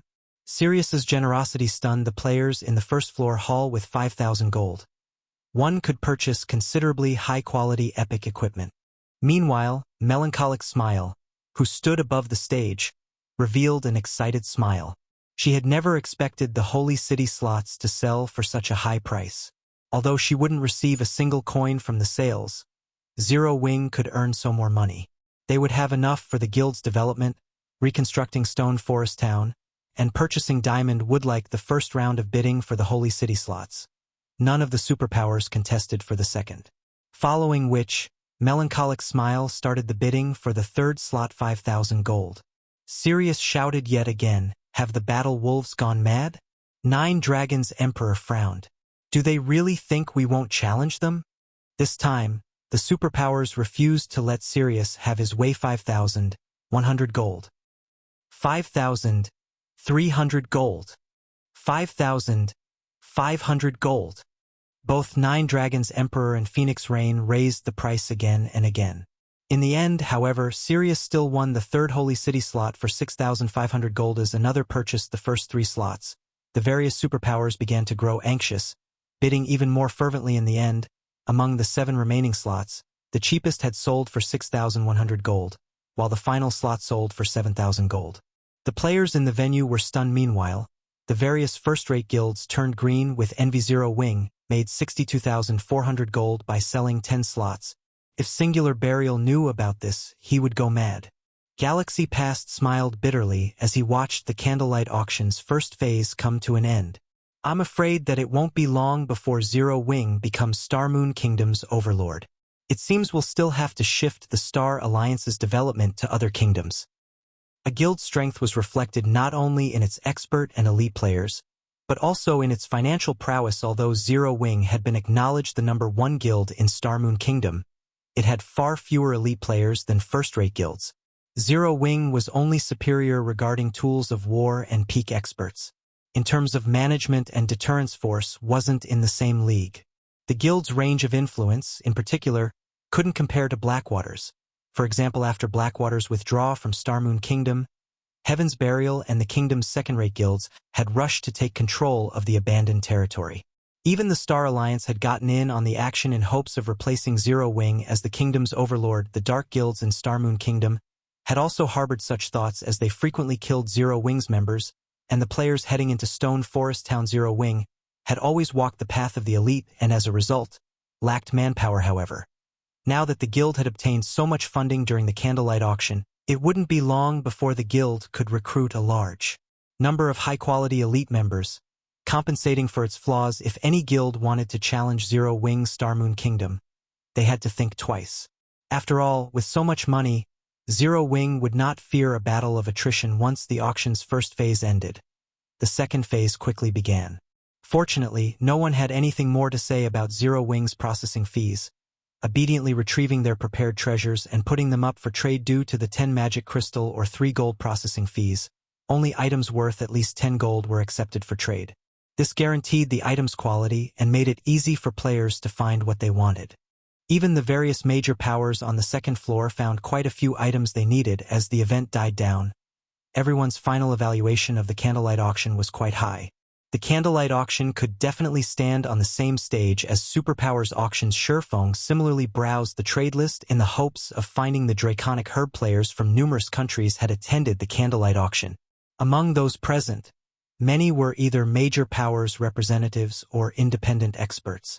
The likelihood of finding the Draconic Herb here was much higher than searching for the herb elsewhere. After all, to obtain the Draconic Herb, one needed both sufficient luck and sufficient strength. Players of this caliber weren't necessarily willing to sell the Draconic Herb they obtained. Instead, they usually traded such super rare herbs for items that could benefit their development. What? Is this for real? Shurfeng suddenly discovered a very familiar item as he read through the list. The Heroes chapter. Although this item was a tattered piece of parchment, not particularly useful to ordinary players, it was a treasure highly sought after by the various large guilds. Moreover, the Heroes chapter did not consist of a single page. Rumors had it that if one completed the Heroes chapter, it would be more valuable than a legendary item. In reality, a single page was already worth more than an epic item in the past. One page easily sold for 15,000 gold. The Heroes chapter had only one purpose: to summon a hero to defend a town or city. The summoned hero functioned like guardian NPCs in an NPC city. In the past, Shurfeng had obtained a page and summoned a hero to defend Shadow's main city. Shurfeng had never imagined that the Heroes chapter would show up in the Candlelight Auction. The owner sure knows how to drive a hard bargain.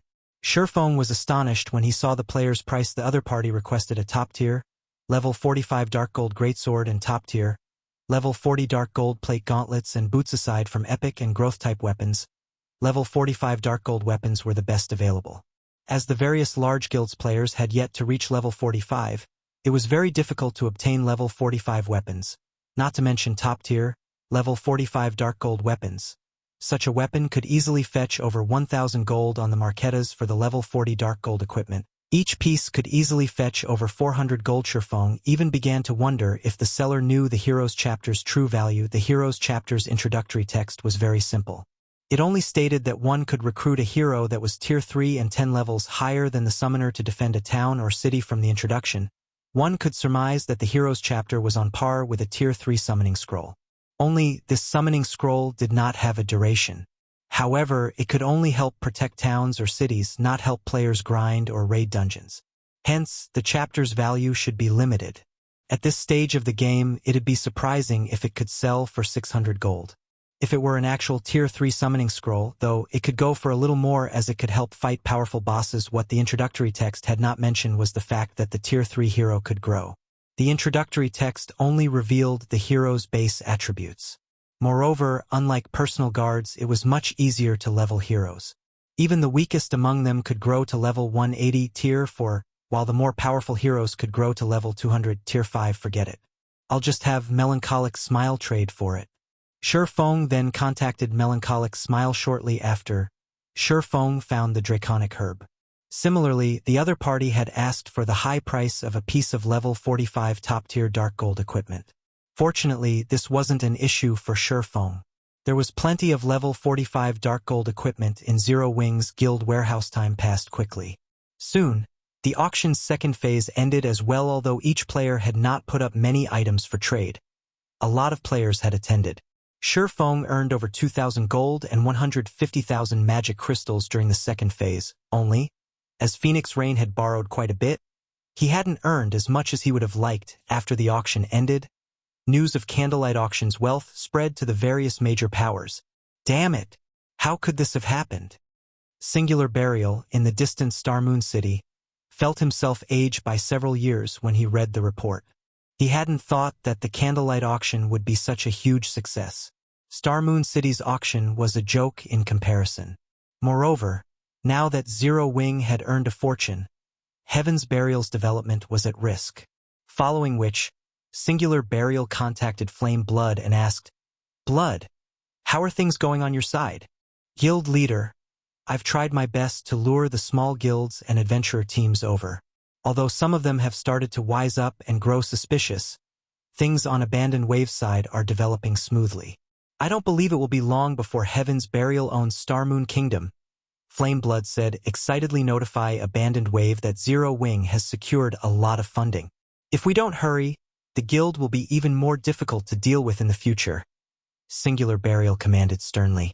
Also, think of a way to help Abandoned Wave hasten his progress. I don't care if you're exposed in the process. Understood. Hearing Singular Burial saying so, Flame Blood could not help his surprise. Just how far has Zero Wing developed to make the guild leader so nervous? Meanwhile, Shi Feng had stealthily reached White River City's City Hall. Sir, how may I be of service to you today? The female receptionist asked as she approached Shi Feng. I'd like to construct a city. Shi Feng responded. Chapter 1275. Building a city in a VIP reception room on the City Hall's second floor. A middle-aged man in exquisite clothing slowly opened the door and entered the room. A high-ranking identification skill would tell someone that this butler-like man was actually a level 180, Tier 3 NPC named Jarvis. Lord Protector, I hear that you'd like to build a city. May I see your city-building order? Jarvis asked here. Shi Feng took out a tattered parchment. This is indeed a city-building order that the royal family gave out over a century ago. May I know where you wish to construct your city to give you an accurate estimate, my lord? However, I have to remind you that the high-level locations require higher construction fees, Jarvis explained. He then presented a magic scroll and allowed Shi Feng to choose the location for his city. Understood. I wish to construct it in Witch's Hill. Shi Feng pointed to Witch's Hill on the scroll. The Witch's Hill could definitely lure plenty of players as a level 50 to 70 large map. It was also close to the Mournful Ruins. The Mournful Ruins was a Hell Mode regional dungeon, and like the Stoneclaw Mountains, it produced an abundance of magic crystals. Witch's Hill itself had the entrance to another world. Witch's Hill had still been popular among players even a decade after the game launched. All right. May I know exactly where you want to build your city? Jarvis asked. He tapped on the magic scroll, and a miniature 3D model of Witch's Hill appeared before him. The exact location? Shi Feng carefully examined the model before him. He had only asked about the cost to construct a city during his last visit. Even if he had decided to construct his city then, his map choices had been limited due to his status. The system would have randomly decided the city's exact location. Now that he had the City Protector title, not only did Jarvis, the third most powerful NPC in the City Hall, serve him, but he could also choose his city's exact location. This privilege also had its own downsides. The construction fees would fluctuate depending on the terrain of the location he chose.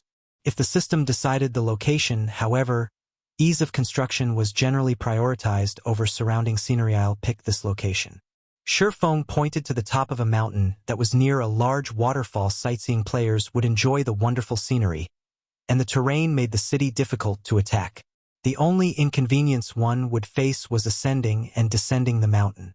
Level 50 players and above, however, generally had their own mounts, so traveling the distance would not be a problem, Lord Protector. You've chosen a location with complicated terrain. The manpower and resources required will cost at least 60% more to build here. It will also take longer to construct. Are you sure you wish to build here? Jarvis asked MHM. Build it there. Shifeng nodded. He would save a lot of money by building the city on a flat plain, but it would be a lot harder to defend as enemies could attack from all sides. He couldn't afford to be stingy. All right. I'll calculate the total cost. Please wait a moment. After Jarvis confirmed that there were no issues, he calculated the construction costs. A short moment later, he handed Shifeng a list and said, Initial estimates put the price at 152,000 gold. We will charge additional fees if the city is attacked. You'll also need to pay an additional 30,000 gold registration fee. As a second-generation city, a monthly 30,000 gold management fee will also be required. Do you wish to dispatch additional guards? You can ensure the city's security after it's constructed. You may hire guards to defend your city for up to 21 days. Every group of 100 Tier 1 guards will cost 100 gold per 3 days, while each group of 10 Tier 2 guards will cost 100 gold per 3 days. Sure enough, building a city is quite expensive. Shifeng was astonished as he read the quote. He had only received a general price during his previous visit. Now that he was constructing his city, including the guards, the final price was over 190,000 gold. This excluded the fees that he would incur when monsters attacked the city. Originally, he had planned to build the city after he finished collecting the required 7 luminaries crystals to construct the 4 towers of elements. Now that he had the hero's chapter, he could repel possible invaders even without the 4 towers of elements. Naturally, he had to construct the city as soon as possible. I wish to hire 1,000 Tier 1 guards and 100 Tier 2 guards for 21 days, Shifeng said. All right. Your total bill comes to 192,000 gold, Jarvis excitedly announced. This was his first large transaction. It will take roughly 6 to 10 days to construct the city depending on the local situation. Shifeng handed over 196,000 gold. He had earned quite a bit with the sea god's blessings, but he had only decided to take 30,000 gold with him. He had left the remaining funds with Fire Dance for purchasing runic fragments and teleportation fees. Meanwhile, Shifeng made a fortune during the candlelight auction. After deducting the various costs, he had earned over 210,000 gold. The major powers in Starmoon Kingdom felt as if a noose had been placed around their necks. Even a first-rate guild couldn't compete with Zero Wing with such abundant funds. Trying to fight Zero Wing would be a death wish. Lord Protector. Here is the deed to your land. From now on, you are one of Starmoon Kingdom's lords and will enjoy the status of Count, Jarvis said respectfully. System. Congratulations. You are the first player to become a lord in Starmoon Kingdom. Rewarding 30,000 guild popularity, 1 city teleportation magic array design, and Starmoon Kingdom's Count title. The position of Starmoon Kingdom's Count was completely different from a city's count. The difference was like the difference between heaven and earth, as one could possess land of their own, while the other could not. With this, I'm broke again. Shifeng sighed as he looked at the deed in his hands. He only had a little over 40,000 gold on hand now. He would barely have enough to purchase diamond wood and reconstruct Stone Forest Town after deducting the funds for his promotion quest. He had nothing left for the guild's development right now. However, Shifeng didn't mind at the moment. It was far more important to obtain a city than to focus on Zero Wing's development. Earning enough money wouldn't be a concern if Zero Wing had a city. The city could provide far more profits than Stone Forest Town. The rewards are astounding. There's actually a city teleportation magic array design. Shifeng was shocked as he looked at the design in his bag. The city teleportation magic array was far more advanced than the teleportation magic array he possessed. It could accommodate more people at a time with a significantly lower operating cost. Its only flaw was that it only allowed one to teleport between guild towns and cities. It wasn't possible to teleport to NPC cities. Even so, the city teleportation magic array design was a treasure worth tens of thousands of gold. Normally, one could only obtain the design from super large-scale Hell Mode team dungeons. However, the drop rate was only 2%. Moreover, the design only dropped from the dungeon's final boss. Getting the design now saved him a lot of trouble. He could link the city directly to Stone Forest Town once it was constructed. This would drastically increase the value of both the town and city. Now that I've dealt with everything, it's about time to challenge my promotion quest, Shifeng thought as he gazed at the soul orb in his bag. It was practically a ticking time bomb. He needed to deal with it as soon as possible. Chapter 1276. Upgrading the Magic Sword. Chapter 1276. Upgrading the Magic Sword. Star Moon City, Shadowblade Ruins. The Shadowblade Ruins was the nearest level 40 to level 50 high resource map to Star Moon City. Every day, tons of players would travel to this map. However, the players currently there were in a panic. The reason for this was the sudden assaults of powerful monsters all over the map. Moreover, among these monsters' numbers were the highly intelligent one-horned humanoid monsters, whose combat standards were significantly higher than elite players and whose attributes were likewise high. These humanoid monsters were like wolves ravaging a flock of sheep as they charged into the various elite teams in the map. Every one of their attacks easily bypassed the defenses of players, directly landing on vital points on the latter's bodies. Even healers could not keep up with the damage. Only the experts leading these elite teams could keep up against these humanoid monsters, and just barely at that leader. Our instantaneous movement magic scrolls aren't working. A level 40 swordsman wearing light blue armor reported anxiously. How can this be? Weren't there a few guys that used the scroll to escape from danger an hour ago? The robust level 41 shield warrior holding back a humanoid monster frowned when he saw the number of monsters attacking his team increasing. Currently, the Shadowblade Ruins was still a very dangerous map for players. Hence, when exploring it, every team would prepare some Tier 0 instantaneous movement magic scrolls in order to escape any traps or monster encirclements they encountered. Meanwhile, hundreds of monsters had already surrounded their 100-man team right now. If the team were up against only several hundred elite monsters led by chieftains, they could still manage somehow. Now, however, the monster army they faced had 3 level 50+ lords and over a dozen level 50+ chieftains. In addition, there was a level 51 one-horned humanoid monster, a greater threat than even the lord-ranked monsters. Meanwhile, standing on high ground a short distance away from this elite team, 2 players were observing the entire battle. One of these players was an assassin wielding a pitch-black crystal. This assassin's skin was entirely gray, save for a blood-red mark imprinted between his eyebrows, his body giving off a dark aura. If Shifeng were present, he would definitely recognize this assassin to be Abandoned Wave, Blackwater Guild's ex-guild leader. Meanwhile, the cloaked cleric with a white jade staff who was standing beside Abandoned Wave was Flame Blood. These evil beasts sure are terrifying. Just one of them is already enough to force an expert level 41 shield warrior to activate both his life-saving skill and berserk skill just to cope with it. Flame Blood exclaimed in astonishment as he looked at the distant shield warrior being pushed back by the one-horned humanoid monster. This is nothing, Abandoned Wave said, smirking. That's just a recently created evil beast. Since we now have the entire Shadowblade Ruins locked down, let's stop toying around with these people. Saying so, Abandoned Wave tapped on the pitch-black crystal he wielded. Immediately, 5 level 55, Lord-ranked evil beasts appeared before him. Compared to the level 51, Chieftain-ranked evil beast, these 5 evil beasts were not only larger in size but also had a trace of cunning in their eyes. It was clear that these Lord-ranked evil beasts were much more intelligent. So strong. Flame Blood shuddered involuntarily as he looked at the 5 Lord-ranked evil beasts. He was one of the peak experts of Heaven's Burial, and his senses were telling him very clearly that just one of these evil beasts could kill him in 2 or 3 moves. Meanwhile, 5 such monsters in total were present. If such a force charged into a group of elite players, the consequences would be unimaginable. Get rid of them all, Abandoned Wave commanded as he pointed towards the 100-man elite team ahead. In the blink of an eye, all 5 evil beasts disappeared before Abandoned Wave as they charged at the elite team currently locked in bitter combat. When the 5 evil beasts entered the battlefield, the leading level 41 shield warrior gasped. We're doomed. The shield warrior despaired when he saw one of the lord-ranked evil beasts killing a teammate with one blow. After just a short moment, the 100-man elite team led by an expert was annihilated. Not a single player managed to escape alive.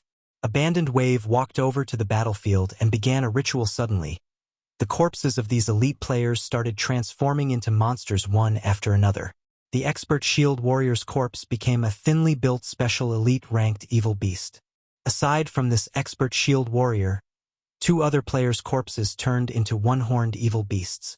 Only, they were elite-ranked evil beasts, ha ha ha. Guild elite teams really are great. I managed to obtain 3 evil beasts from annihilating a team. Zero Wing, just you wait. It won't be long before I make you all taste despair. Abandoned Wave laughed in satisfaction as he looked at the 3 newly created evil beasts. Alright, let's head to the next location. The battle there should be ending soon as well. The difference between killing an adventurer team and a guild elite team was simply massive. Previously, he had managed to create only 1 evil beast, despite killing 3 adventurer teams. Now, however, 1 guild elite team had given him 3 new evil beasts. Among them, 1 was even an evil beast with high potential after a few more days at this rate, not to mention flattening Stone Forest Town. Even raiding an NPC town would be a piece of cake for him. Elsewhere, after Shifeng finished dealing with the construction of his city, he contacted Melancholic Smile and had her find 5 trustworthy advanced enchanters to become the Candlelight Trading Firm's core enchanters, as well as have them sign a strict contract. His Tier 2 promotion quest was extraordinary and would definitely take a long time to complete, hence, Shifeng wanted to deal with all guild and trading firm-related matters first. Only then would he be able to focus on his quest. At this point, the Candlelight Trading Firm was already the publicly acknowledged #1 trading firm in Starmoon Kingdom. It also possessed a 3-star shop. As a result, plenty of lifestyle players were applying to join the trading firm every day.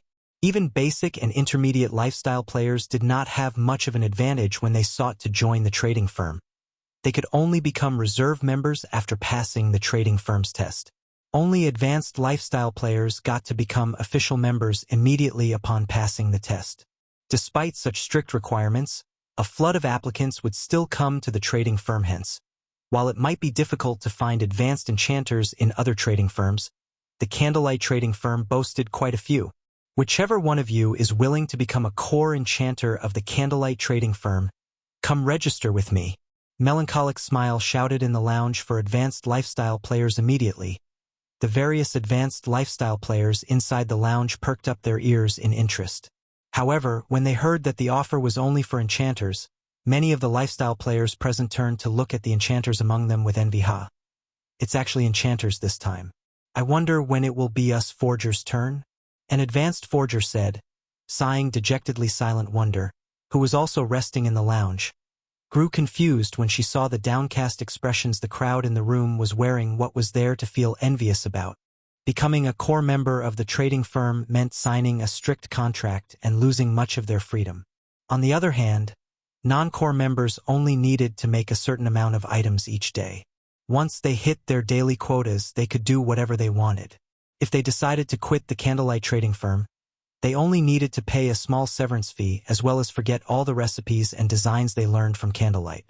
As for core members, if they wished to leave the trading firm, they had to not only pay a massive severance fee but also clear their masteries to 0 and forget all the recipes they had learned before.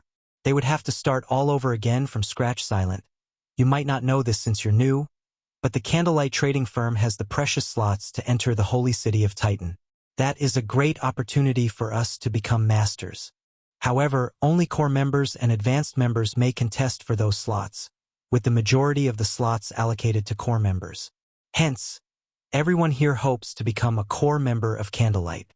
Unfortunately, that depends heavily on luck. The female alchemist seated beside Silent Wonder explained patiently when she saw the dazed look on Silent Wonder's face. Candlelight still has more holy city slots? Silent Wonder could not help but be surprised by this revelation. She had already gained an understanding regarding the holy city slots through the recent auction. She knew that the holy city could greatly help lifestyle players in reaching the master rank. However, she had thought that Candlelight had already sold all of the holy city slots it had during the previous auction. This revelation tempted Silent Wonder. However, when she remembered the words Shifeng had said to her before, she quickly dismissed the notion from her mind. She had very nearly reacted the way Shifeng had said she would. Inwardly, she thought to herself, with my abilities, I refuse to believe that I won't be able to earn a holy city slot myself. Just you wait. You will definitely be the one begging me to stay in Candlelight later on. Inside a special forging room on the Candlelight trading firm's 6th floor, 5 advanced alchemists followed Melancholic Smile into the room and immediately grew nervous. Seated before them was a legendary existence who was both the guild leader of Starmoon Kingdom's #1 guild, as well as the kingdom's #1 expert. IVE asked you to come here for a very simple reason. Learn this basic enchantment design. Afterwards, focus on making basic runestones. Don't worry about the materials. In addition, the one who manages to make the most runestones within a certain period will have a holy city slot with their name on it. Shifeng then placed the basic enchantment design he obtained from the Sea God's Temple on the table. The basic runestone was something none of the current major powers possessed. However, it was a common consumable in God's domain. Not only was it cheap, but its effects were prominent as well. As long as the Candlelight trading firm could produce it, there would be no need to fear a lack of demand for it. Currently, he had already spent most of the income from the Candlelight auction. Meanwhile, he needed a lot more money to develop his future city. Hence, he needed to plan for the future right away. Now that the Candlelight trading firm had obtained the 20 shops from the secret pavilion as well as the 2 golden shops mortgaged by Phoenix Rain, he definitely had a good opportunity to sell the basic runestones and increase Candlelight's fame in God's domain. Upon hearing Shifeng's words, the 5 advanced enchanters immediately grew excited at the opportunity to learn the design for such a precious item as well as the chance to visit Titan City. Without hesitation, the 5 players clicked to learn the design and promptly left the special forging room to research the production method of the basic runestone in the hopes of increasing their success rate. Meanwhile, after Melancholic Smile and the others left the room, Shifeng took out 30 level 45 fine gold weapons and 10 level 45 dark gold weapons. The tier 2 promotion quest was already a tough challenge in the first place. All the more the promotion quest for one of the 10 great Saint legacies. Even if he possessed frightening combat power, he still needed to further improve himself in order to be certain of completing his promotion. Hence, he naturally could not leave the Abyssal Blade sitting at level 40. After all, he had already reached level 50. A level 40 weapon was no longer suitable for him. Start devouring. Chapter 1277. Swords to Dust. Chapter 1277. Swords to Dust. Inside the quiet forging room, the entire space started trembling as soon as Shifeng had the Abyssal Blade devour the weapons on the table. His heart ached as he watched the top-tier weapons turn into dust one after another. Currently, level 45 weapons were extremely rare in God's domain. With many expert players only at level 41 or level 42, level 45 weapons were worth a lot of money. A level 45 fine gold weapon could easily sell for over 400 gold at the moment, just slightly cheaper than a level 40 dark gold weapon. As for level 45 dark gold weapons, even one with average attributes could sell for more than 1,000 gold. However, even at such a price, nobody was willing to sell these weapons yet. Now, Shifeng had sacrificed 30 fine gold weapons and 10 dark gold weapons. Their total value easily exceeded 20,000 gold. Even the upper echelons of super guilds would not dare to carry out such an extravagant upgrade. They would definitely choose to do so only after mainstream players had passed level 45. However, Shifeng could not care less right now. His tier 2 promotion was of utmost importance. Just challenging the promotion quest once would already cost him 188 mana stones and 10,000 gold. With the funds Zero Wing currently had, he could not afford to fail. When the Abyssal Blade was done devouring the essence of the weapons, Shifeng felt an unprecedented pressure descend on him, preventing him from moving at all. Meanwhile, the space around the newly transformed Abyssal Blade also began to crack, as if the surrounding space couldn't support the Abyssal Blade's existence. Roar. A dragon's roar resounded throughout the room. Immediately, the space inside the room disappeared into the void as darkness enveloped Shifeng's surroundings. Shortly after, streams of pitch-black smoke started flowing out from the dark void and into the Abyssal Blade. Then, as if the black dragon carved onto the hilt of the sword had gained life, the carving actually climbed up the blade, leaving blood-red runes in its wake. Once the entire blade of the sword was covered in runes, the miniature black dragon returned to its original position at the hilt and stopped moving. Although the surrounding space had also calmed down, the Abyssal Blade, which was hovering before Shifeng, had an extraordinarily evil presence. The entire sword emitted a faint, black fog. The runes shone with a bloody radiance as well, lending the weapon an extra hint of eeriness. The Abyssal Blade really is getting increasingly dangerous.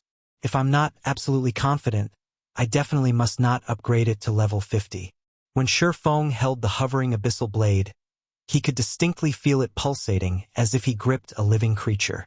He could not help but shudder at this sensation. Level 50 was a major turning point.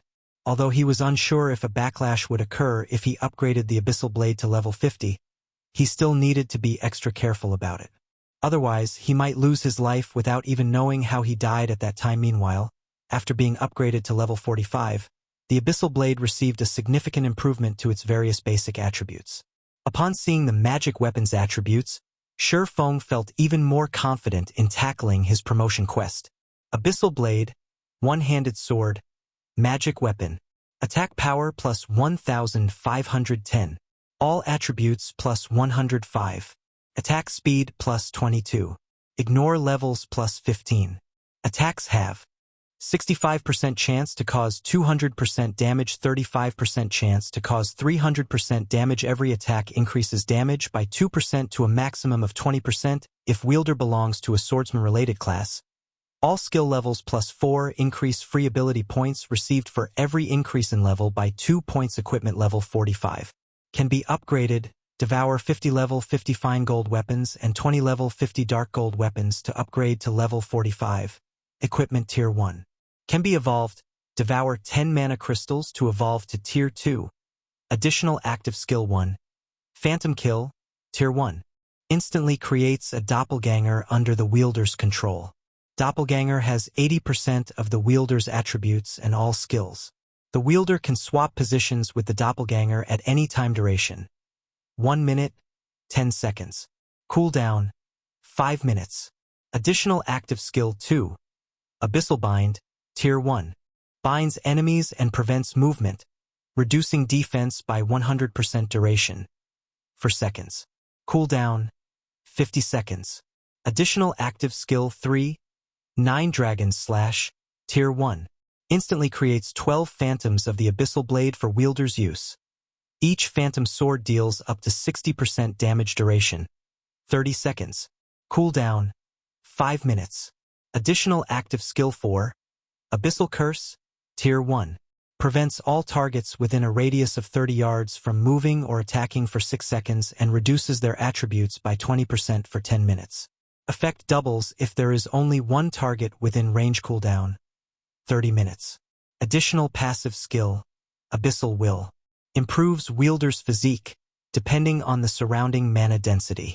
The higher the surrounding mana density, the greater the improvement provided. Additional profound inheritance. Black Emperor, Tier 1. When activated, every critical hit will accumulate 1 stack of Death Aura.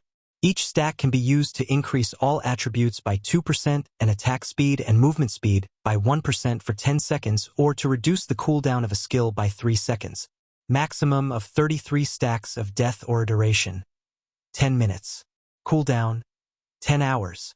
The famed Smith Alices personally created the Abyssal Blade using the Black Dragon King's fangs as material. It is one of 36 famed swords, ranking 31st. However, the Black Dragon King himself has cursed this sword. Beyond the immense strength the blade offers, the wielder must face a backlash after a certain amount of time. However, after Jack had remodeled the Abyssal Blade with a star crystal, the strength of the backlash has been reduced greatly. If the wielder is unable to suppress the backlash, the wielder will receive the Black Dragon King's curse, permanently reducing all attributes by 50%. Unable to be dropped, unable to be traded, unable to be destroyed. Its basic attributes sure have increased significantly. Just its attack power can already rival that of an epic two-handed weapon. Its heavy weight is also amazing. Shifeng was inwardly astonished as he casually swung the Abyssal Blade a few times compared to a lightweight one-handed sword like Killing Ray. Shifeng personally preferred one-handed swords that were heavy in his previous battles. Due to his constantly rising level, he had gradually relied more on Killing Ray, which dealt more damage. As a result, he had mostly kept the Abyssal Blade, which had a higher compatibility with him, on reserve. Now that the Abyssal Blade had risen to level 45, he could now use it as his main weapon again, following which, Shifeng went to his warehouse and stored some items that he would not need for the promotion quest, clearing out the clutter in his bag. At the same time, He also retrieved some magic scrolls and necessary potions from the guild warehouse. After that, he hurried to the library. On his way to the library, Shifeng suddenly received a call from Aqua Rose Guild leader. Quickly take a look at the official forums. Something big has happened over at Star Moon City. Aqua Rose said urgently.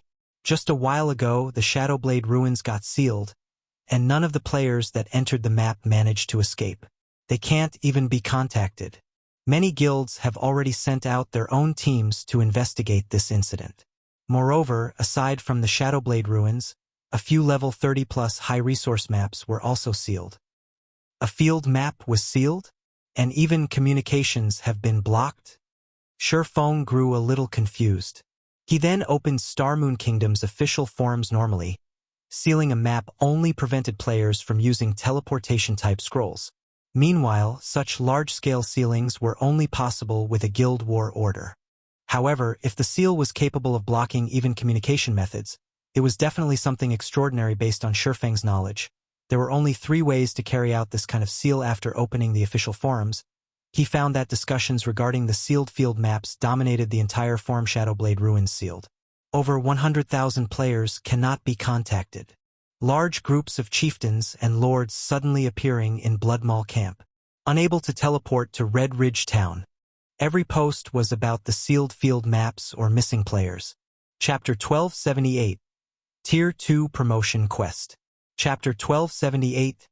Tier 2 Promotion Quest. This seems like a good opportunity. Shifeng's lips hooked up after he finished reading through the related posts on the forum. An opportunity? Aqua Rose looked at Shifeng in the screen in confusion. Currently, the entire Star Moon City had already fallen into turmoil, with many large guilds wrestling with this matter. After all, nobody was sure whether this weird phenomenon would spread to the surrounding areas. If it did, Stone Forest Town might even get dragged into the mess. That's right. This is a good opportunity. An opportunity to upgrade White River City, Shifeng said. Smiling NPC cities did not remain static. They could similarly be upgraded. However, this depended on the population and standard of the players residing in the city. Star Moon Kingdom had only so many players. Meanwhile, Star Moon City was generally a player's first choice when choosing a city to develop themselves in. Hence, despite White River City's various advantages, it just barely surpassed Star Moon City to become the most populous NPC city in the kingdom. As for the other NPC cities within the kingdom, the player population there would mostly remain constant for the foreseeable future. It would be very difficult to attract players from other cities and countries to migrate to White River City. After all, everyone had long since familiarized themselves with the towns and cities they started in. Now that a problem had occurred at Star Moon City, if this problem continued festering, many players would no doubt consider developing elsewhere. If they could lure these players to White River City, they might be able to upgrade White River City. Upgrading an NPC city brought with it many benefits. One such example was the flying transportation feature, which enabled players to gain additional leveling spots. In White River City's case, the additional leveling spot was the Eclipse Gate. Not only did the Eclipse Gate have plenty of advanced and military quests, but the leveling speed and resources available there were also extraordinary. Moreover, the Eclipse Gate was a level 40 to level 70 leveling spot. If White River City could activate the flying transportation feature, the leveling speed of Zero Wings members would undoubtedly increase. They could also start collecting the energy essence required to nurture their guild mounts. Upgrade the city? Aqua Rose could not help but grow excited. She understood, more or less, the ramifications of upgrading NPC cities. If they could upgrade White River City, not only would it allow Zero Wings members to accelerate their leveling speed, but it would also lure more players from other cities to develop in White River City. This situation would greatly benefit both the guilds and trading firms. Development immediately announced to the public that we are recruiting members. Also, during this time, discount all daily consumable items sold at White River City's Candlelight Trading Firm by 20%. Shifeng instructed regeneration and mana recovery potions were a must for all players that wanted to level up in the fields. Certain magic scrolls were also necessary, as these items could save one's life during a crucial moment. However, purchasing these consumable items was a large expenditure normally. Offering discounts on such items would have minimal effect in luring players to White River City. Now, however, it would definitely yield excellent results. After all, it was now extremely dangerous to go out and level up at Star Moon City. After considering safety, as well as the reduced cost of consumables, players of Star Moon City would naturally choose to develop in White River City a 20% discount. Guild leader, isn't this a little too much? Aqua Rose frowned. Basic consumable items were originally fiercely competitive and had a small profit margin. If they sold them at a discounted price now, they would only break even. Relax. We'll earn it back sooner or later, Shifeng laughed. He understood Aqua Rose's worries, however. She did not know what kind of effects would accrue with White River City's upgrade, compared to the benefits they could gain when White River City was upgraded. A small loss like this was not worth mentioning whatsoever. Understood. I'll get it done right away. Aqua Rose could not help but sigh. Most likely, only Shifeng would be crazy enough to use his own guild's money to spur the upgrade of a city following which, many posts relating to Zero Wing's recruitment appeared on Star Moon Kingdom's official forums. At the same time, everyone also discovered a shocking matter. White River City's candlelight trading firm was actually selling daily consumables at a 20% discount. Crap. This is insane. With this 20% discount, I'll be able to save up enough money to get a mount much more quickly. A 20% discount? If this is true, developing at White River City might not be a bad idea. Previously, the players of Star Moon Kingdom kept discussing the sealed maps. Now, however, these players all talked about Zero Wing instead. Many independent players also showed great interest in the 20% discount on daily consumables. Damn this Zero Wing. They're actually using this opportunity to poach our population. Singular Burial gnashed his teeth in anger when he browsed the various discussion threads on the official forums. However, he very quickly calmed down. Sneering, he said, I'll let you all feel joyful for now. When the time comes, both Stone Forest Town and White River City will become mine. Currently, the various large guilds still did not know that Abandoned Wave was slaughtering the players inside the sealed maps. Meanwhile, the evil beasts and monsters under Abandoned Wave's command were also growing at a rapid pace. As long as they managed to wipe out the players inside these maps and were further trained for a certain period, Stone Forest Town would eventually change ownership. Guild leader, are we just going to let them continue poaching the players here? Daybreak Fog asked. Of course not. Chuckling, Singular Burial said, since everyone feels that Star Moon City is in chaos, we can't let White River City remain peaceful, either. Immediately notify all the Dark Guilds. Tell them to stop killing players around Stone Forest Town and shift to White River City, instead. They can kill however many players they want. Just make sure to make a mess over at White River City. I want to see just how long Zero Wing can continue poaching players. Understood. Daybreak Fog then bowed and left the room. White River City's library. As soon as Shifeng stepped into the Star Moon Hall, he immediately felt as if he had stepped into a muddy swamp, his movements becoming extremely sluggish. Charlene's gaze shifted from her book to Shifeng. Smiling, she said, it seems you've made quite a lot of preparations. Have you decided to challenge your promotion? Shifeng then took out 188 mana stones and 10,000 gold from his bag. Seeing this, Charlene waved her hand. By the time Shifeng reacted, the mana stones and the bag of 10,000 gold in his hands had already disappeared, reappearing in Charlene's hands. Instead, meanwhile, the sound of a system notification also entered Shifeng's ears. System. Congratulations, you have accepted the Blade Saint class's Tier 2 promotion quest. Alright, since you've already decided to take the challenge, I'll tell you some of the risks, Charlene said as she jiggled the bag of money in her hand a few times. Smiling, she continued, your promotion is somewhat special. If you fail, it won't be as simple as dying once.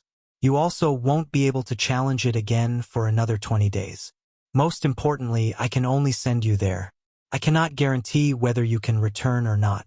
Charlene's words rendered Shifeng speechless. Something like this should have been explained before he accepted the quest. Yet Charlene actually did so only now, after he had accepted. I am helpless about this as well. After all, the location you are heading to is the former residence of a god. Due to the disturbance caused by the magic arrays there, return scrolls also cannot be used. This could also be considered a very normal situation. Charlene rolled her eyes at Shi Feng when she noticed the ugly look on his face. She then smiled and continued, "Right. I forgot to ask which place you wish to go. You have 3 options, each of which has its own difficulties. Hell, Azura, and God. Which one do you plan on choosing?" Upon hearing Charlene's words, Shi Feng was momentarily stunned. From what he remembered of the past, the difficulty options for promotion quests for Tier 2 and above were only normal, hard, and hell modes. There were no Azura and God modes. This was the same even for peak classes. As long as one was an expert player, they had a high chance of clearing a normal mode Tier 2 promotion quest as long as they had made sufficient preparations. However, even expert players would have trouble clearing hard mode. Needless to say, hell mode was even more difficult. Shi Feng had never heard of anyone in Starmoon Kingdom successfully conquering a hell mode Tier 2 promotion. Moreover, this was only in the case of ordinary classes. The promotion quests for hidden classes were far more challenging yet. Now, even the lowest grade was hell mode. Chapter 1279. Selecting Difficulty. Chapter 1279. Selecting Difficulty. Sure enough, the Blade Saint class's promotion quest is quite extraordinary. Shi Feng pondered his options. He had attempted his Hell Mode Tier 2 promotion in the past. After all, he had been one of Shadow's top-class experts. He had been very confident in his abilities back then. Moreover, to increase his chances of success, he had spent a lot of time collecting top-tier equipment. By the time he had challenged his Tier 2 promotion, even his most inferior piece of equipment had been level 50 fine gold rank. He had even worn 2 pieces of level 50 dark gold equipment. That wasn't an easy feat after all. After reaching level 50, players were lucky to get their hands on level 50 secret silver equipment. Much less level 50 fine gold and dark gold equipment. However, he hadn't expected his challenge's outcome. He hadn't even passed the starting area before failing, much less completing his promotion. The Hell Mode promotion quest's difficulty was simply inhuman in this life, though both his combat standards and his items were more powerful than they had been in the past. Hence, Shi Feng was confident in conquering Hell Mode. However, the same could not be said for Azura and God Mode. After all, he had only attempted Hell Mode before. He did not know how difficult these 2 modes were. Should I challenge God Mode? Shi Feng wondered. After all, he was already a Void Realm expert. He also possessed 2 fragmented legendary items and numerous epic items. He even dared to challenge legendary quests. A God Mode promotion quest should not be a problem. Charlene smiled as she watched Shi Feng and said, "You're considering challenging God Mode, right?" Shi Feng nodded. "Lady Charlene, may I know what my chances are of clearing God Mode?" Shi Feng tried asking. He was utterly unfamiliar with the God Mode difficulty, but that wasn't the case for an NPC like Charlene. She might be able to offer clues that would help him prepare for what was to come. "You really are brave. You dare ask if you have a chance of passing it." Charlene cast him an admiring look. Slowly, she said, "If you ask me, with your current power, you will die. It won't matter how many times you try. Just like its name suggests, God Mode is not a realm for mortals. This trial catered to the ancient gods. If you think that you can defeat a new god, you might have a chance of clearing God Mode." Defeat a new god? Shi Feng gasped. There were 2 types of gods in God's domain. The first was born naturally, while the second ascended to godhood of its own power. The majority of the gods in God's domain consisted of the latter. As for natural-born gods, they did not start out at Tier 6. They had to ascend from Tier 0. Only they would not encounter a bottleneck in their growth. Even if they did nothing but breathe, they would reach Tier 6 eventually. Moreover, even at Tier 0, natural-born gods had extraordinary combat power. In terms of life rating, natural-born gods were even superior to dragons. Not even a domain realm expert could stand against such an immensely powerful being, even if both had the same level, tier, and attributes. Fighting any Tier 6 god required at least a full party of Tier 6 players. Then what about Azura Mode? Shi Feng asked. Azura Mode? Charlene carefully evaluated Shi Feng. After pondering for some time, she said, "Azura Mode represents mortals' limits. Unfortunately, you still have some time before you reach that standard. However, you might have a fighting chance with such high-quality weapons and equipment. Unfortunately, that chance isn't very high. I'd say that you die 9 out of 10 attempts. In my opinion, you're better off challenging Hell Mode. The trials the ancient gods left behind are outstanding. Passing even the easiest trial is already an impressive feat, so 10%. Shi Feng smiled bitterly. He was 100% confident in clearing the Hell Mode promotional quest. Otherwise, he wouldn't have challenged his promotion quest so soon. However, he never imagined that there would be such a massive gap between Hell Mode and the other to consider this carefully. You know that the more difficult your quest is, the more severe the punishments for failure will be. Charlene somberly reminded Shi Feng. IV decided. I want to challenge Azura Mode. After weighing his options for some time, Shi Feng gave his answer. Developing in God's domain was akin to sailing against the current. If one were not moving forward, they would drift backward. He had already reached his limit. If he wished to improve, he needed to take risks. Challenging Hell Mode wasn't a risk. It wouldn't help him. But he couldn't choose God Mode either, as that was beyond a challenge. By choosing God Mode, he'd just be asking for a beating. If he cleared Azura Mode, he would be handsomely rewarded. The rewards would certainly boost his development.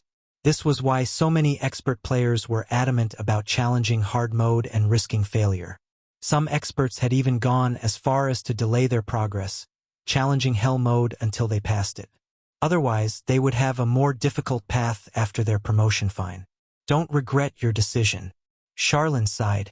She then used the mana stones to form a magic array. All 188 mana stones hovered in the air, creating an artificial starscape. However, while the scene was beautiful, the pressure the seven-colored magic array radiated was terrifying. Moreover, this pressure grew as time passed. As Charlene chanted her incantation's final verse, a black hole manifested in the middle of the hall. Arcs of silver lightning circled the black hole's edges, crackling. Suddenly, a pair of golden doors descended from the black hole. Although the doors were not particularly large, roughly 6 meters tall, they radiated powerful divine might, instantly rendering Shi Feng immobile. The floor started to crack beneath the doors as if it couldn't withstand the weight. The doors began to sink. Impossible. This is the library. Shi Feng was stunned. Powerful magic arrays strengthened the library. Even Tier 4 NPCs couldn't damage the building. Yet a pair of doors crushed the floor. It was clear that the floor wouldn't last long as it began to give out and crumble. Divine strengthening. Seeing this, Charlene quickly started to write divine runes. In the air, the divine runes merged with the ground, creating a magic array. Only after the magic array appeared did the doors stop sinking. The divine might filling the hall also weakened, allowing Shi Feng some freedom of movement. However, after summoning the golden doors, Charlene had significantly paled. Sweat beaded on her forehead. As Charlene had said, it was not easy to summon these doors. This task normally required 3 Tier 5 magical classes to accomplish. Once the doors stabilized, Charlene started chanting another incantation while she drew more divine runes. After writing over 100 lines, she opened her eyes. 2 golden magic arrays then surfaced from her eyes' space-time connection. Charlene sent 1 line of golden runes into the doors after another. After a minute, the doors finally started to open. Through the gap between them, Shi Feng could see a path through a silver vortex. The path itself radiated divine might, while the rest of the space was pitch black. He could not see the path's end. Shi Feng finally understood why Charlene had said that she could not guarantee his return once he entered the trial. Go quickly. I can't maintain it for long, Charlene hurriedly commanded. Her complexion was deathly pale, and sweat covered her face. Not daring to delay a moment longer, Shi Feng dashed into the silver vortex. Vanishing, Charlene slowly closed off the path. As she watched the golden doors fade, she whispered tiredly, I pray for your success.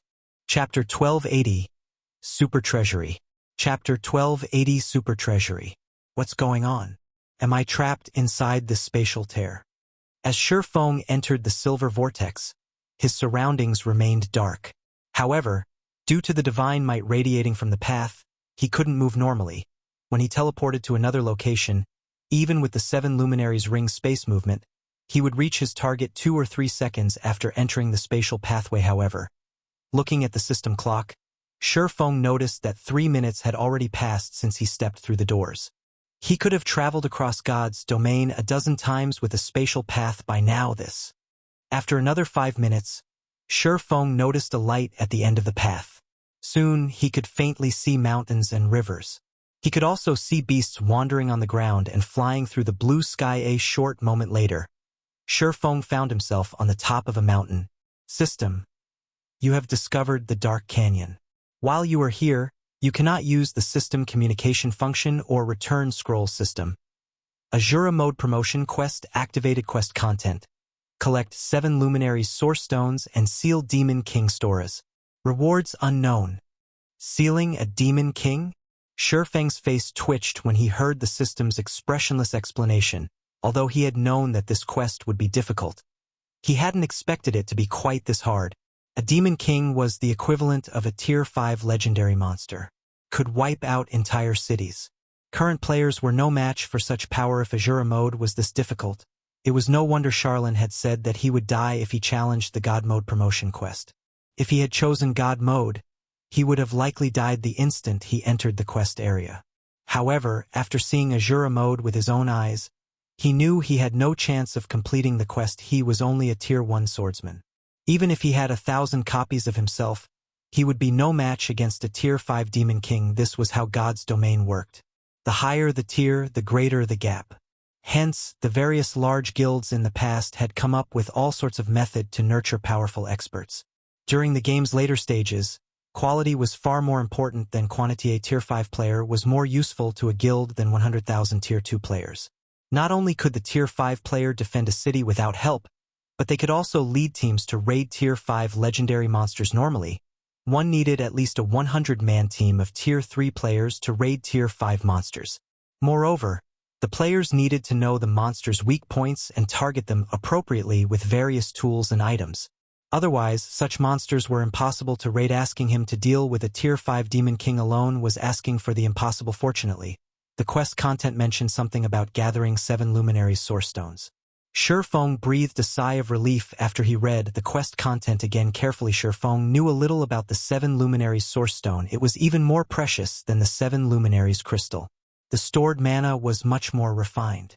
However, unlike the 7 Luminaries Crystal, which contained every type of elemental mana, the 7 Luminaries Source Stone was limited to one type. As a result, its usage was limited. It could only be used for special situations such as powering up certain sealing magic arrays. Since I've confirmed the quest contents, next up will be the search for the 7 Luminaries Source Stone. Shi Feng gazed down at the massive canyon below him. The canyon was poorly illuminated.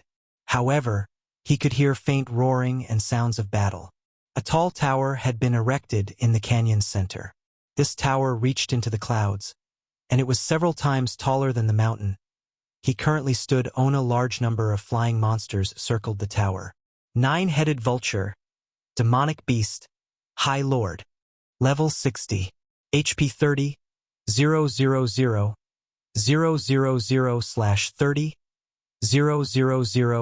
000/000. With so many 9-headed vultures circling the tower, it was impossible to approach the building from above. Since flying isn't possible, I'll have to head down the mountain and investigate the canyon. Shi Feng then activated Wind Rider and rapidly descended the mountain. The mountain path leading to the peak was very narrow. There were also plenty of powerful demonic beasts lying in wait, hoping to ambush unsuspecting prey. Seeing this, Shi Feng sighed in relief. Fortunately, he hadn't chosen to walk down the mountain path. Otherwise, he would have fallen into these demonic beasts' trap and died. After Shi Feng dove into the canyon's depths, silence and darkness wrapped around him. Although he hadn't seen it from the mountaintop, the darkness hid a large courtyard, in the heart of which stood the tower. From above, Shi Feng spotted all kinds of high-tiered demonic beasts roaming the courtyard. Some of these demonic beasts even fought each other for territory. As soon as Shi Feng entered the massive courtyard shrouded in darkness, he felt his body grow heavy. At the same time, Wind Rider's effect was forcefully removed, and he plummeted.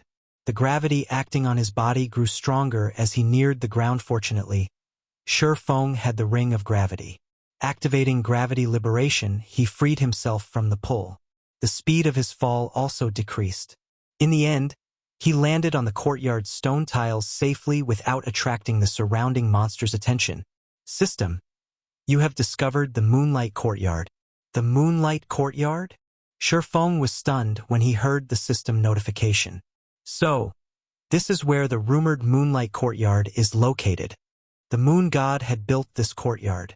The Moon God loved gardening, as well as alchemical and magic array research.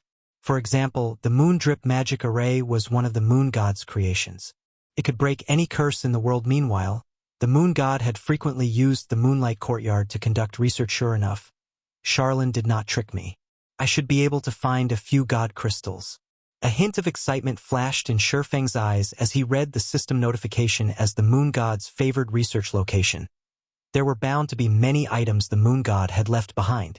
Regardless of how powerful these items were, they would contain divine power if the Moon God had used them frequently, and could be used in place of God crystals. In any case, he needed the God crystals to feed to the soul orb. If he came across a powerful treasure, he would reluctantly absorb it with the soul orb. Following which, Shifeng stealthily moved through the courtyard. There were plenty of powerful monsters in the courtyard, and even the weakest among them was a level 60 chieftain. To avoid trouble, Shifeng activated Omniscient Eyes to deal with his visibility problem, and an invisibility potion to remain undetected with his current strength. Shifeng had no problems against a level 60+ chieftain in a one-on-one fight. However, as soon as the battle began, the commotion would attract the attention of nearby monsters. If that happened, only death would await him.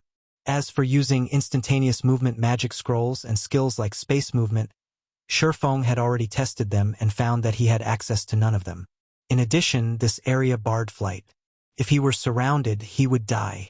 He needed to be very careful after wandering around the courtyard for over 2 hours.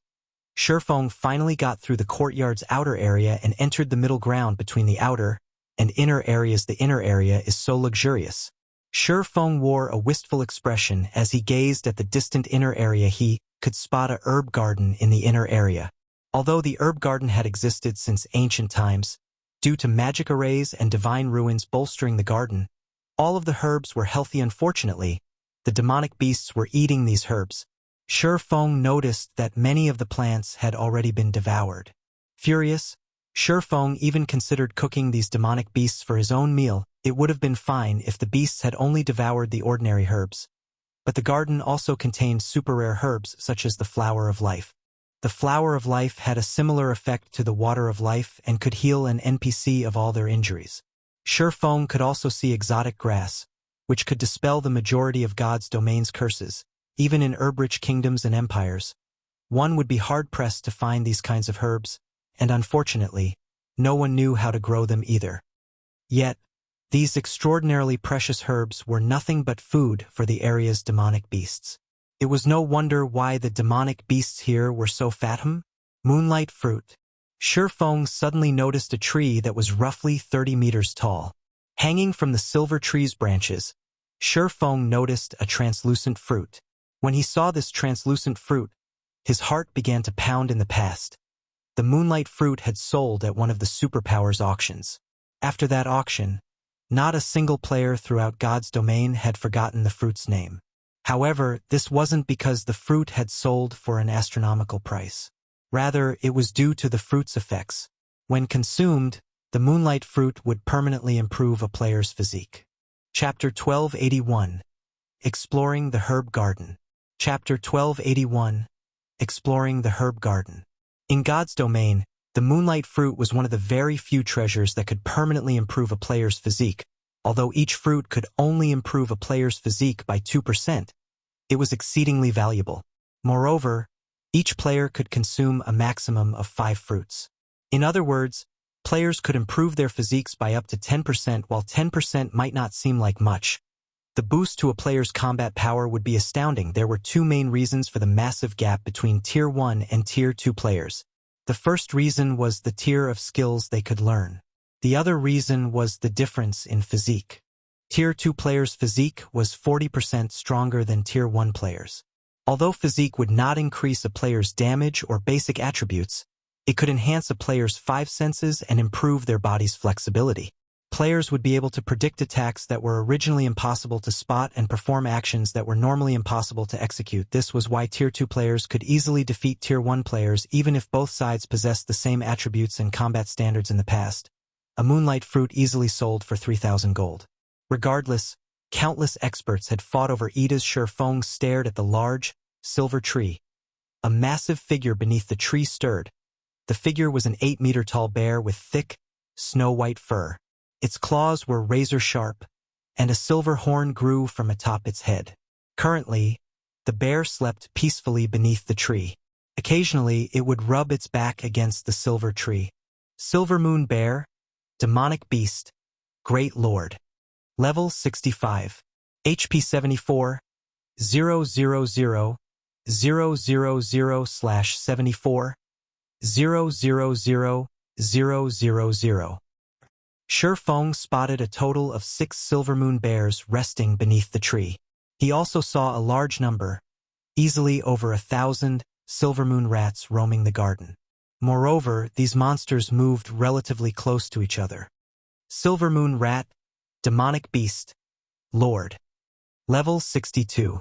HP 18, 000, 000/18, 000/000.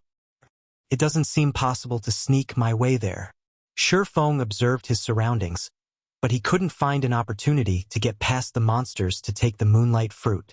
I guess that I'll have to clear out the area, taking the monsters down slowly. If I obtain the moonlight fruits, it'll help Fire Dance and the others get through their promotion quests. With Fire Dance and the other strength, they would likely clear their hard mode promotion quests.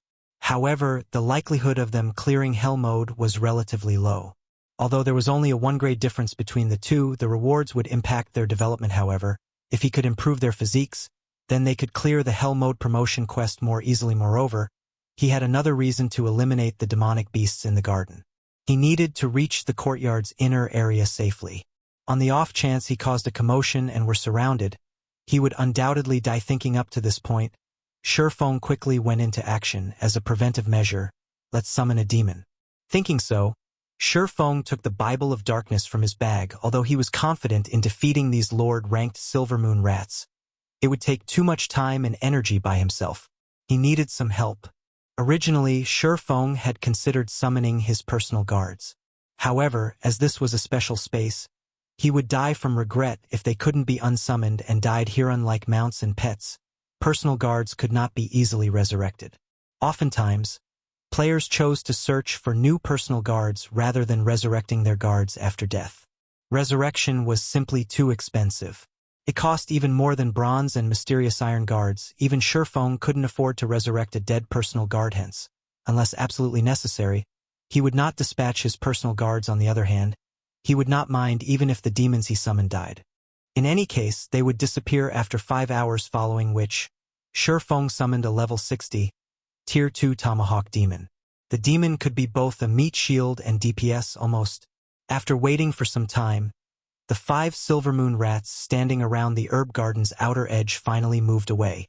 Immediately, Shifeng drank 2 bottles of Sea God's Blessing, increasing his basic attributes by 15% and all resistances by 150 points for 15 hours. Afterward, he activated an isolation scroll to reduce the chances of detection. He then executed void steps and quickly reached an ancient tree near the outer edge. With a light jump, he made it to the top of the tree, over 70 yards away from the 5 demonic beasts. At this distance, due to the isolation scroll, these level 62 demonic beasts couldn't detect Shifeng. As for the Tomahawk Demon, due to it being level 60, it would not be detected easily even if it stood only 60 yards away from the demonic beasts. When Shifeng noticed the Silver Moon rats turning around again, he took out Blazing Meteor and attacked a rock near the demonic beasts. The throwing weapon shattered the rock instantly. The scattered rubble just so happened to collide with one of the wandering Silver Moon rats. Although the rubble hadn't caused any damage, the Silver Moon rat was enraged. Looking around furiously, its round, beady eyes quickly locked onto the shattered rock. The rat then carefully walked over. Seeing one of its companions wander off, another nearby Silver Moon rat followed. Curiously, demonic beasts were slightly smarter than ordinary monsters. However, they had less intelligence than humanoid monsters. If something suddenly changed, they'd react instinctively. In the case of humanoid monsters, they'd likely gather a group of 5 or so before investigating the shattered rock. Shi Feng simply took advantage of this very quickly. The 2 Silvermoon rats arrived beside the shattered rock. As soon as they did, however, they sensed the Tomahawk Demon standing in the nearby tree-sensing outsiders. The 2 Silvermoon rats charged towards the Tomahawk Demon without hesitation. The other 3 Silvermoon rats were over 15 yards away, and they did not react at all as they continued their mindless wandering. They did not even notice that 2 of their companions had left them good. Shi Feng released a sigh of relief. He had only found this advantageous terrain after observing the herb garden for a long time. If he accidentally attracted all 5 Silvermoon rats, he would be finished. However, despite seeing the 2 demonic beasts inch closer, Shi Feng did not have the Tomahawk Demon attack them.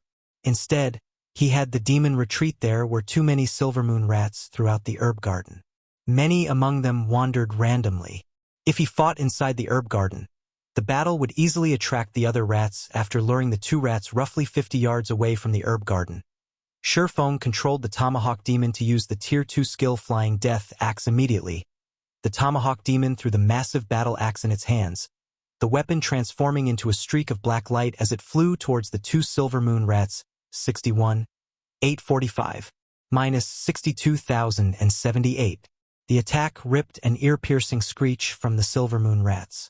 Their screeching could be heard clearly from 50 yards away. In a panic, Shi Feng turned his gaze back to the herb garden. Immediately, he noticed another Silvermoon rat charging out of the herb garden. Shi Feng suddenly felt a brewing headache. However, after another moment, no other rats charged out of the herb garden that was close. This chain reaction is dangerous. Fortunately, none of the other Silvermoon rats were alerted. Sighing, Shi Feng shifted his gaze back to the approaching Silvermoon rat. He decided to lure the 3 demonic beasts further away from the herb garden. Only after they were 100 yards away from the herb garden did Shi Feng allow the Tomahawk Demon to fight the demonic beasts again. Although the Tomahawk Demon only had 13 million HP, which was less than what the Silvermoon rats possessed in terms of combat techniques, the Tomahawk Demon was stronger than the demonic beasts. If the Tomahawk Demon focused on defense, it would take a long time for the 3 Silvermoon rats to kill it. After the Tomahawk Demon stabilized its aggro, Shi Feng used Skywheel Sword to seal the area, followed by Firestorm. The Raging Inferno immediately caused the 3 rats to screech in pain, their HPs falling by around 90,000 every second. Occasionally, they would even receive a frightening damage of around minus 180,000. By the time Firestorm ended, the Silvermoon rats had each lost over 700,000 HP. The Tomahawk Demon used the Tier 2 skill Demon's Voice, forcing every enemy to focus on the Tomahawk Demon. At the same time, the Tomahawk Demon's defense and attack speed increased by 40% for 30 seconds. With the Tomahawk Demon as an MT, Shi Feng activated Phantom Kill, 9 Dragon Slash, and the Ice Blue Devil Flame and launched a rampant assault. Both Shi Feng and his doppelganger dealt around minus 4,000 damage with their normal attacks, while their skills dealt anywhere from minus 10,000 to minus 20,000 damage. When the Tomahawk Demon was close to death, Shi Feng immediately switched to the Aura of Water and used Life Bloom on it, healing it back to full HP. After fighting for nearly 20 minutes, the 3 Silvermoon rats collapsed. However, aside from gaining some skill proficiency, Shi Feng did not receive any EXP from the demonic beasts. Suddenly, Shi Feng felt that the system was very black-hearted. He had just killed 3 level 60 lords. For crying out loud. In the outside world, it would take a party of level 60 players to take down such a monster. Yet the 3 lords' deaths hadn't yielded any EXP or equipment. Ha! Suddenly, Shi Feng noticed a translucent, nail-sized grain beside one of the Silvermoon rats. He picked it up and took a closer look. 7 Luminaries Shard. What? These monsters drop 7 Luminaries Shards. Shi Feng could not help his surprise as he stared at the translucent grain in his hand. Chapter 1282, Growth Type Set Equipment. Chapter 1282, Growth Type Set Equipment. As expected of a god's home, this place is even more amazing than the Tower of Time. Shi Feng shifted his gaze towards the demonic beasts in the herb garden As he held the seven luminaries shard tightly, the Tower of Time was one of the two most famous towers in the Twin Towers Kingdom, as it was an Azura mode regional dungeon. Although the dungeon was a similar rank to the Stoneclaw Mountains, there was a huge difference between the two. The Tower of Time's bosses dropped 7 luminaries crystals, however. The Moonlight Courtyard was even more astounding. He had a chance to obtain 7 luminaries shards by killing the numerous Silvermoon rats here on their own. 7 luminary shards weren't particularly useful. However, they could be sold to NPCs for a high price. NPC merchants would be more than willing to purchase each shard for 1 gold. However, players weren't likely to sell their 7 luminaries shards to NPCs. Players could synthesize 7 luminaries crystals from the shards. However, this task required a master alchemist at the very least. A master alchemist's synthesis success rate was roughly 30%. It was neither high nor low. Even independent players would attempt to synthesize their shards, rather than sell them after all. 7 luminaries crystals could upgrade a player's mind space. Nobody would foolishly sell such an important resource and give up on constructing their own private space for rest and entertainment. Thinking up to this point, Shifeng was suddenly motivated to wipe out the demonic beasts in the herb garden. He wouldn't find an opportunity like this elsewhere. Normally, one had to venture to extremely dangerous secret lands and kill the area's bosses to obtain 7 luminary shards or crystals. Now, however, he only needed to kill Tier 2 lords. This was like a bargain bin for 7 luminary shards. After a short rest, Shifeng began to lure the Silvermoon rats once again. His second attempt was much easier than his first. Moreover, he only lured 2 rats this time. Although he could take on 3 at once, fighting so many placed a heavy burden on the Tomahawk Demon. He needed to use Life Bloom constantly to keep the Tomahawk Demon alive by fighting 2 at a time. However, the Tomahawk Demon did not need to defend itself constantly and could launch counterattacks from time to time. This increased the total DPS. Shifeng attacked the Silvermoon rat's weak points relentlessly. Like before, he healed the Tomahawk Demon with Life Bloom when its HP was low. Like this, Shifeng cleared out wave after wave of Silvermoon rats. Each wave taking over a dozen minutes to defeat. Shifeng cleared out over 20 waves without rest. Although the repetition was boring, the more Shifeng fought, the more smoothly he defeated the Silvermoon rats as he became increasingly familiar with the demonic beast's attack patterns and weak points. As a result, he needed less time to defeat the rats each time he lured a wave over. Moreover, his harvest was considerable. After killing 47 Silvermoon rats, he had obtained 21 7 luminaries shards. The shard's drop rate was much higher than he had initially expected. Others' synthesis success rate was only 30%. However, Shifeng had the Philosopher's Stone.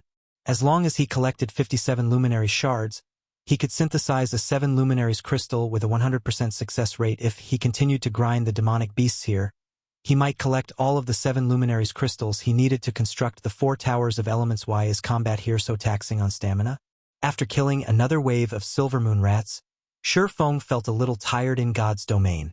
When a player's stamina had decreased to a certain point, they would start feeling tired, affecting their combat power. If they continued to consume stamina, their combat power would continuously decrease. By the time players exhausted their stamina, they would not be able to move a single finger. Hence, when players fought in the fields, they would take breaks after fighting for a certain time. One of the reasons for doing so was to maintain their strength. Another reason was to avoid having insufficient stamina should they encounter anything unexpected. Shifeng had considered this before he had started fighting. Hence, he had been using the basic Tyrant title. Not only did the title provide him with 30 fortitude, but it also increased his maximum stamina by 20%. Yet even after fighting around 24 battles, his stamina had fallen to a critical level. He hadn't expected his stamina consumption to be this high. IVE only killed 47 Silvermoon rats after such a long time. This promotion quest is extraordinarily difficult. After consuming a drop of life essence, Shifeng turned to the distant Silvermoon rats, a bitter smile appearing on his face. It seems I've miscalculated. Fortunately, the promotion quest doesn't have a time limit. It would take a long time just to clear a path to the courtyard's inner area, not to mention killing every demonic beast here. Thinking about time, Shifeng glanced at the system clock displaying the time in the real world. He felt that it should be about time to log out and rest. After all, he had been playing for quite some time. This would not benefit his real body. What's going on here? Shurfeng couldn't help his surprise when he saw the time after some quick calculations. It should be around 7:30 in the morning yet. The system clock told him that it wasn't even 6 a.m. In the real world, this can't be right. I remember entering this place at roughly 5 in the morning. I've been grinding the rats for 5 hours now, so 2.5 hours should have passed in the real world. Even if my calculations are slightly off, it should still be past 7 o'clock. Shurfeng muttered in confusion, following which, Shurfeng looked at the system clock displaying the in-game time. As he thought, he had been grinding for over 5 hours. Could the flow of time here be different from God's domain? Shurfeng suddenly thought of a possibility. In fact, this wasn't something new in the game, although rare. When one entered certain secret lands, the flow of time was different, following which, Shurfeng started comparing the time flow in the Dark Canyon and the real world. The moment he did, however, he was shocked. Time in the Dark Canyon flowed 10 times faster than in the real world. Shurfeng was stunned. After all, he had only ever heard about a 1:10 time dilation in the past. He had never experienced it before. The greatest time dilation he had experienced was a 1:6 ratio. 1 hour in the real world had been 6 hours in the game. On the continent of God's domain, the time dilation was only double that in the real world. Now, however, he experienced a 1:10 time dilation. Shurfeng finally understood why. After coming here, the system prevented access to the communication system and returned scrolls. Contacting the outside world while experiencing such a high time dilation would be an impressive feat. This is wonderful. I won't have to worry about spending too much time in here. Shurfeng was ecstatic, however. Although he was not in a hurry, he couldn't spend too much time on his promotion quest. After all, the contest on Thunder Island was rapidly approaching. He needed to prepare. He also needed to search for sufficiently powerful mysterious flames to extend the time he had left before he became a puppet. After Shurfeng rested, he grinded the Silvermoon rats once again with the life essence's stamina recovery. His stamina consumption rate decreased to 1/3 of its original. He could now fight for much longer while he fought the Silvermoon rats. Shurfeng summoned his second Tier 2 demon, Hidden Thorn Demon. This type of demon was similar to an assassin. It possessed explosive power and control capabilities. This made killing the Silvermoon rats much easier for Shurfeng. Now, he could defeat 2 Silvermoon rats in 8 minutes. As Shurfeng grinded Silvermoon rats, he also discovered that, aside from dropping 7 luminary shards, the Silvermoon rats dropped equipment, though at a very low probability. However, the low drop rate was justified as the demonic beasts dropped growth-type set equipment for level 50 to level 60 players. The set equipment could be upgraded from bronze to dark gold rank. These items were far more valuable than ordinary level 60 dark gold set equipment. The Silvermoon rats dropped 2 variants of growth-type set equipment.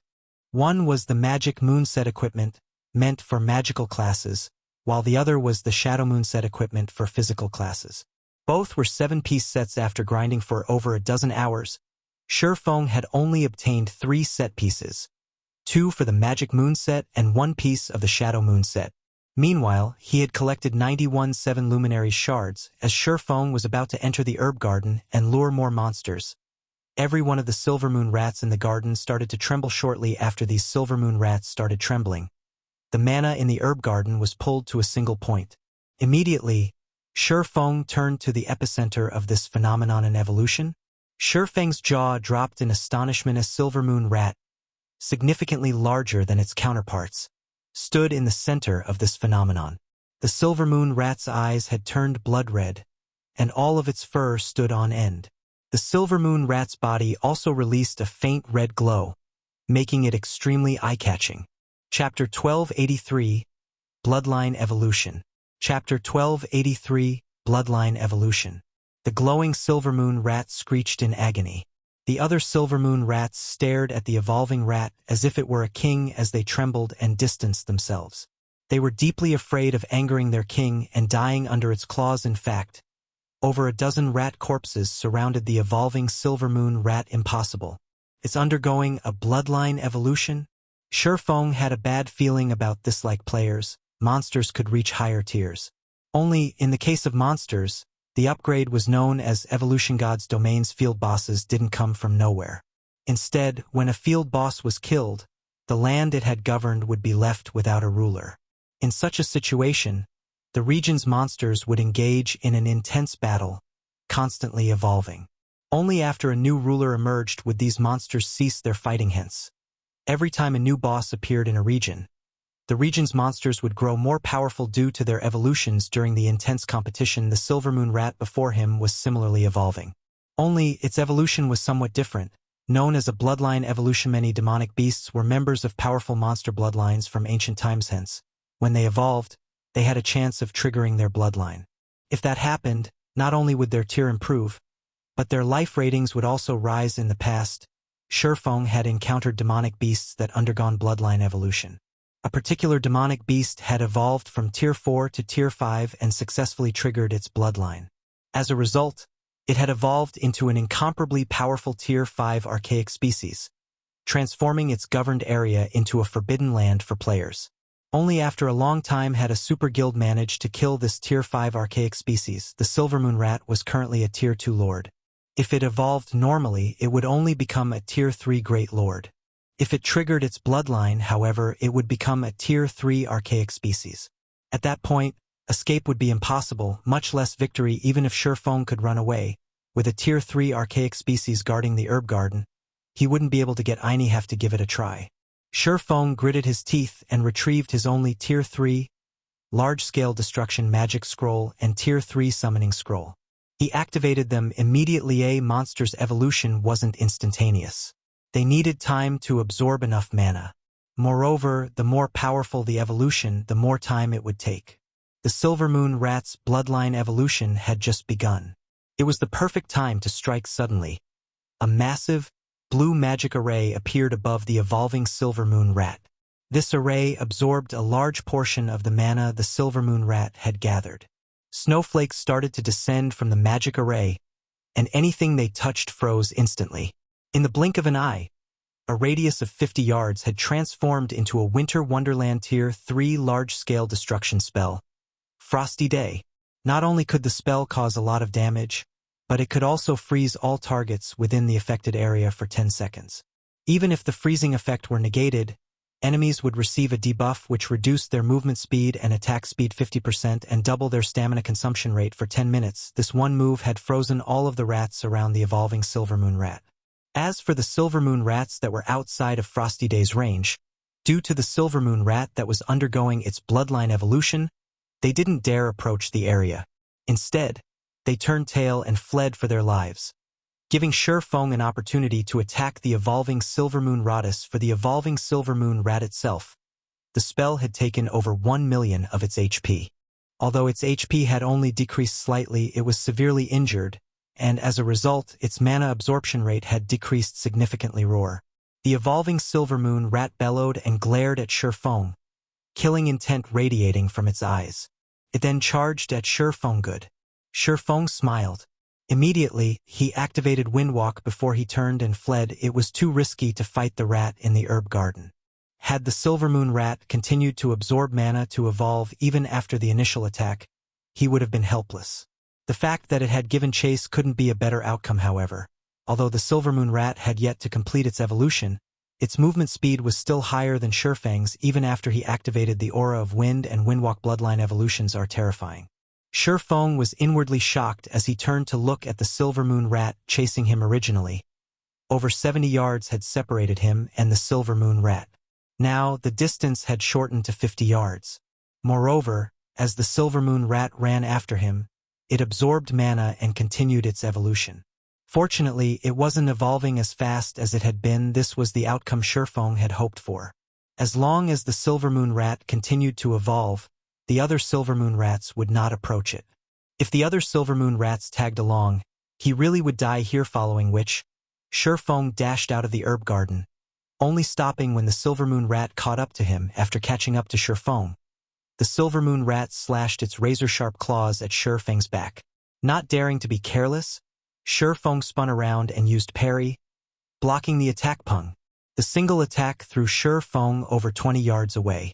Although Shifeng had been sent flying because he had used the impact to put some distance between him and his adversary, the fact that he had been thrown so far told him that the Shadowmoon rat now had the strength of a level 62 Great Lord. Shifeng refused to imagine how terrifying the Silvermoon rat's strength and speed would be once it completed its evolution. This should be far enough. Shifeng glanced at the distant herb garden. He then controlled his Tier 3 summon creature, and 2 Tier 2 demons to attack the Silver Moon Rat Dragon Breath. Suddenly, a beam of white light shot towards the Silver Moon Rat. Seeing this, the Silver Moon Rat revealed a human-like sneer. Turned sharply, dodging Dragon Breath. Its intellect has improved by so much. Shi Feng frowned. Although a bloodline evolution would improve a demonic beast's intellect, he hadn't expected this level of intelligence from the Silver Moon Rat. The Silver Moon Rat's combat standards already rivaled that of an elite player as the Silver Moon Rat gleefully charged at Shi Feng. The 2 Tier 2 demons had circled to its sides, and each launched an attack at its blind spots. Arrogance flashed in the Silver Moon Rat's beady eyes. It then backflipped, dodging the demon's attacks. The outcome didn't particularly surprise Shi Feng as he maintained a calm expression. Meanwhile, the Silver Moon Rat, which was still in the midst its backflip, discovered an 8-meter-tall, level 65, Tier 3 Shadow Lion behind it. The Shadow Lion brandished its claws at the rat. Boom. The lion slapped the Silver Moon Rat to the ground, the impact ripping an agonized screech from the demonic beast. Its HP decreased by over 700,000. This move was none other than the Shadow Lion's Tier 3 skill. Shadow Assault. This move was similar to the combination of the Assassin class's Shadow Steps and Ambush. Moreover, it was an AoE attack, so it was impossible to dodge at a close range. By using Dragon Breath, Shi Feng had determined the Silver Moon Rat's combat standards.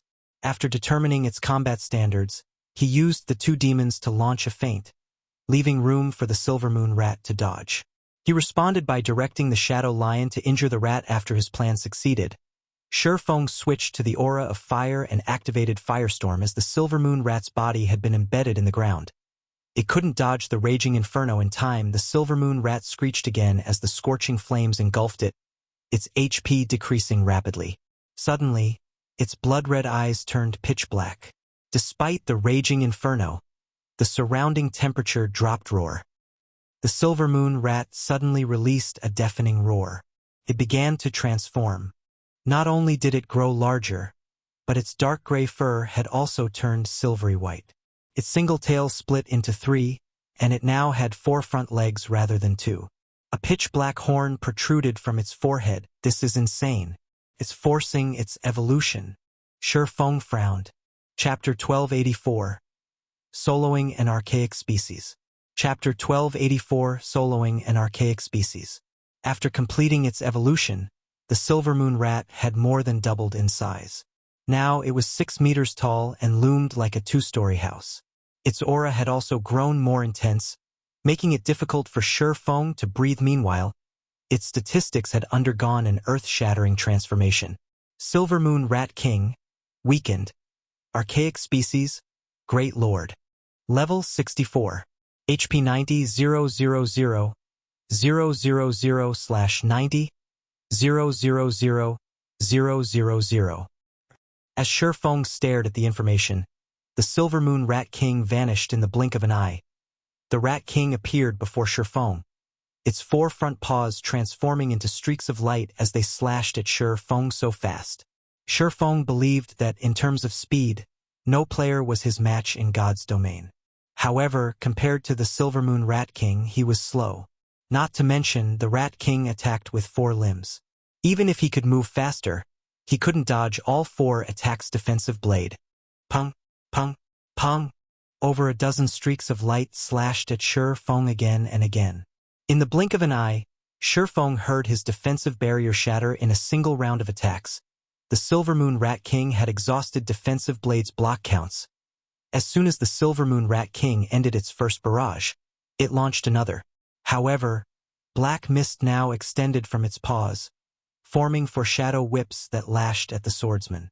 As if the Rat King were an expert with the weapon, the 4 shadow whips sealed off every one of Shi Feng's paths of retreat, preventing him from dodging the attacks. It clearly forced its evolution, but why has its intellect improved by so much? Shi Feng's expression darkened when he saw the 4 incoming whips. If a monster tried to force its evolution, not only would it receive a backlash, but it would also suffer a weakened state for some time, their attributes decreasing significantly in all aspects. Naturally, its intellect would be affected. Only after its weakened state faded would it recover to its peak. Although Shi Feng's exchange with the Silver Moon Rat King had been brief, He could tell that the Rat King had the combat standards of a player that had reached the Trial Tower's 4th floor. Shi Feng found this truly inconceivable. If the Silver Moon Rat King had evolved normally, what kind of combat standards would it have had? The Trial Tower's 5th floor? Or the 6th floor? With such high attributes and superb combat standards, the Silver Moon Rat King would be an utter nightmare. Not even an entire team of experts would be a match for the Silver Moon Rat King, much less a 100-man team of level 60 Tier 2 players. It was much different than the Tier 5 archaic species Shi Feng had faced in the past. Due to the lack of weaknesses, players had been forced to take the Tier 5 archaic species head-on. In the end, the Tier 5 archaic species had only died after a super guild had dispatched a team led by a Tier 6 god-ranked player against the Silver Moon Rat King's skill attack. Shi Feng activated Divine Steps without hesitation immediately. 10 doppelgangers appeared around him the instant the shadow whips descended.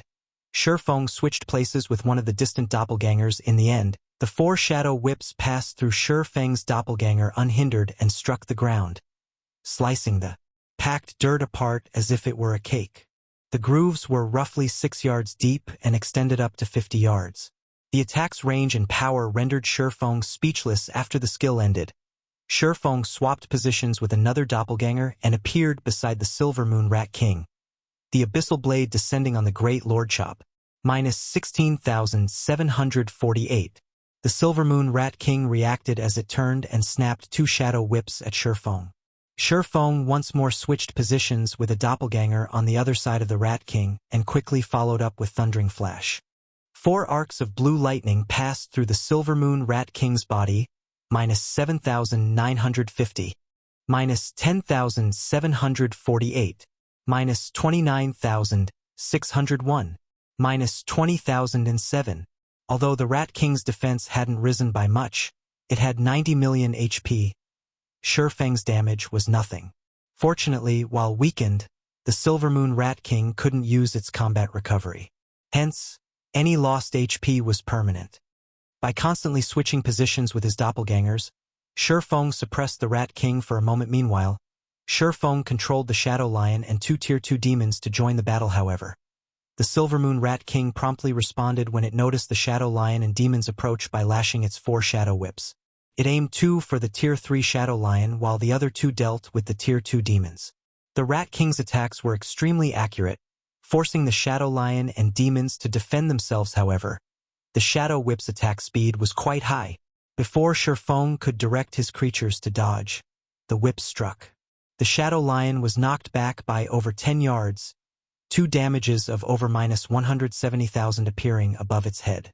Each of the Tier 2 demons had lost over 300,000 HP and been thrown over 30 yards. What high strength! Shi Feng was surprised the Silver Moon Rat King's strength could rival a Grand Lord of the same level. Fortunately, he had avoided the Rat King's attacks, using Divine Steps to defend himself. Otherwise, if he had failed to block the 4 shadow whips and were struck, he would have died instantly. Even if he blocked all 4 whips, he would have very little HP remaining. Once Shi Feng understood how powerful the Silver Moon Rat King was, he changed his attack methods now. Instead of issuing the Shadow Lion vague commands, he chose to control it himself.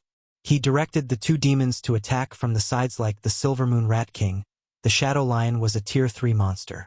Although the Shadow Lion's strength was no match for the Silver Moon Rat King, its speed should be on par. With Shi Feng's control, it would not be difficult to block the Rat King's attacks with the Shadow Lion. After all, the Silver Moon Rat King only had combat standards at the Trial Tower's 4th floor to ordinary and elite players. This combat standard might be considered very high. To him, however, it was not even passable. Even if he had to split his attention between controlling his body and the Shadow Lion, he could exhibit combat standards at the half-step refinement realm with the Shadow Lion. Once the Shadow Lion was under Shi Feng's complete control, it easily dodged 3 of the Silver Moon Rat King's shadow whips. The Shadow Lion countered the last whip with a swipe of its claws, negating the attack. It then used its other paw to cast the Tier 2 skill, Shadow Claw, raking 4 bloody slashes across the Silver Moon Rat King's face. The impact slammed the Rat King's head into the ground. 438. 749. The Shadow Lion's attack dazed the Silver Moon Rat King. The rat stared at the lion in confusion. It had sent the stupid lion flying earlier, Yet now the beast had dodged its attacks and slashed its face. The Silver Moon Rat King pushed Shifeng to the back of its mind and focused its attention on the monstrous cat, lashing one whip after another at the Shadow Lion. Against this furious assault, Shifeng directed the lion to defend itself. Although the Shadow Lion couldn't damage the Rat King, Shifeng and his two demons could attack the Great Lord from its blind spots, taking tens of thousands of the Rat King's HP every now and then. For a time, they fought a battle of attrition. The Silver Moon Rat King's HP decreased slowly. Only after a long time did its HP fall by 1%. As for the Shadow Lion, it lost HP at roughly the same rate. Thank goodness for its weakened state. After getting a general grasp of the situation, Shifeng breathed a sigh of relief. If the battle continued like this, he could kill the Silver Moon Rat King before the Shadow Lion's duration ran out. If the Silver Moon Rat King weren't in a weakened state, however, he wouldn't be able to kill it, even if he had days, due to its battle recovery. In fact, the reason that most experts in God's domain couldn't solo powerful bosses wasn't due to weak combat standards. Rather, they couldn't deal enough damage to overcome the boss's battle recovery without battle recovery. The Silver Moon Rat King's HP steadily decreased 95%, 90%, 80%. After fighting for nearly an hour, the Silver Moon Rat King's HP finally fell to 10%. Fortunately, the Shadow Lion still had 60% of its HP. Throughout the battle, whenever the Shadow Lion's HP fell to a critical level, Shifeng had cast Life Bloom on it. As a result, the Silver Moon Rat King watched helplessly as the Shadow Lion recovered to full HP. The Silver Moon Rat King finally went berserk. Black magic arrays suddenly appeared before its four paws, rampantly gathering the surrounding mana. The Rat King then slammed its paws on the ground, and streaks of black light shot from the ground in a 100-yard radius. When the Tier 2 Tomahawk Demon accidentally stumbled into one of the streaks of light, it instantly lost over 600,000 HP. As the seconds ticked by, more streaks of light broke through the dirt as this attack continued. Even Shifeng had no choice but to use Defensive Blade and Absolute Defense to defend himself. By the time these streaks of black light finally stopped, the two Tier 2 demons had less than 30% of their HP remaining. As for the Shadow Lion, it only had 40% HP remaining. As expected, an archaic species won't go down so easily after all. Even in a weakened state, this skill is more than enough to annihilate an expert team multiple times. Shifeng was greatly shocked as he stared at the exhausted Silver Moon Rat King. If the Rat King were at its peak, only death would await him. There was no other outcome. After all, despite the Rat King's current weakened state, Shifeng hadn't found a single weakness. If he wanted to defeat it, he had to face it head-on. If the Rat King were at its peak, he wouldn't have any hope of victory without several Tier 3 tanks or summoning scrolls, and an intermediate magic array to suppress the demonic beast. The Silver Moon Rat King was exhausted after using such a powerful skill. Couldn't even move a muscle. Seeing this, Shifeng activated Heavenly Dragon's power, Phantom Kill, and 9 Dragon Slash and started a merciless assault. If he waited for the Silver Moon Rat King to recover and use that powerful AoE skill again, he would die. 9%, 7%, 5%, 1%. When the Silver Moon Rat King only had around 100,000 HP remaining, Shifeng activated Divine Providence and Flame Burst in the blink of an eye. The Silver Moon Rat King's HP hit rock bottom, its body collapsing to the ground. Success. Finally, Shifeng fell flat on his back in exhaustion. Taking one deep breath after another, he had focused on controlling the Shadow Lion while assisting the battle from the side. The fight had been both mentally and physically exhausting. Had the battle gone on any longer, Shifeng might have collapsed before killing the Silver Moon Rat King. Suddenly, Shifeng realized that his previously stagnant experience bar, which hadn't moved when he killed the other Shadow Moon Rats, was rising. Moreover, it rose at a rate visible to the naked eye. 10%, 20%, 30%. Only after reaching 69% of level 50 did his experience bar finally stop. Meanwhile, upon its death, the Silver Moon Rat King had dropped a mound of shiny items. Chapter 1285. Upgrading the Demonic Tiger. Chapter 1285. Upgrading the Demonic Tiger. The Silver Moon Rat King's loot was astounding. It had even dropped 16 luminary shards. It had also dropped 5 pieces of equipment. The magic moon robes, the most important part of the magic moon set equipment, lay among them. There were also 2 pieces of the Shadow Moon set equipment, the chest piece and bracers. If he could complete the 7-piece sets, they would be the best set equipment available in God's domain right now. Besides that, the Silver Moon Rat King had dropped the level 60 Fine Gold Moonlight Shield and level 50 Dark Gold Necklace. Shadow Talisman. Any of the various large guilds would drool over the items. Quite a few tools had dropped as well. These tools included a Tier 3 Domain Scroll and Tier 3 Defensive Scroll. Shurfeng considered these items compensation for the Tier 3 Large-Scale Destruction Magic Scroll and Summoning Scroll he had used. Shurfeng had also obtained 7 Tier 3 Attribute Gemstones. What's this? Shurfeng had thought that he had collected all of the loot, but he suddenly noticed a nearly transparent stone beside the Silver Moon Rat King's corpse. Although this stone rested there quietly, the surrounding mana surged towards it. Curious, Shurfeng picked up the stone and examined it. However, he discovered that he couldn't see its information. This left him with no choice but to use Omniscient Eyes. I struck gold this time. After the 10-second appraisal process completed, Shurfeng revealed an excited expression as he read the item's description. Bloodline Essence. Dark Gold Rank Item. This item contains a trace of a ferocious beast's bloodline. It can give a mount a trace of the ferocious beast's bloodline. Although specific items could upgrade guild mounts, there were very few items in God's domain that could upgrade a mount's strength. A mount's strength was not static. Could be improved. However, upgrading a mount was far more difficult than nurturing personal guard. Shurfeng had never thought he would be so lucky as to obtain a dark gold strengthening tool for mounts. Although his demonic flame tiger was a dark gold mount, it was only as strong as a chieftain of the same level. It was not even a match for a Tier 2 lord. Against experts of his level, the demonic flame tiger wouldn't be of much use.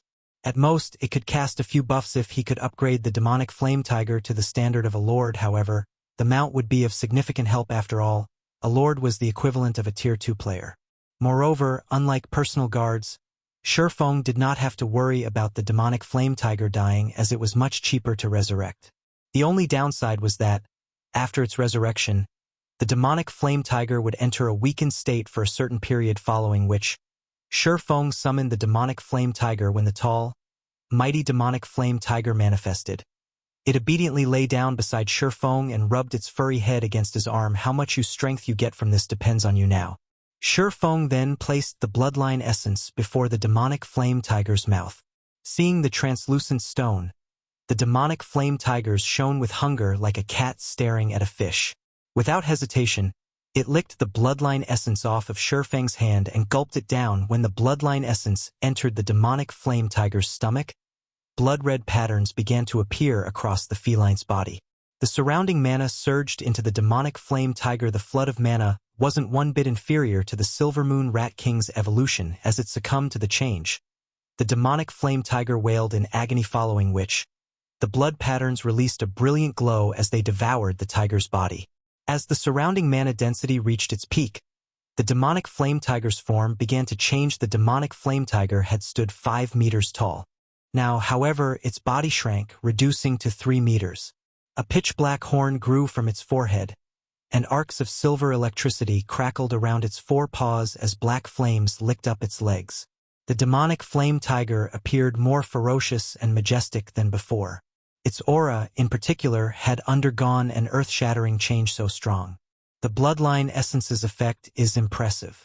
Shurfeng could not help his surprise when he checked the demonic flame tiger's attributes. Despite its current lord rank standard, its basic attributes were much higher than a lord of the same level. It could nearly rival a high lord. A mount that was almost as strong as a high lord. Just thinking about it excited Shurfeng. The strongest mount he had seen in the past had been on par with a great lord. It had belonged to a superpower's upper echelon and had been carefully nurtured. Countless resources had been spent on the mount's growth. Shurfeng had been jealous. After all, that player who had owned the mount had only been as strong as he had been, yet that player had such an impressive mode of transportation. Now that the demonic flame tiger was as strong as a high lord, as long as he nurtured it properly, it might become as strong as a great lord by the time he reached Tier 3. It would be a powerful ally. After all, his tiger now had a strand of a ferocious beast's bloodline. It was much stronger than monsters of the same rank. It's about time to log off and get some rest. Taking a look at the real-world clock, Shifeng thought that this would be a good time to take a break, following which, Shifeng called up the system interface and logged out as soon as Shifeng exited God's domain. A series of notifications bombarded his virtual gaming cabin. Why are there so many messages? Shifeng was slightly surprised. As his virtual gaming cabin had an anti-disturb mode, the system would temporarily block any messages from the real world. Only after he logged out of God's domain and woke from his slumber would the messages reach him. He had only been in God's domain for 3 days, yet he had over a dozen messages waiting for him. Some were from his assistant, Liang Jing, and some were from Big Dipper Group's chairman, Xiao Yu. He had also received an invitation from the White Tiger Dojo. Shifeng glanced through one message after another. He quickly discovered that these messages focused on a single matter: the friendly competition that the White Tiger Dojo intended to host tomorrow. Xiao Yu's messages inquired about the participants' conditions, while Liang Jing's messages talked about the White Tiger Dojo's friendly competition. The White Tiger Dojo has splurged on the event. Shifeng was slightly astonished as he read the competition's announcement. Not only had the various dojos and training centers in Jinhai City been invited to the competition, but the White Tiger Dojo had also involved 5 other nearby cities. Anybody could apply to join the competition. The participants weren't limited to the invited dojos and training centers. As long as one passed the qualifiers, they could take part. As a result, this competition was even more ambitious than Jinhai City's annual fighting competition. In addition, the White Tiger Dojo had changed the competition's rewards now. Anyone who placed within the top 5 would receive prize money. First place would receive 5 million credits. Even 5th place would receive 500,000 credits. To the various dojos and training centers, this prize money was negligible. Rather, these organizations had their sights set on the Green God Company's invitation card. To the majority of the participants, however, the reward money was considerable.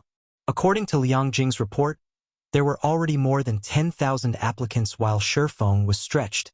Xiao Yu called him anxious. Chapter 1286. Competition Preparations. Chapter 1286. Competition Preparations. Big Dipper Tower's 51st floor, Chairman's office. Currently, 2 people sat in a large office by the French windows. Upon closer inspection, one would discover that these 2 people looked somewhat similar. Only their auras were different. One radiated the energy that was unique to a martial artist, while the other's aura spoke of a high societal position. These 2 were none other than the Big Dipper Group's Xiao Brothers' big brother. I've looked it up already. To attract enough attention, the White Tiger Dojo has dispatched 3 experts from its main branch to participate in the competition. Are you sure we won't have any issues? Xiao Yan asked worriedly. The White Tiger Dojo was a titan in the fighting industry. The main branch's talents were all rising stars. Take Gan Xingting, who had defeated Chen Wu, for example. Despite being one of the White Tiger Dojo's advanced disciples, he didn't even qualify for the main branch's nurturing. It was clear how impressive the main branch's experts were. Moreover, the competition had an age restriction that barred those over 20, cutting out organizations such as the Big Dipper Dojo. He wouldn't have been worried if the age restriction had been set to 25. After all, Shifeng would be able to participate if that were the case. Moreover, they had Fire Dance, who had defeated Gan Xingting in a single move. With those 2, the Big Dipper Dojo could easily secure first place. Yet neither could participate this time. Xiao Yan was very familiar with the Big Dipper Dojo's members. Only a few among them could be professional fighters. Moreover, even if they participated in the city's annual fighting competition, they wouldn't rank within the top 100. How could these members possibly contend with the White Tiger Dojo's elites? To put it crudely, even in a 3-on-1 fight, their opponent would win in 3 moves or less. If they signed their members up for the competition, it wouldn't be a matter of winning or losing. It would be a matter of how badly they were humiliated. If they embarrassed themselves during such a grand event, it would impact the Big Dipper Dojo's future. Shifeng's people have assured me that everything is in order. I've tried to ask the person himself, but he is still in the game, and it wouldn't be wise to interrupt him. After all, he has already guaranteed success. Xiao Yu responded with a concerned expression. Big Dipper's future was at stake. He had tried to ask Liang Jing, but she had no information on these matters. Big brother, I think we should try to get an answer from him. The competition is tomorrow. If we can't win, I'd rather be absent than humiliate ourselves. If that happens, we won't have any chance against the White Tiger Dojo. Xiao Yan said, all right. Once Shifeng leaves the game, I'll ask him. Xiao Yu agreed with his brother's logic. The White Tiger Dojo was obviously serious about branching out to Jinhai City and the several neighboring cities. Otherwise, it wouldn't have dispatched its elites to take part in the competition. After all, the qualifiers for national fighting competition would begin soon. Its elites should be either resting or preparing for that event. Taking part in this sudden competition would affect them as Xiao Yu and Xiao Yan chatted. Xiao Yu noticed that the Do Not Disturb mode on Shifeng's communication system had been removed. Immediately, he called the man Chairman Xiao. What's with the early call? Has something urgent come up? Shifeng asked curiously when he saw Xiao Yu's nervous expression on his quantum watches display. The White Tiger Dojo's friendly competition is tomorrow. May I inquire about Instructor Shi's preparations? If you need any help, just say the word. We will do our best to assist you, Xiao Yu said. Currently, his gaze was fixed on Shifeng, hoping to determine the young man's confidence of winning the competition by his expression and tone. He had been a part of the business world for some time, so he could easily read the truth and lies on a person's face. If Shifeng didn't have the confidence, Xiao Yu would give up on the competition. After all, the dojo's honor was at stake. If others learned that the White Tiger Dojo's disciples defeated theirs in a single move, the Big Dipper Dojo would go of business. After giving the matter some thought, Shifeng replied, Thank you for your concern, Chairman Xiao. Since you've offered, I could use your help with something. The answer disappointed Xiao Yu, however. After considering the matter, he found it to be reasonable. After all, just how long had the Big Dipper Dojo been in operation? Even if they invested a ton of resources in their members, they wouldn't see the results for a long time. How could a few days of training possibly transform their members? Can you think of a way to obtain a few more bottles of S-rank nutrient fluid? I'm willing to purchase them for a high price, Shifeng asked. Somewhat embarrassed, he had already troubled Xiao Yu for 10 bottles. However, he had given all 10 to Shadow Sword and Turtle Dove. He had nothing left for Fire Dance, Cola, Yiwumian, Flying Shadow, or the other core members. The guild's main force members were nearly ready to challenge their Tier 2 promotion. However, challenging their Hell Mode promotion quests would be very difficult unless they improved their combat standards. If he could get his hands on more S-rank nutrient fluids, he could help the others grow stronger. Xiao Yu was speechless.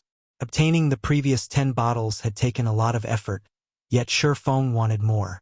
Shifeng was practically treating the S-rank nutrient fluid as if it were water. Instructor Shi, I've already used my connections to obtain the previous bottles. I cannot get any more. I see. After giving the matter some thought, Shifeng understood. If that were the case, he had no choice but to look for other methods to help his companions grow stronger. Then, Chairman Xiao, I still have matters I need to deal with. I'll speak with you later. Wait. Although Xiao Yu still had something to say, Shifeng had already disconnected the call. Big brother. How was it? Xiao Yan asked. I don't know, Xiao Yu said, smiling bitterly. Shifeng is quite mysterious. If not for him being Ruashi's classmate, I might even suspect him to be an old man that has lived through countless trials and tribulations. Despite his hundreds of weak points, I can't seem to find a way to strike. What? Even you couldn't see through him? Xiao Yan asked in shock. Xiao Yu had experienced countless battles in the business world while developing the Big Dipper Group. Many knew him to be a sly old fox. His ability to see through a facade was top class, yet he couldn't see through Shifeng. How could this not be shocking? Forget it. We'll participate in the competition tomorrow. If we don't, the White Tiger Dojo will have an excuse to slander our names. We just need to avoid losing too badly. In any case, we can redeem ourselves during the city's annual competition, Xiao Yu said after giving the matter some thought. The city competition? Xiao Yan nodded in agreement. There was no doubt that the White Tiger Dojo would win in the friendly competition. However, it was a different story for the city's annual competition, as they would have the assistance of a great expert like Shifeng. Meanwhile, back in the Greenwater Villa, Shifeng's basic training, he logged back into God's domain. It would take a lot of effort to clear the Silver Moon rats from the herb garden. The sooner he completed this task, the better. He couldn't predict when the other Silvermoon rats would evolve compared to his prior grind. Shifeng had an easier time killing the demonic beasts with the help of the Lord-ranked demonic flame tiger. Now, not only did he and his summoned demons receive the tiger's buffs, but the demonic flame tiger's own combat power was even greater than the Tier 2 demons. Fortunately, the Dark Canyon's monsters did not respawn after grinding away half a day. Shifeng finally cleared out the Silvermoon rats. Although the grind was boring, he had collected a total of 714 luminary shards. If he used the Philosopher's Stone, he could synthesize 14 luminaries crystals. He was now much closer to his goal of obtaining 40 units of 7 luminaries crystal. He also had 5 unique pieces of the magic moon set equipment. He had 4 duplicates as well. As for the Shadow Moon set equipment, he had collected 6 unique pieces with 2 duplicates. He only needed the belt now. As Shifeng set his sights on the Silvermoon bears, several figures flew down from the distant tower. As these several figures grew closer to the herb garden, the demonic beasts in the moonlight courtyard panicked. Even the great Lord-ranked Silvermoon bears covered their heads with their paws and shuddered in fear, not even daring to glance at the distant figures. This is insane. Why are magic light dragonlings here? Shifeng was astonished when he saw the 3 massive figures fly over him. Chapter 1287, Dark Shaman King. Chapter 1287, Dark Shaman King. The magic light dragonlings were pitch black and shrouded in a layer of black mist.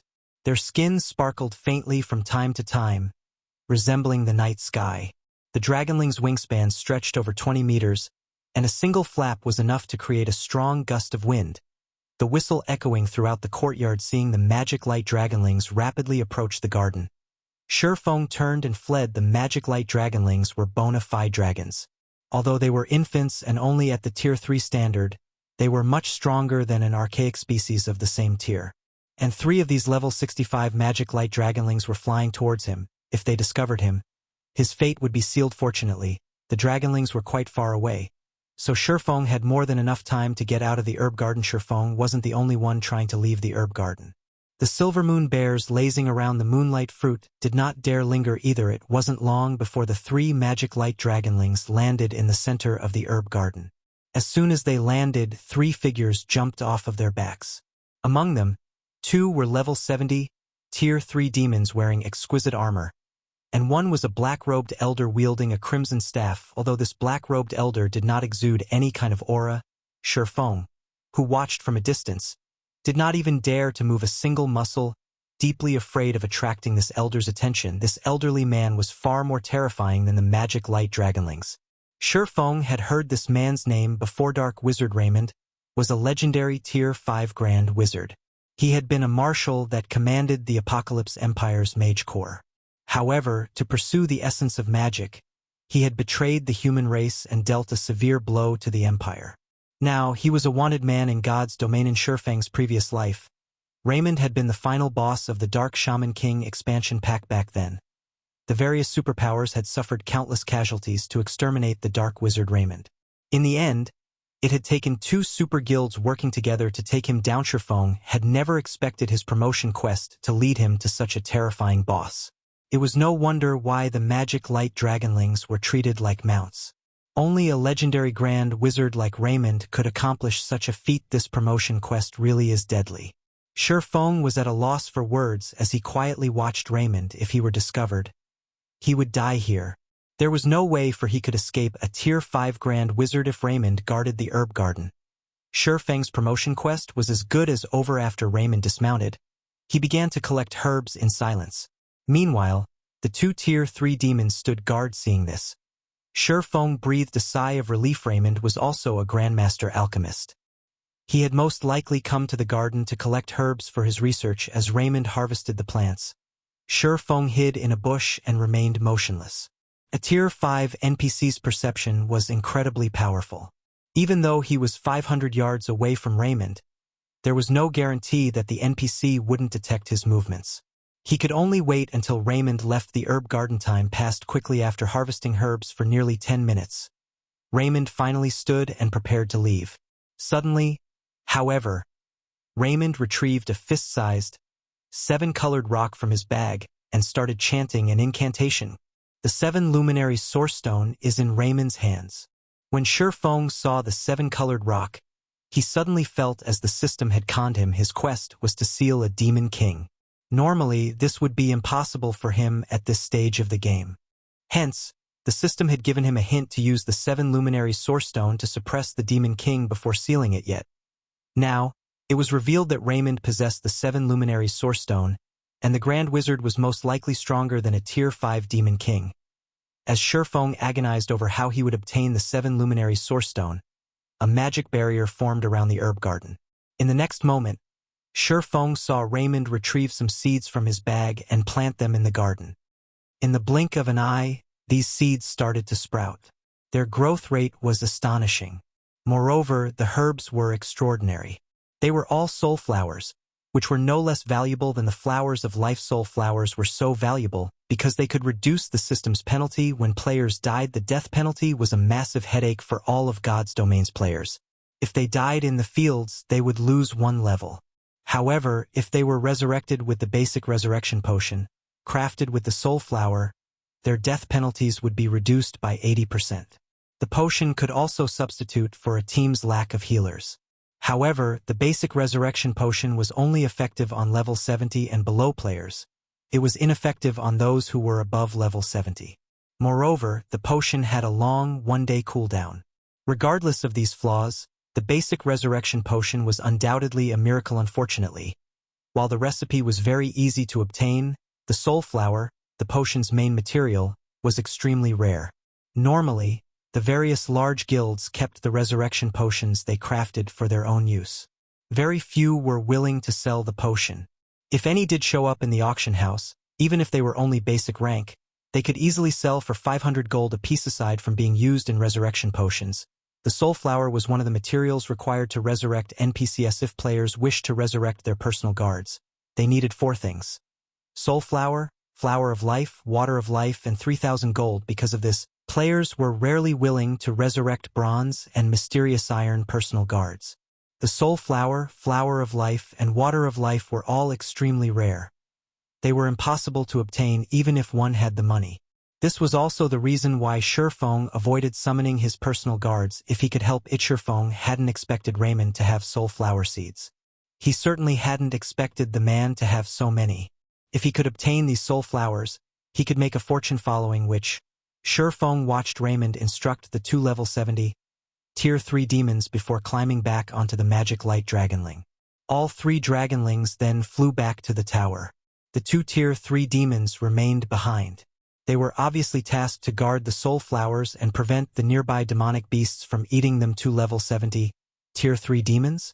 Shifeng smiled. If Raymond had tasked the magic light dragonlings to guard the soul flowers, Shifeng wouldn't have had any hope. However, it was a different story if he only had to take out 2 Tier 3 demons, following which, Shifeng summoned his personal guards.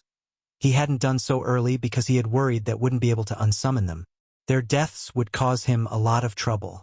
However, the situation had changed. Even if they couldn't be unsummoned and died here, obtaining the soul flowers and flowers of life would be a profitable trade. Sometime after the 2 summoning magic arrays appeared, Anna and Kite emerged. The 2 NPCs were an even higher level than their last summoning. Anna was already level 72, while Kite had reached level 70.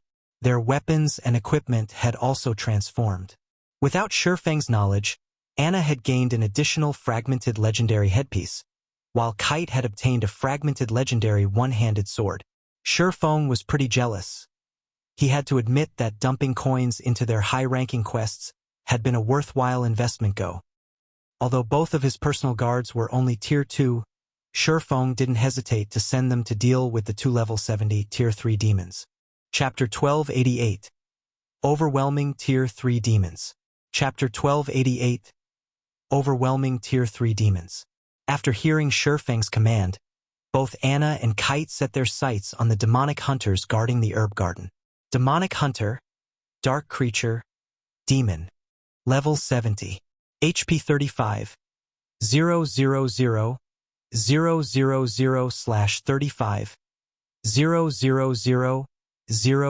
000 Compared to monsters, demons had less HP. In return, though, their intellect was much higher. In addition, they had many skills at their disposal. If given the choice, players would rather fight dumb monsters than demons of the same tier the instant Anna and Kite set foot into the herb garden. They attracted the demonic hunter's attention. Intruders, you dare set trespass into Lord Raymond's territory. You shall pay with your lives. The two demonic hunters bellowed as they promptly retrieved the great swords from their backs. They both charged at Anna, the summoner. Not only were the demonic hunters faster than the Silvermoon Rat King, but their combat standards were also higher. Moreover, they knew how to coordinate as each of them activated demonic charge from two different directions, their movement speed increasing instantly when the two demonic hunters were only 30 yards away. Anna slammed the butt of her staff on the ground and pointed a finger towards the sky. As she did so, she finished chanting her incantation's final verse. Suddenly, a massive, golden magic array appeared before her. Silver magic arrays also appeared around Anna, one after another, surrounding the summoner. When the two demonic hunters were only 15 yards away, a golden giant emerged from the golden magic array. The golden giant served as a gatekeeper as it stood in the demon hunter's path. This move was the Tier 2 curse Anna had learned, Song of Summoning. It allowed her to summon a Tier 3 golden giant to aid Hareton. Tier 2 rock guardians also appeared from the silver magic arrays around Anna. In the blink of an eye, Anna had summoned a monster army. Golden Giant, Elemental Being, Great Lord, Level 72, HP 77, 000, 000/77, 000, Rock Guardian, Elemental Being, Lord, Level 72, HP 31, 000, 000/31, 000. Although the two demonic hunters tried to circle the summoned creatures and attack Anna directly, the summoner had prepared for this. With a light wave of her staff, she fired several elemental bullets at the demonic hunters. Dang! Dang! Dang! The two demonic hunters responded quickly by blocking the bullets with their greatswords. However, the golden giant appeared behind the two demonic hunters, its fists descending on their heads. Boom! -415,797, -420,187. The impact blasted a large hole in the ground. At this point, Anna had finished writing another set of runes. She then flicked her finger at these runes. Immediately, these runes embedded themselves into the 10 rock guardians' bodies, who had already surrounded the two demonic hunters. As these runes merged with the rock guardians, a golden magic array formed around the two demonic hunters.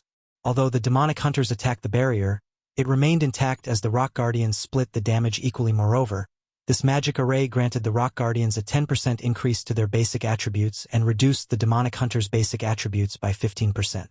With this, it became even more difficult for the demonic hunters to kill the rock guardians and break free from the magic barrier so strong. Shifeng was quite impressed, although he had long since known that an epic personal guard had extraordinary potential. He never imagined that Anna would grow to the point of being capable of suppressing two Tier 3 demons all by herself. If a player of the same tier fought Anna, she would overwhelm them until their death. Not to mention, Anna still had her epic ranked legacy skill, Angel Summoning. Whether in a one-on-one fight or a group fight, Anna had no weaknesses. Suddenly, the Sword Master Kite charged into the magic array and slashed his fragmented legendary sword at one of the demonic hunters. The targeted demonic hunter responded quickly, slashing its greatsword horizontally and easily deflecting this attack. However, the instant the demonic hunter blocked the attack, it was forced to retreat by half a step. Immediately after, over a dozen wind blades struck the demonic hunter from multiple directions. 44,671, -44,598, -45,102. In the blink of an eye, the demonic hunter lost over 500,000 HP. Kite was clearly superior in both strength and speed. After watching his personal guard's performance for a short moment, Shifeng joined the battle. Although both Kite and Anna could overwhelm the Tier 3 demons, the demons were different from the Silvermoon Rat King. Both had battle recovery, which allowed them to recover 350,000 HP every 5 seconds. It would take quite some time to kill them. After Shifeng, the demonic flame tiger, and the two Tier 2 demons joined the battle, their overall damage skyrocketed when any of his allies began to run low on HP. Shifeng switched to the Aura of Water and cast Life Bloom in less than half an hour. Both level 70 Tier 3 demons fell. Once they died, Shifeng's experience bar had risen to 82% of level 50. Sure enough, only Great Lords grant EXP here.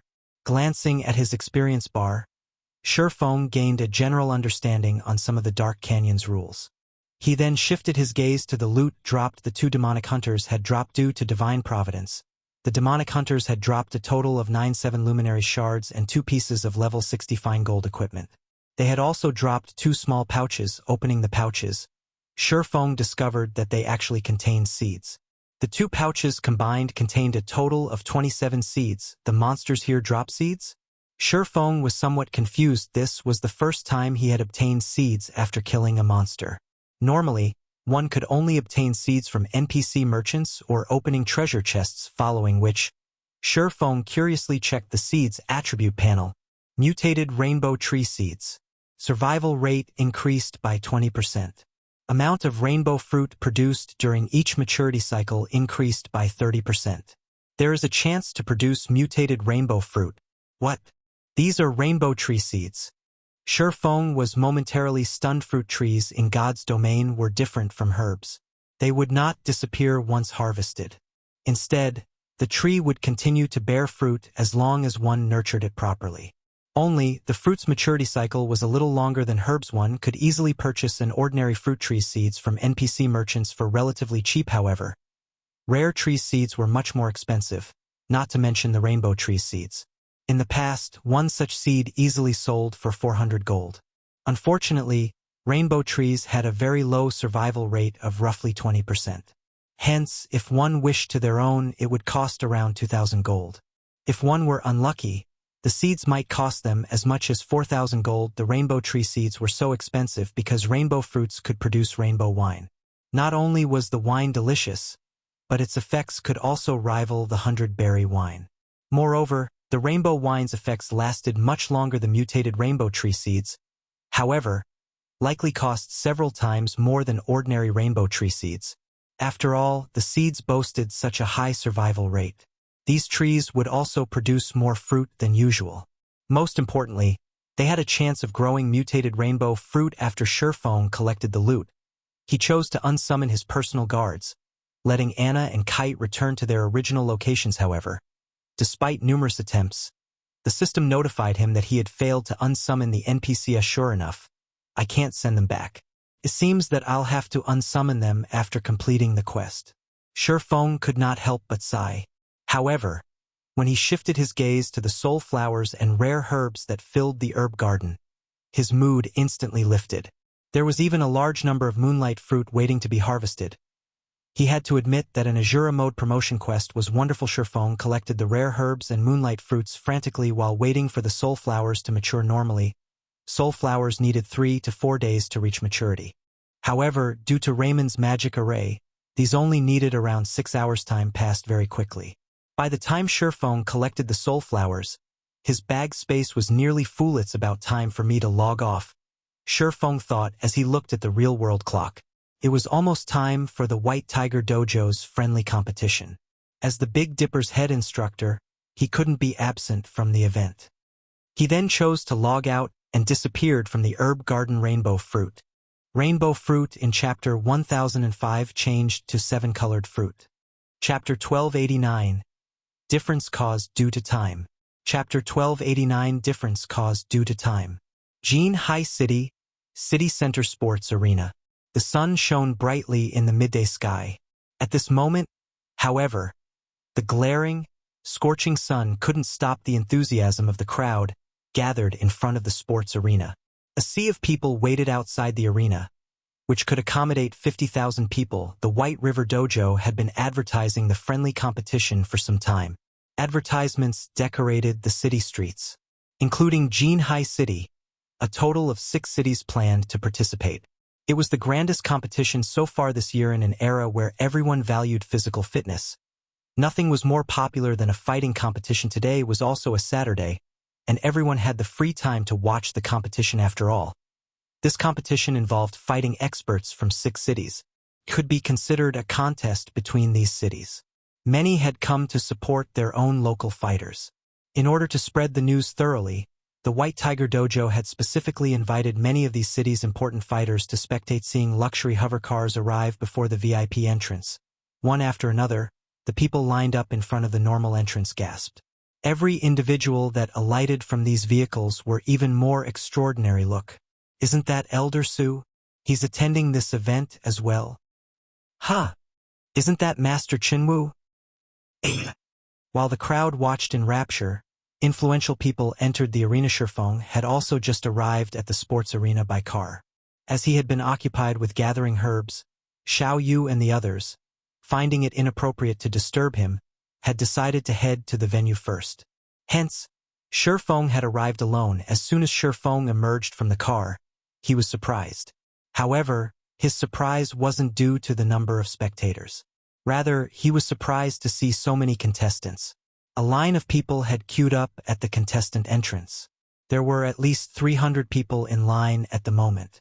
It was already enough to rival a provincial-level fighting competition. As Shifeng waited for Liang Jing to retrieve him, he noticed quite a few familiar faces in front of spectator entrance number 5.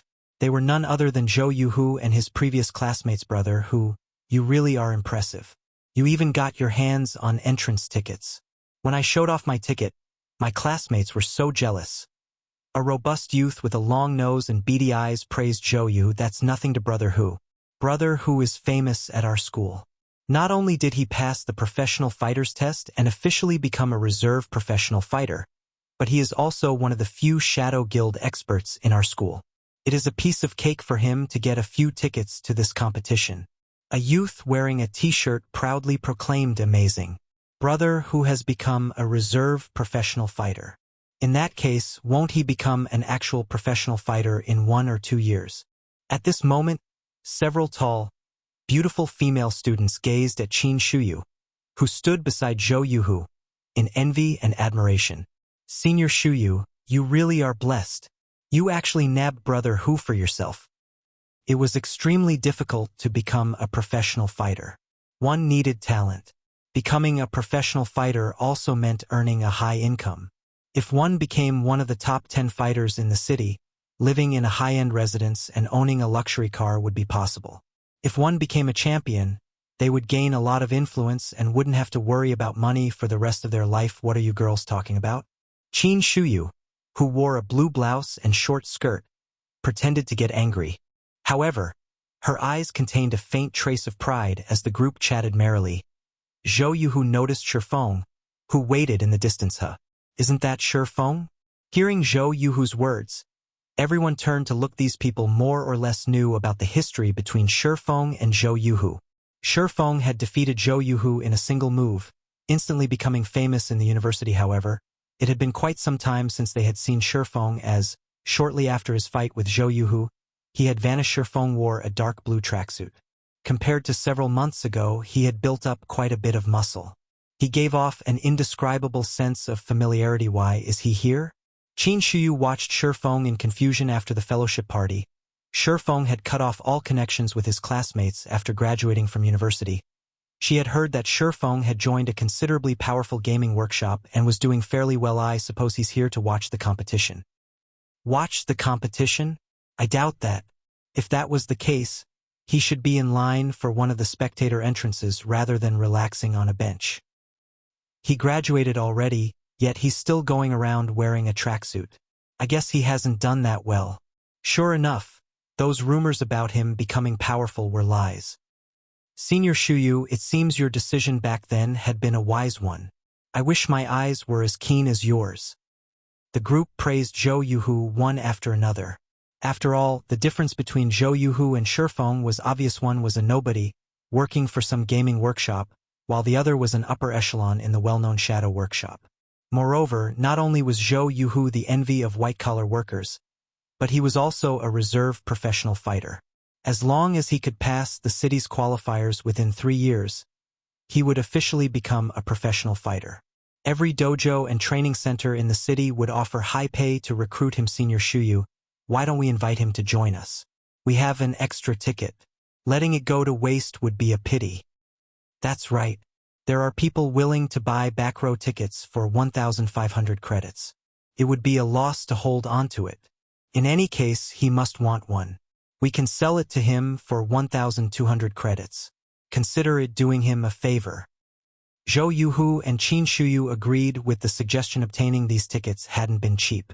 Even back row tickets cost 500 credits through official channels. Originally, they had bought just enough tickets, but one of their party wasn't able to attend due to some urgent matter.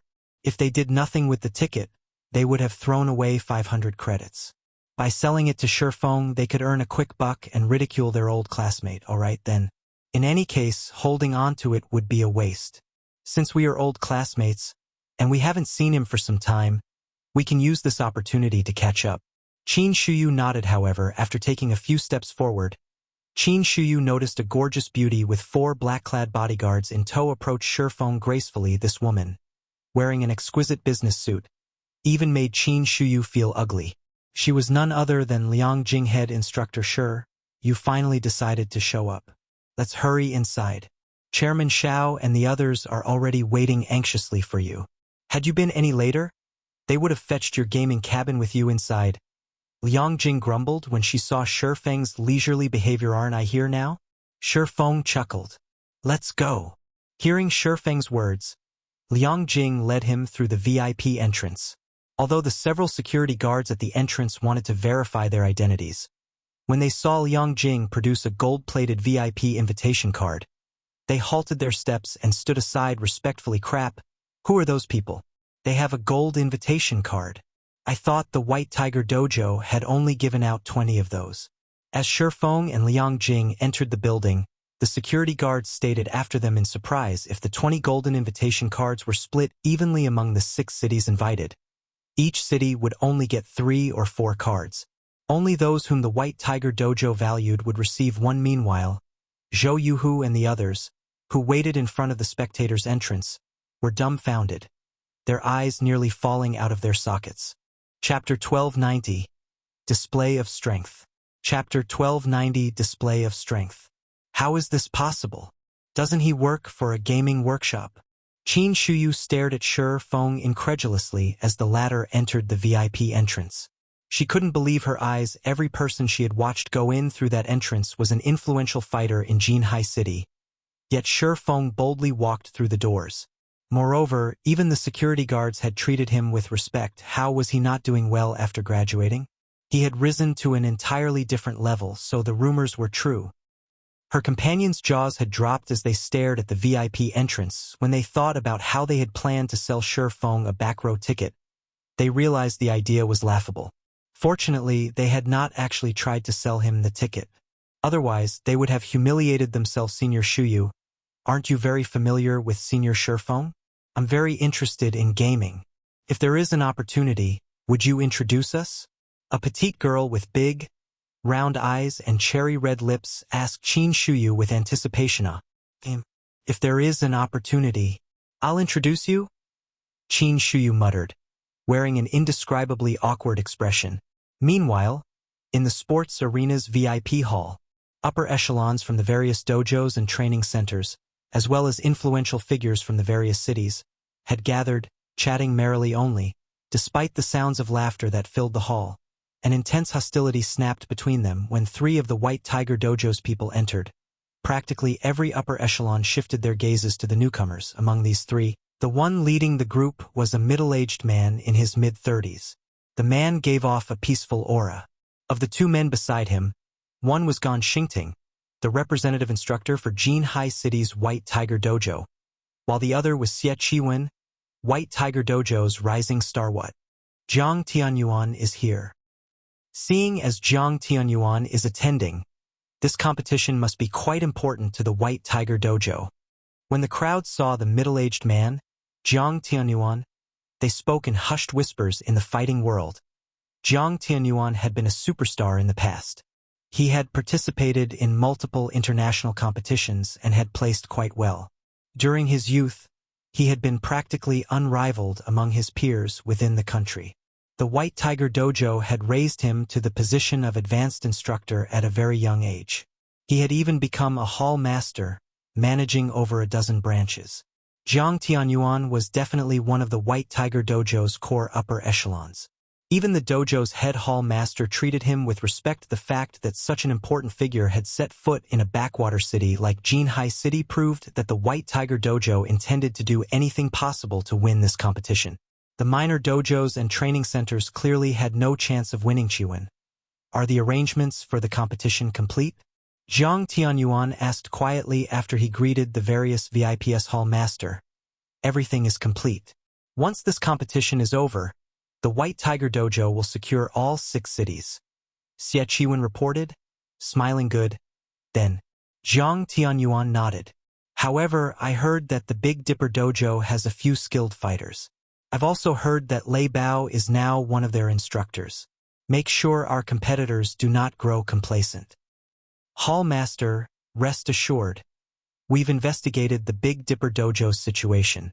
Among their 20-year-old and younger members, none are exceptional. I am sure that some other dojo or training center will deal with Big Dipper before we have to, Xie Chiwen said confidently. If the woman named Fire Dance, who had defeated Gan Xingting in a single move, took part in this competition, they would have to take Big Dipper seriously.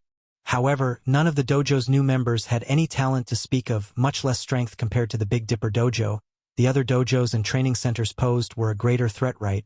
Who have you chosen to be our third representative in this competition? Jiang Tianyuan asked. I've heard that both Yu Ziping and Liao Huajie have performed considerably well thus far. Although Liao Huajie is one of the main branch's elites, Yu Ziping is nearly skilled enough to become an advanced apprentice. After some discussion, we've decided on Liao Huajie as our third representative. At the end of the day, Yu Ziping is too young. Although Yu Ziping has the advantage when it comes to the basics, he doesn't have as much combat experience as Liao Huajie. Xie Chiwen explained, smiling. What a pity. This is a good opportunity to accumulate experience. After all, that child is quite talented. After Jiang Tianyuan considered the matter, he agreed with Xie Chiwen. The competition was extremely important. If it weren't, he would not mind letting Yu Ziping take part in it instead. However, Jiang Tianyuan only played with this thought. After all, neither Liao Huajie nor Yu Ziping was skilled enough to attract his attention.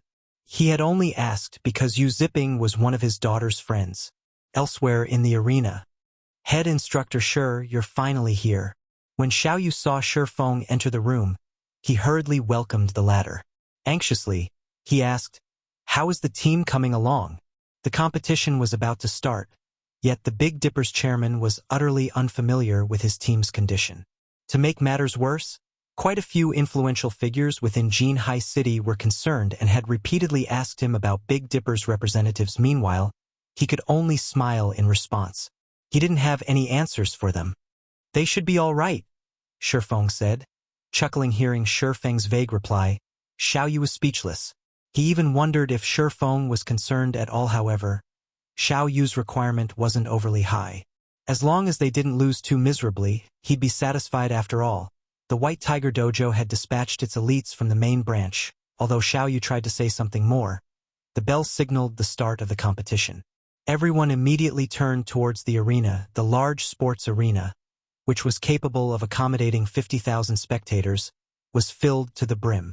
The venue was extremely lively, and even some of the contestants, who participated in fighting competitions frequently, grew tense. Of all the people that had applied to join the competition, a total of 768 people had qualified.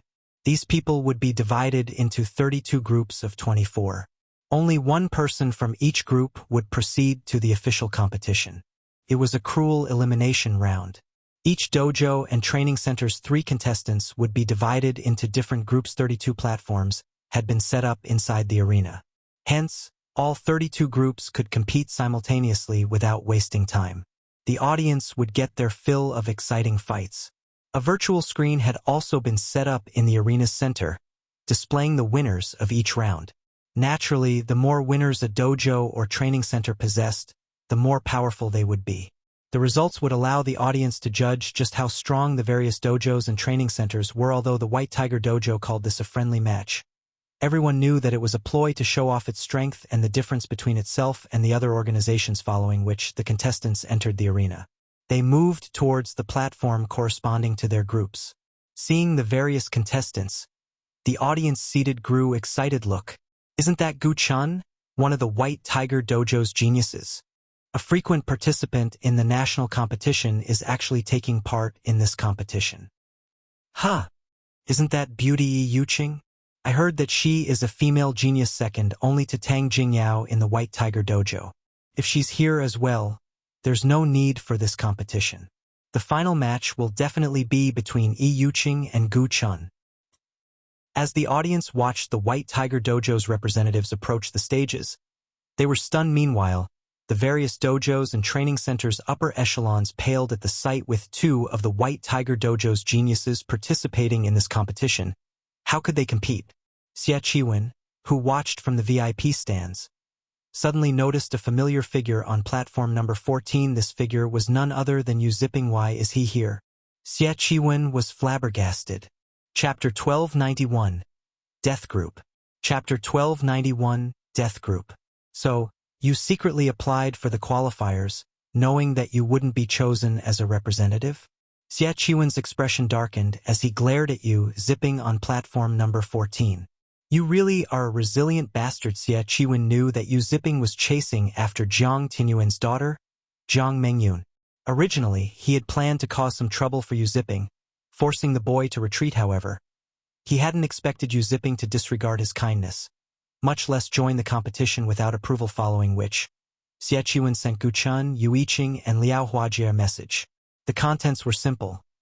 Cripple Yu Ziping and prevent him from continuing in the fighting world. Hopefully, you don't disqualify too quickly.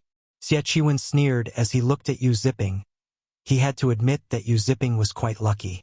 Among the White Tiger Dojo's 3 representatives, none were assigned to platform number 14 if he wished to take Yu Ziping out. He had to wait until the boy won the elimination round. As long as Yu Ziping won in the elimination round, he would be easy to deal with. Although this was only a friendly competition, injuries were common in any fighting competition. For an elite like Gu Chun, accidentally crippling Yu Ziping in a fight would be a piece of cake. Even if Yu Ziping could recover, a mere disciple with no background wouldn't be able to afford the treatment. Suddenly, Gan Xingting approached Xie Qiwen, respectfully handing his superior a folder. Boss, here's the detailed report on the dojos and training centers representatives that you asked for. Good job.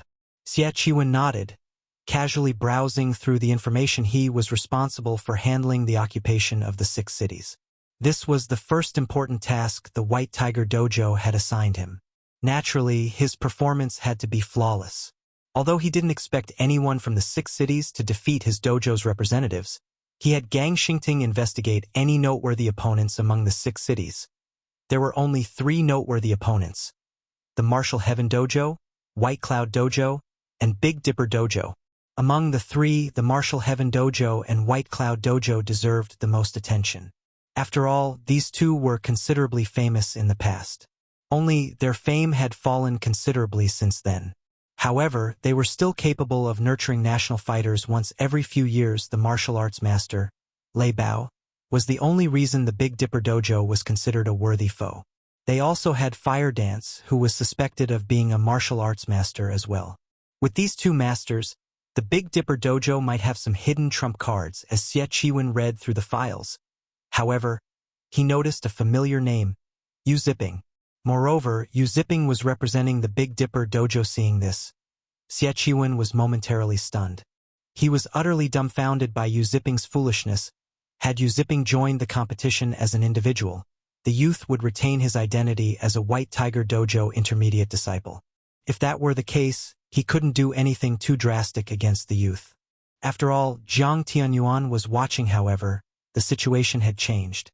By representing another organization, Yu Ziping had severed all ties with the White Tiger Dojo. Even if he crippled the boy, Jiang Tianyuan wouldn't interfere. On the contrary, Jiang Tianyuan would be pleased. After all, no one tolerated a traitor. Since you're asking for a beating, I'll gladly give you one. Xie Qiwen sneered. However, something is off about this Big Dipper Dojo. Were they unable to find suitable candidates? They're actually willing to work with members from other dojos, although the information regarding Shadow Sword and Turtledove showed that both had participated in their own city's professional qualifiers. They had never passed the elimination rounds to become official professional fighters. This year was their last opportunity to surpass their status of reserve professional fighters. Even in weaker dojos, people like Shadow Sword and Turtledove were a dime a dozen. They were only slightly stronger than the Big Dipper dojo's new members. I have really overestimated them. Xie Qiwen turned to look at Shi Feng and the others, who sat in the VIP stands, his sneer still plastered on his face. It would be a pity to keep such interesting information to ourselves. Xingting, notify the text to switch the main screens to these three people when it's their turn to fight. I want everyone to watch the Big Dipper dojo's performance.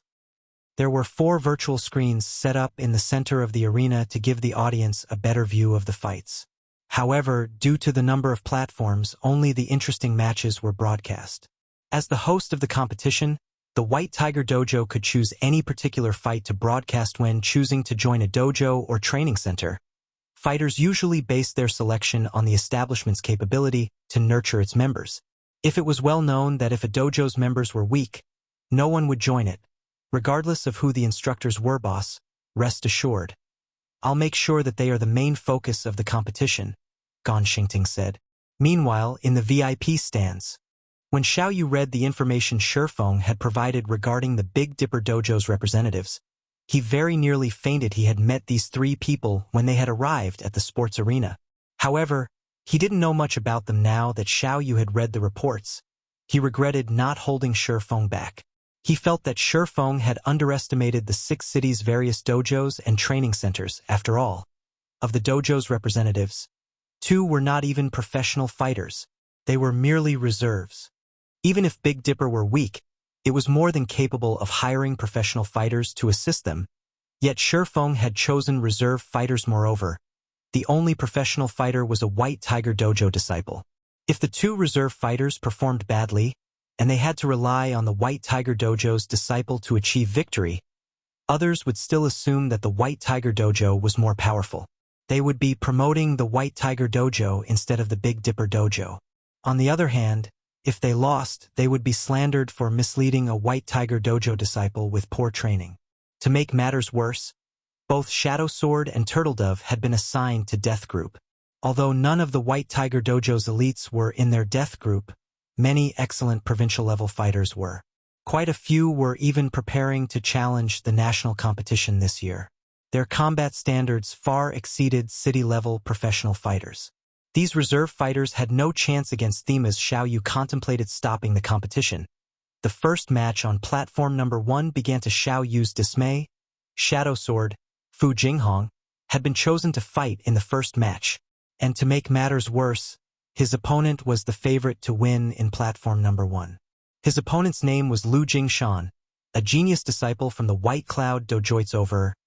When Xiao Yu saw Lu Jingshan's 2-meter-tall, muscular frame walk up the platform, his expression darkened. Lu Jingshan was one of the White Cloud Dojo's favored disciples. He had been born with extraordinary physical strength and was a talented fighter. Last year, he had secured 5th place in a provincial fighting competition and had very nearly qualified for the nationals. This year, Lu Jingshan had challenged many experts and defeated numerous people from last year's national competition. His strength had long since reached the national level. In the White Tiger Dojo, he would easily become an advanced disciple, so the fight is over before it has even begun. Xie Qiwen stifled his laughter when he saw Fu Jinghong's opponent once both fighters were in position on platform number 1. The referee swung down both his hands and declared the start of the match. Chapter 1292. Shocking the Arena. Chapter 1292. Shocking the Arena. The moment the match began, the screens above the arena began to broadcast the fight, attracting everyone's attention. Ha ha ha. Chairman Xiao, you've really got some bad luck. Your boy has to face our White Cloud Dojo's genius right off the bat. This year, little Lu has achieved a punching strength of 604 kilograms. He can even rank near the top in the national competition.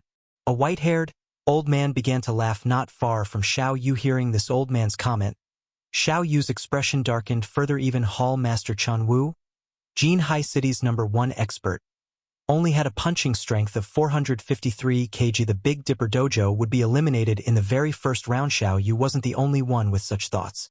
Everyone in the venue shared a similar opinion. Even Fu Jinghong thought so. Lu Jingshan was very famous in the fighting industry. Even top-class, city-level professional fighters looked up to the Genius Guild leader. Will it really be alright? Fu Jinghong could not help but glance at Shi Feng, who watched from the distant VIP stands. Worriedly, he had only arrived at the Greenwater Villa 4 days ago, yet he was participating in such a large-scale competition, required to face off against experts from various cities. Although he had undergone 3 days of special training and consumed plenty of S-rank nutrient fluids, which significantly improved his physique, he had no confidence in winning. After all, before this, he had been a reserve fighter. Unfortunately, despite his many attempts to convince Shi Feng that he wasn't skilled enough to participate in such a large competition, Shi Feng had told him to relax and fight like normal. "Brat, are you going to get off of the stage yourself? Or do I have to throw you from it?" Lu Jingshan asked, sneering at Fu Jinghong. "I'll say this. My strength has increased again recently, so don't blame me if I can't control it." "Come," Fu Jinghong said, gritting his teeth. He decided to put up a fight. After all, Shi Feng had invested 5 bottles of S-rank nutrient fluid in him. If he surrendered, he would forsake his guild leader's kindness. "Oh, how courageous of you." Lu Jingshan clapped his hands in mock praise. However, a second later he dashed towards Fu Jinghong. As he moved, he looked like a brown bear, inspiring fear in his opponent. As Lu Jingshan arrived before Fu Jinghong, he jabbed at the latter's face, his fist moving so fast that it left behind even after images. Not bad. He has trained a standard punch to such a degree. No wonder even some national-level fighters aren't a match for him. Jiang Tianyuan praised the fighter from the VIP stands. From the moment Lu Jingshan charged forward to the moment he threw his punch, he had completed the entire process like flowing water. He was fast, accurate, and ruthless. There wasn't any excess movement to hinder his strength. Lu Jingshan threw his entire weight into the single punch. Although there was nothing special about this move, it was extremely dangerous. If not dealt with properly, the hit might finish Fu Jinghong off. Boom. An explosion echoed throughout the platform. However, Lu Jingshan's punch didn't reach its mark. Instead, it stopped 3 inches away from Fu Jinghong's face. The audience was stupefied. He missed? Lu Jingshan really loves to play around. He's deliberately trying to scare his opponent. That's right. After all, the difference between them is massive. It wouldn't be interesting if he ended the match with 1 punch. Lu Jingshan must be trying to spare his opponent's reputation. Fu Jinghong really is unlucky. Not only will he be defeated, but Lu Jingshan will scare him in the process. He won't faint, right? If Lu Jingshan hits him accidentally, he might kill the boy. Some of the audience members, who were familiar with Lu Jingshan, chatted merrily as they watched. They could not help but pity Fu Jinghong. Meanwhile, in the VIP stands, Xiao Yu could no longer bear to watch the match. Instead, he glared at the smiling, white-haired elder hatefully. The White Cloud Dojo was clearly using the Big Dipper Dojo to gain more fame. Who would want to join the Big Dipper Dojo after this devastating fight? Suddenly, however, the white-haired elder was confused. He had assumed that the boy was a brute, all muscle and no brains. Yet the boy had increased his dojo's fame, and yet, Lu Jingshan didn't look as gleeful as everyone had expected. Rather, he looked at Fu Jinghong with a serious expression. He was not as kind or playful as everyone thought. He had planned to finish off Fu Jinghong with 1 punch from the very beginning to shock his following opponents. After all, this was not your standard competition. He had to fight several matches in a row. He might even suffer injuries as a result. Although the sports arena was equipped with excellent medical facilities and could help him heal small injuries very quickly, medicines and machines couldn't restore one's mental state. Hence, he had intended to finish his fights as quickly as possible. However, he had never expected Fu Jinghong to dodge his punch. "Brat, you got lucky, but your luck ends here," Lu Jingshan shouted. Immediately, he executed chaotic arrow strikes, his swiftest and most violent technique. He planned to overwhelm his opponent with brute force and speed. A wall of fists bombarded Fu Jinghong. Lu Jingshan's trademark chaotic arrow strikes. That kid is doomed. It will take several months in the hospital to recover from his injuries. The audience could not help but pity Fu Jinghong when they saw Lu Jingshan's ruthless assault, as everyone thought that Lu Jingshan would send his opponent flying. Fu Jinghong reacted, blocking every one of the incoming punches. Impossible. He can actually block that. Is he even human? The audience in the VIP stands were shocked. This was especially true for the White Cloud Dojo elder Lu Jingshan's punches were both swift and strong. This technique would even overwhelm national fighters. Yet Lu Jingshan couldn't even hit Fu Jinghong. What refined skills. Jiang Tianyuan's eyes glowed as he watched Fu Jinghong's movements. The spectators were focused on Fu Jinghong's defense. But Jiang Tianyuan was fully aware of how difficult it was to block Lu Jingshan's chaotic arrow strikes so effortlessly. First, Fu Jinghong needed to predict Lu Jingshan's attack trajectories accurately. Then he needed to block the attacks from the correct angle. To achieve such a feat, one required an acute awareness of the fight and a wealth of combat experience. Jiang Tianyuan found it very difficult to believe that a youngster in his late teens could possess so much combat experience. What? I thought he was just a reserve fighter? Xiao Yu wore an incredulous expression as he watched Fu Jinghong move across the stage gracefully, his mouth hanging open. He then shifted his gaze to Shi Feng, and all of his resentment for the man vanished. He was surprised and elated. He had never thought that Shi Feng would find such a hidden expert. At the same time, his respect for Shi Feng grew. After the fight continued for another dozen seconds or so, Lu Jingshan gradually weakened while chaotic arrow strikes could overwhelm his opponent. The move taxed his stamina. I see that you have some hidden strength as well, brat. You nearly fooled me. Seeing the fight going nowhere, Lu Jingshan gave up on using chaotic arrow strikes and pulled away from Fu Jinghong. He tried to buy himself some time to recover his stamina with words. If dodging is the only thing you know how to do, you will never defeat me. However, before Lu Jingshan finished speaking, Fu Jinghong charged forward. He had no intention of giving Lu Jingshan time to rest. Seeing this, Lu Jingshan sneered at his opponent's foolishness. Adjusting his stance, he responded with a horizontal kick as Lu Jingshan's leg was about to strike Fu Jinghong. The young fighter representing the Big Dipper Dojo slid to a stop as if he had predicted the counterattack. As a result, Lu Jingshan's leg brushed past Fu Jinghong's clothing. Lu Jingshan's stance crumbled as his attack missed, revealing weak spots in his defense. Using this opportunity, Fu Jinghong launched a scissor kick at Lu Jingshan's unguarded abdomen. Lu Jingshan spat a mouthful of blood on the spot, flying off the platform and slamming into the ground. Although Lu Jingshan tried to stand, he swayed before losing consciousness and collapsing back to the ground.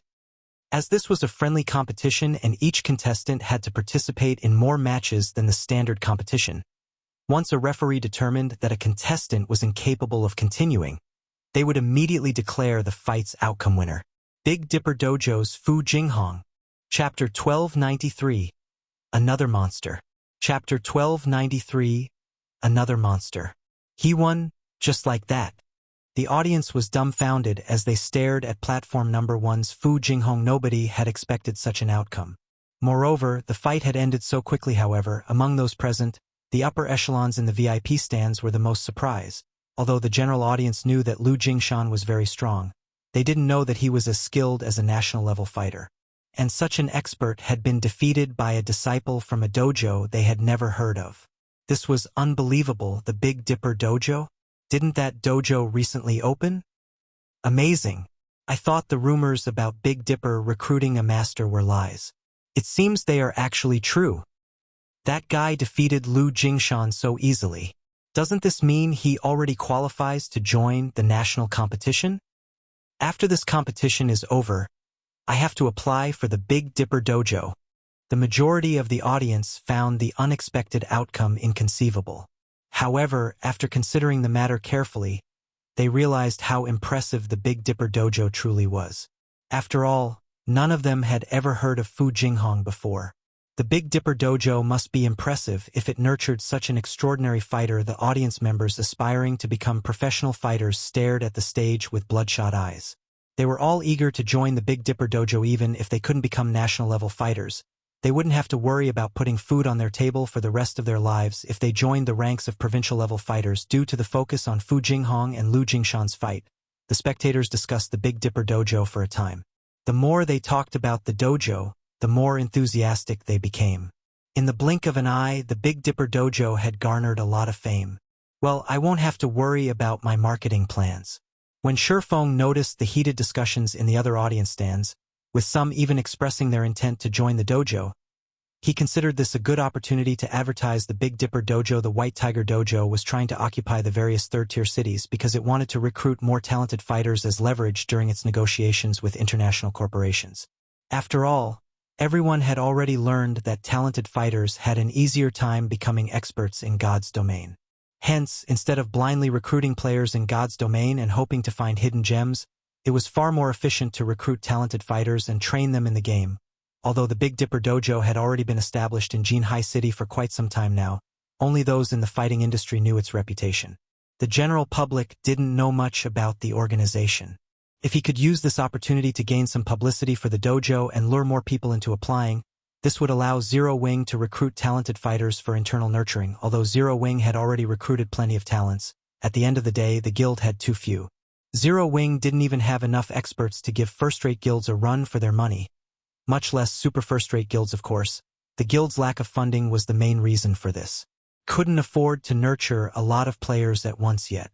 However, Shifeng had no intentions of selling his God's domain resources for credits, as it was his monetary resource in God's domain. In the future, these resources would become even more valuable. Selling them now would be the epitome of foolishness. Hence, he was forced to recruit talented players slowly.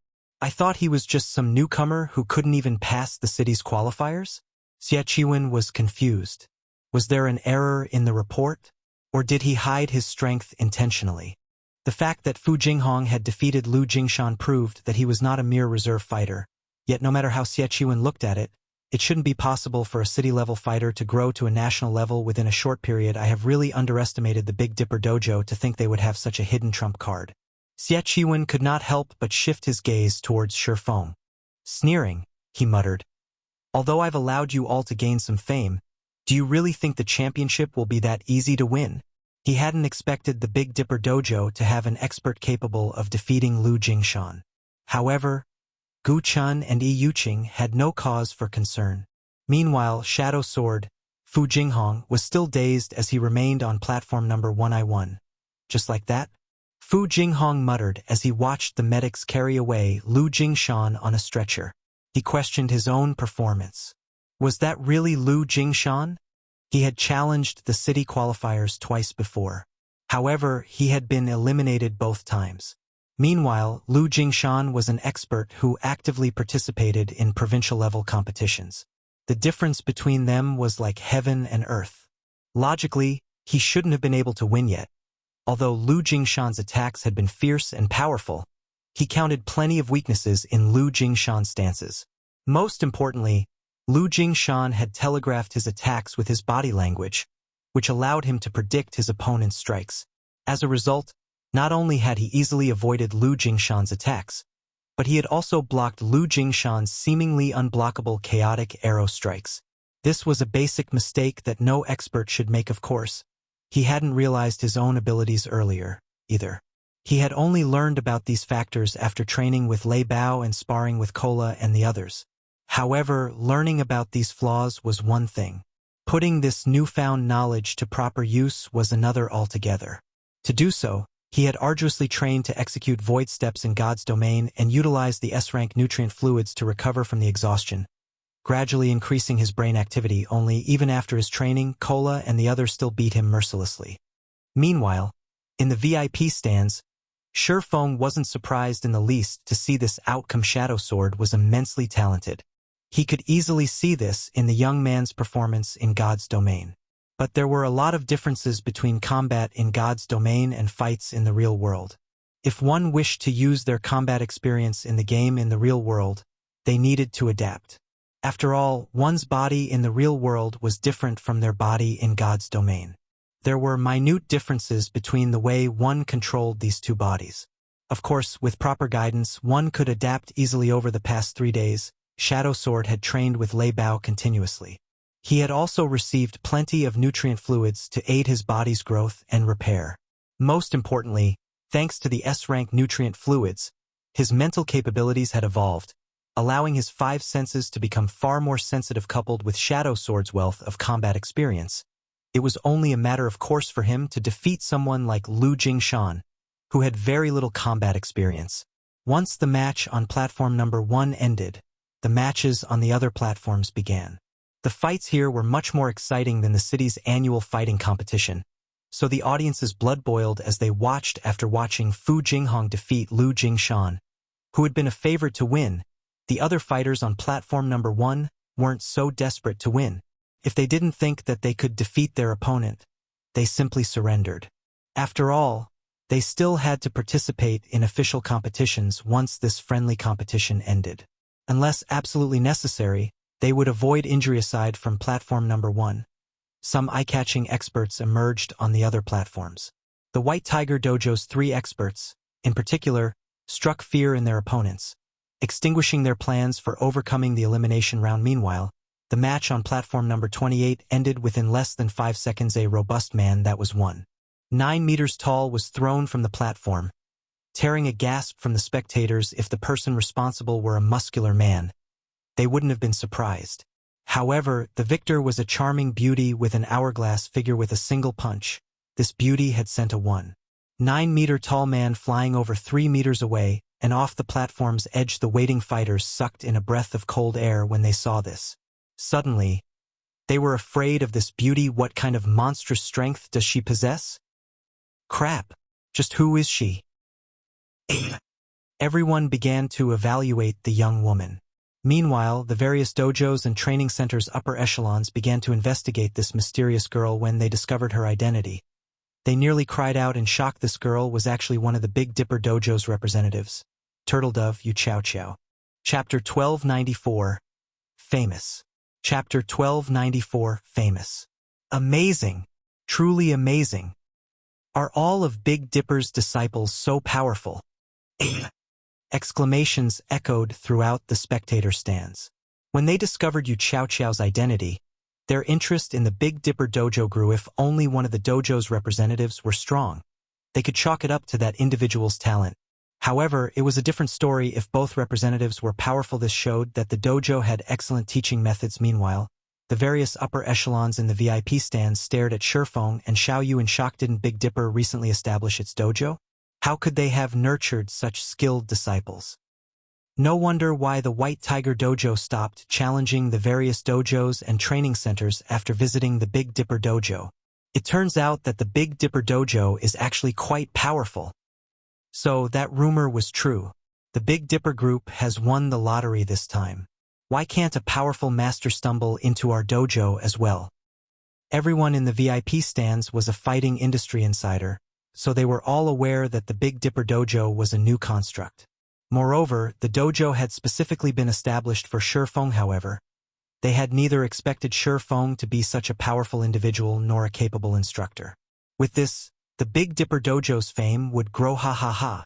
Big brother, our Big Dipper Dojo is famous. Several people just contacted me stating that they wish to join the dojo. There are even a few professional fighters among them who have previously refused our invitations, Xiao Yan said excitedly. Since the dojo's establishment, the Big Dipper group had constantly searched for ways to expand the dojo's influence. After all, a dojo wouldn't necessarily become popular just because it had a master martial artist leading the training sessions.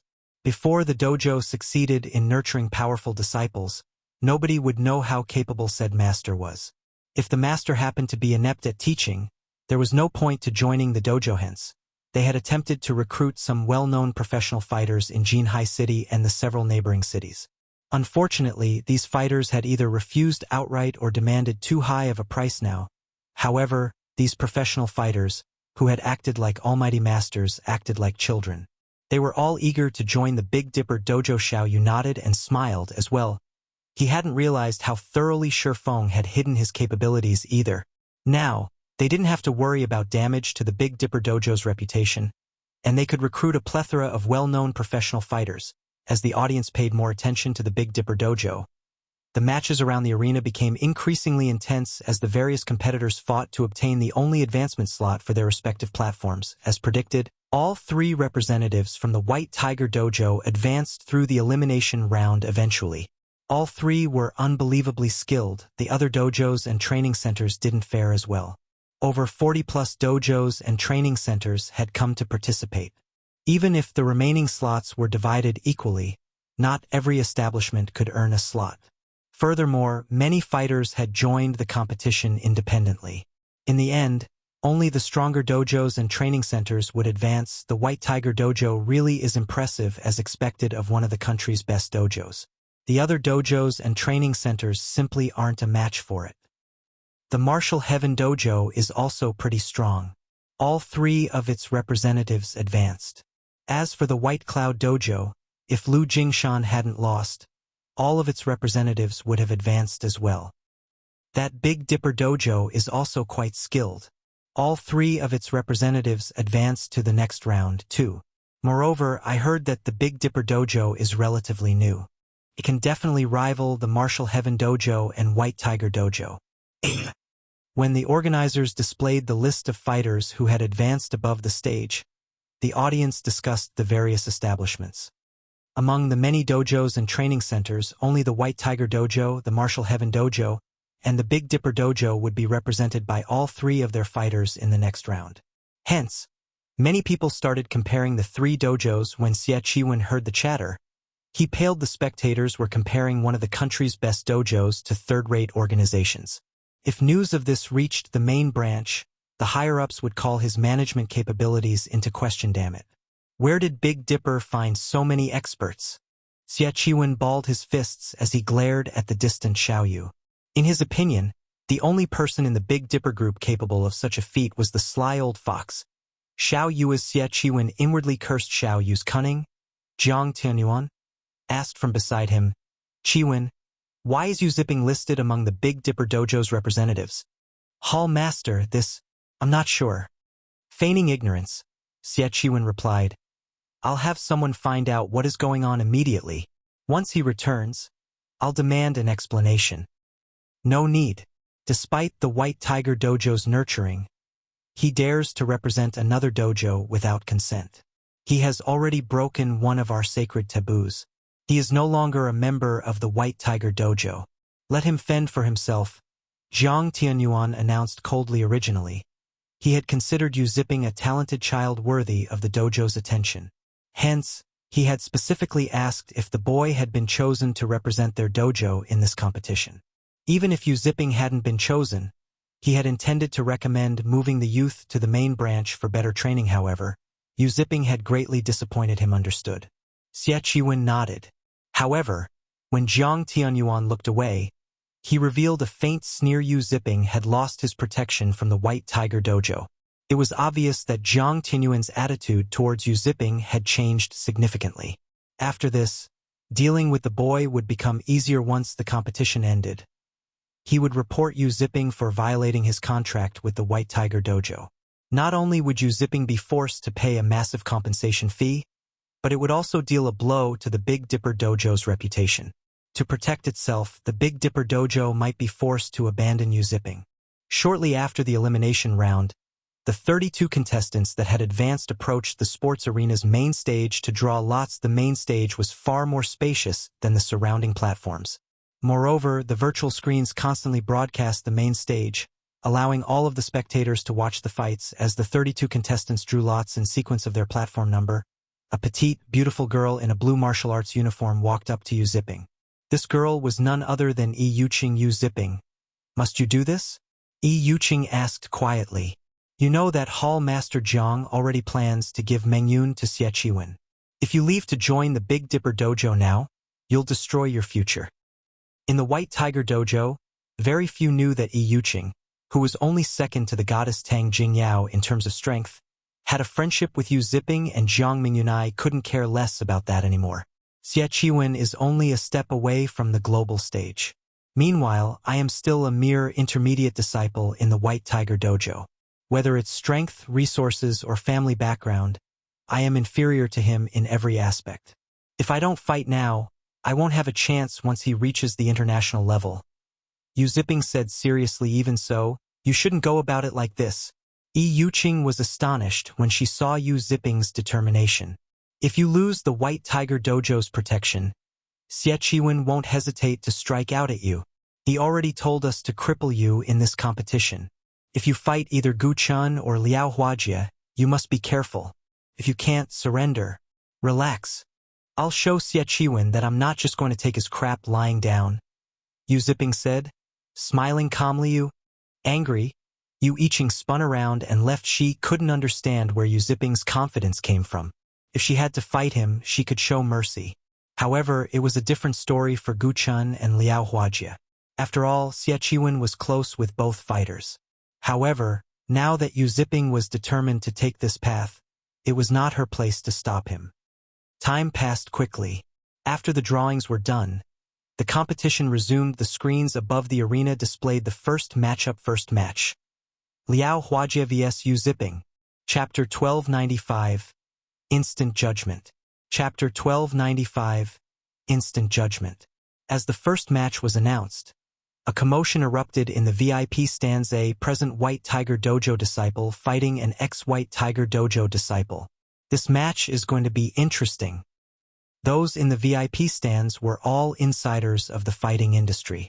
They had already investigated every fighter that had advanced through the elimination round. They were all aware of Yu Ziping's background. Yu Ziping had been a relatively talented disciple of the White Tiger Dojo. He had become an intermediate disciple despite being so young. If he continued to work hard for another year or two, he definitely could have become an advanced disciple. Becoming an advanced disciple in the White Tiger Dojo was basically a guarantee that one could qualify for the national fighting competitions. Yet, for some inconceivable reason, Yu Ziping had shown up as one of the Big Dipper Dojo's representatives. As the audience in the VIP stands discussed the matter quietly, Jiang Tianyuan wore a twisted expression. Yu Ziping's actions were a slap in the face for the White Tiger Dojo. The dojo would become a laughingstock. Hall master, rest assured. Liao Huajie will teach the boy how wrong and foolish his decision was, Xie Qiwen said. Smiling, he had waited for this day for a long time. Although Yu Ziping was slightly more skilled than Liao Huajie, the latter had far more combat experience. Liao Huajie could easily defeat Yu Ziping. With Yu Ziping's defeat, they would show everyone the White Tiger Dojo's strength while leaving a stain on the Big Dipper Dojo's reputation. He could even cripple Yu Ziping in the process. This was practically killing three birds with one stone. There was no possibility of Liao Huajie's defeat. He was very familiar with Yu Ziping's skills. The teen would need another 1 or 2 years of arduous training to reach the national level. Meanwhile, Liao Huajie's strength was not as simple as everyone assumed. Below the main stage, the various fighters watched Liao Huajie and Yu Ziping on the main stage. They were very curious to see the outcome of this fight. Unlike everyone else, a flash of concern appeared in Yu Yiqing's eyes as she watched Yu Ziping stretch. She then quietly moved towards Shadow Sword and Turtle Dove, who also watched the match. Quietly, she said, "If you two are Yu Ziping's friends, you must stop this fight. Liao Huajie is not as simple as you think. He is one of our main branch's watchmen. If you don't stop Yu Ziping before the match starts, he will be in danger." A watchman. Shadow Sword and Turtle Dove turned to Yu Yiqing, their expressions turning serious when they heard this. "Are you telling the truth?" Yu Yiqing was a member of the White Tiger Dojo. Although they did not know what Yu Yiqing intended by warning them, they knew that watchmen should not be underestimated. Those who weren't familiar with the various dojos and training centers might not know what the term watchman implied. However, those who focused on breaking into the industry's inner circle were familiar with the word. To put it simply, a watchman determined if a disciple was worthy of focused nurturing. After all, a dojo or training center's resources were limited. It was not possible to provide tons of resources to every member. Hence, anyone who could defeat the designated watchman would receive the dojo's attention and vice versa. This maintained the quality of the establishment's best disciples. Watchmen were no weaker than those favored disciples. Rather, the opposite was true. On average, watchmen were stronger. Generally, watchmen were experts the establishment's upper echelons had chosen unanimously. Although watchmen were forced to hide their achievements during their service, once their term ended, they would receive their dojo's best training. Moreover, as compensation, they would have access to an abundance of resources during their service. As a result, many people aspired to become watchmen. Unfortunately, very few were ever chosen. Although not every dojo and training center had watchmen, it was normal for a peak dojo like the White Tiger Dojo. Why would I lie to you? Yu Yiqing rolled her eyes at Shadow Sword and Turtle Dove. She was one of the White Tiger Dojo's geniuses. She didn't need petty tricks to defeat her opponents. Although I'm not trying to brag, Lu Huajie is no weaker than I am. Yu Ziping stands no chance against him. Moreover, Lu Huajie is famed for his mercilessness during fights. He's as strong as you are? Turtledove asked as she evaluated Yu Iching. If I fought him, I'd have a 60-40 chance of winning. Yu Iching said after giving the matter some thought. Lu Huajie had been hiding his strength. Only the dojo's upper echelons knew his true skill. Meanwhile, she was the genius Tang Jingyao's future successor, so she was at least on par with Lu Huajie. However, to convince the Big Dipper Dojo to take Lu Huajie more seriously, she exaggerated his strength a little bit. So that's the case. We shouldn't need to notify the guild leader. Then, Turtledove breathed a sigh of relief. Shadow Sword nodded in agreement. He, too, didn't think this matter was worth Shifeng's time. You guys.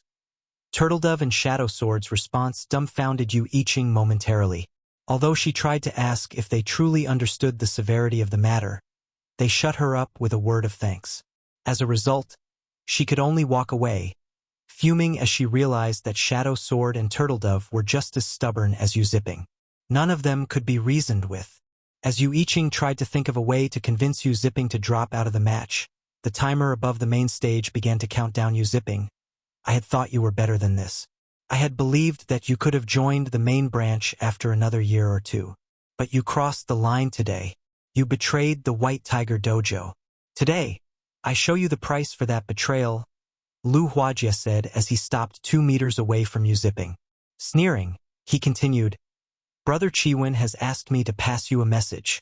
You are 100 years too early if you wish to compete on his level. Suddenly, Lu Huajie moved. Executing swimming dragon steps, he was instantly within attack range of Yu Ziping.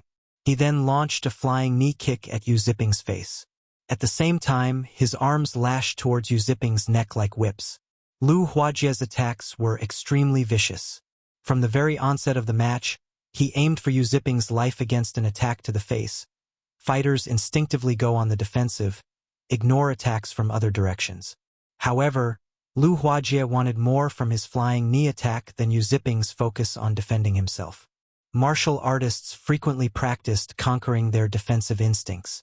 Rather, Lu Huajie wanted to distract his opponent with the initial attack, preventing Yu Ziping from noticing the attacks aimed for his neck. As Lu Huajie's knee flew towards Yu Ziping's face, Yu Ziping dashed forward, instead of retreating. That guy is insane. The fighters below the stage were shocked by Yu Ziping's suicidal counter. If the knee struck his face, he would die. Is he trying to get himself killed? Lu Huajie was a little surprised by Yu Ziping's actions. However, it didn't distract him from his attacks. In the moment between life and death, Yu Ziping barely avoided the knee as he circled to Lu Huajie's side. When their bodies interlocked, Yu Ziping used centrifugal force to land a powered punch to Lu Huajie's back. Yu Ziping's attack was as quick as lightning, giving his opponent no time to react. Thud. When Yu Ziping's fist met Lu Huajie's back, Lu Huajie felt as if he had been struck by a hammer. Immediately, Lu Huajie spat a mouthful of blood as the strike threw him over 3 meters away. By the time he hit the ground, Lu Huajie had lost consciousness. The entire process was complete in the blink of an eye. What just happened? Practically everyone watching the fight was stunned. Just as they thought that Lu Huajie would win, Yu Ziping stood on the stage alone. The fight ended so quickly. Can somebody tell me what just happened? I didn't see anything. Many of the spectators stared in shock, confused about what had just happened. Chapter 1296. Competition with many hidden experts. The various dojos and training centers' upper echelons were even more shocked than the audience in the spectator stands. Staring at the match's victor with wide eyes, however, nobody was more surprised than Xie Chiwen. What is going on? How is he so strong? He was extremely familiar with Lu Huajie's strength. Although Lu Huajie was slightly weaker than Gu Chun, the boy could still rank among the top of the main branch's advanced disciples. This was why the main branch had agreed to dispatch Lu Huajie for this friendly competition. Xie Chiwen wouldn't be able to defeat Lu Huajie so quickly, yet Yu Ziping had ended the match in the span of a breath. Yu Iching stared at Yu Ziping with a stupefied expression from below the stage. Impossible. How did he become so strong? Yuqing thought back to what Yu Ziping had told her. Could he have hidden his strength all this time? Moreover, Yu Ziping wasn't the only one behaving strangely today. The other two Big Dipper representatives, Fu Jinghong and Yu Qiaoqiao, had been extraordinarily calm despite learning that Lu Huajie was a watchman.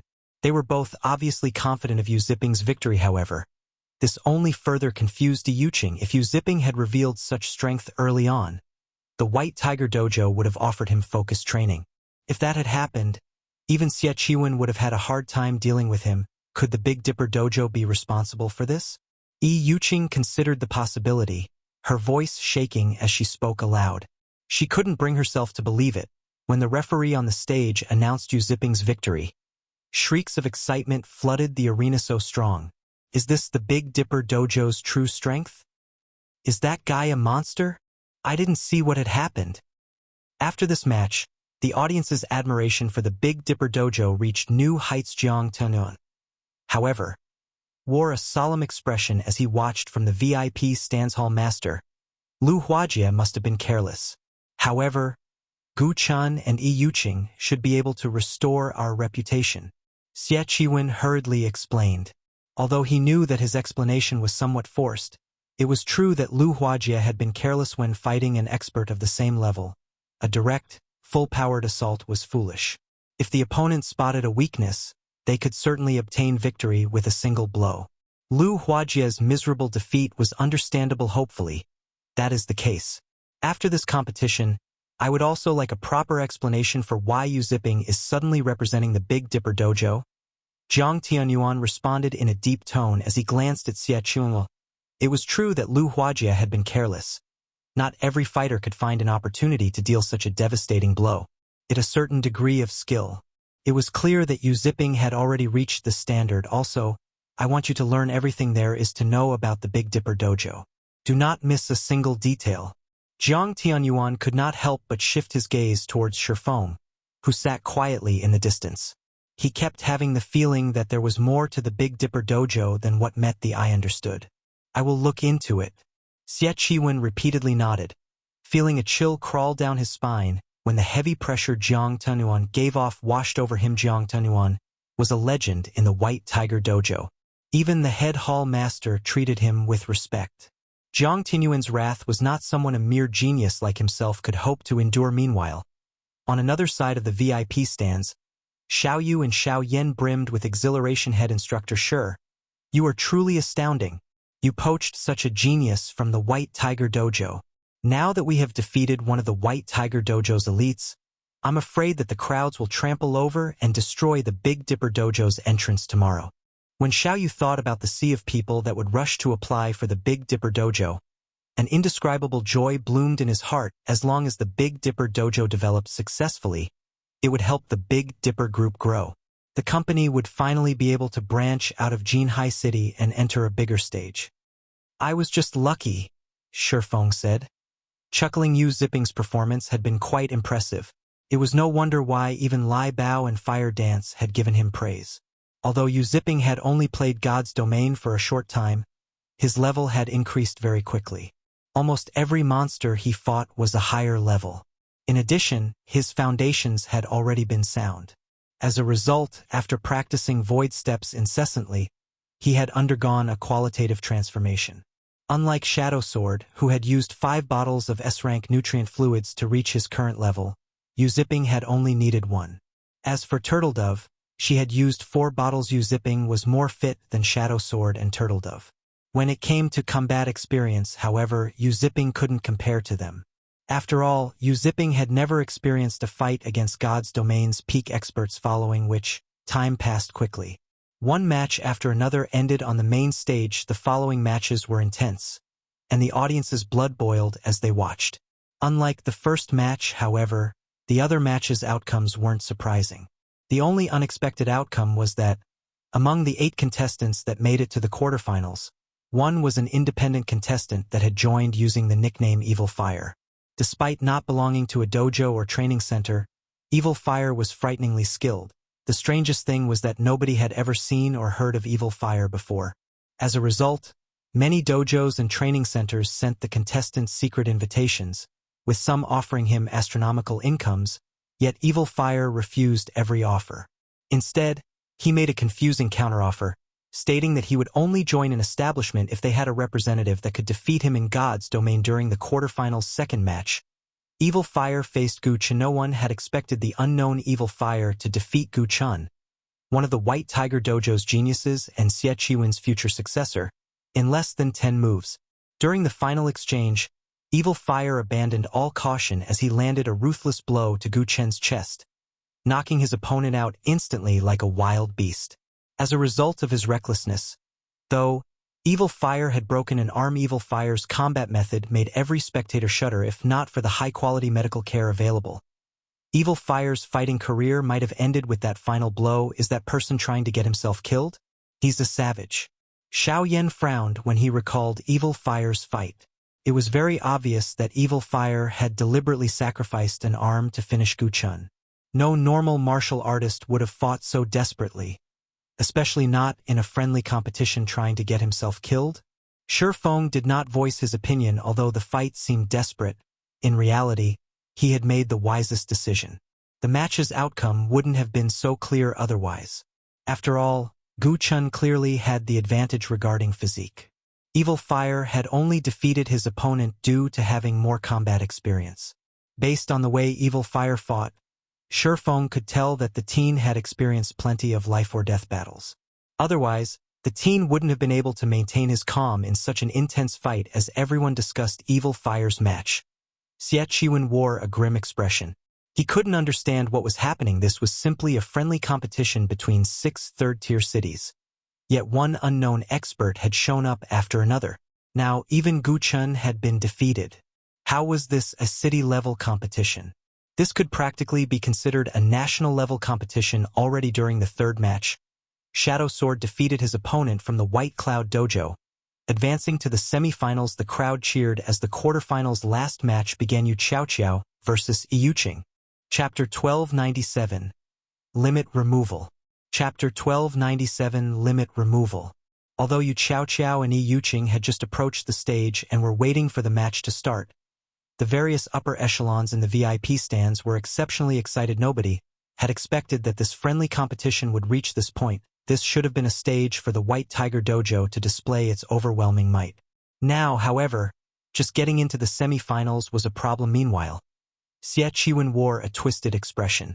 He had never thought that Gu Chun would be so useless as to lose to some unknown fighter. With this, the White Tiger Dojo's reputation was soiled.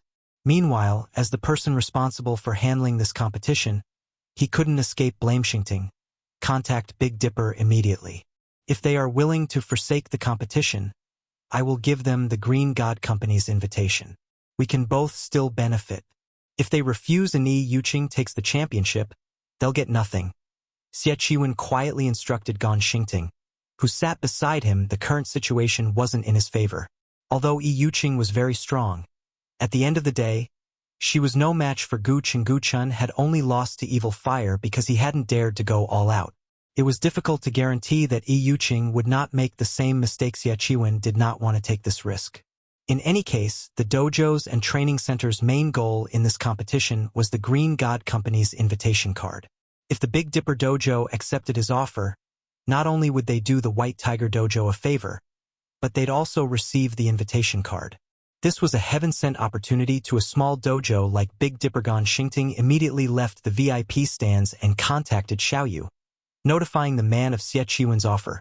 Big brother, did something happen? Xiao Yan asked curiously when he noticed Xiao Yu's hesitant expression. While he was on a call, the Big Dipper Dojo had already garnered quite a bit of fame during this friendly competition. It wouldn't have any issues expanding past Jinhai City in the future. This should be cause for celebration, not concern. It's the White Tiger Dojo. They've offered a deal. If we forfeit, they will compensate us with the Green God Company's invitation, Xiao Yu explained. At the end of the day, the White Tiger Dojo was still one of the best dojos in the country. If Big Dipper won the championship, while it would indeed help to further its reputation, but it would also provoke the White Tiger Dojo. The Big Dipper Dojo would have some trouble expanding into other cities, particularly first and second-tier cities. However, if Big Dipper conceded this competition, it would benefit their expansion. Even Xiao Yan hesitated for a moment.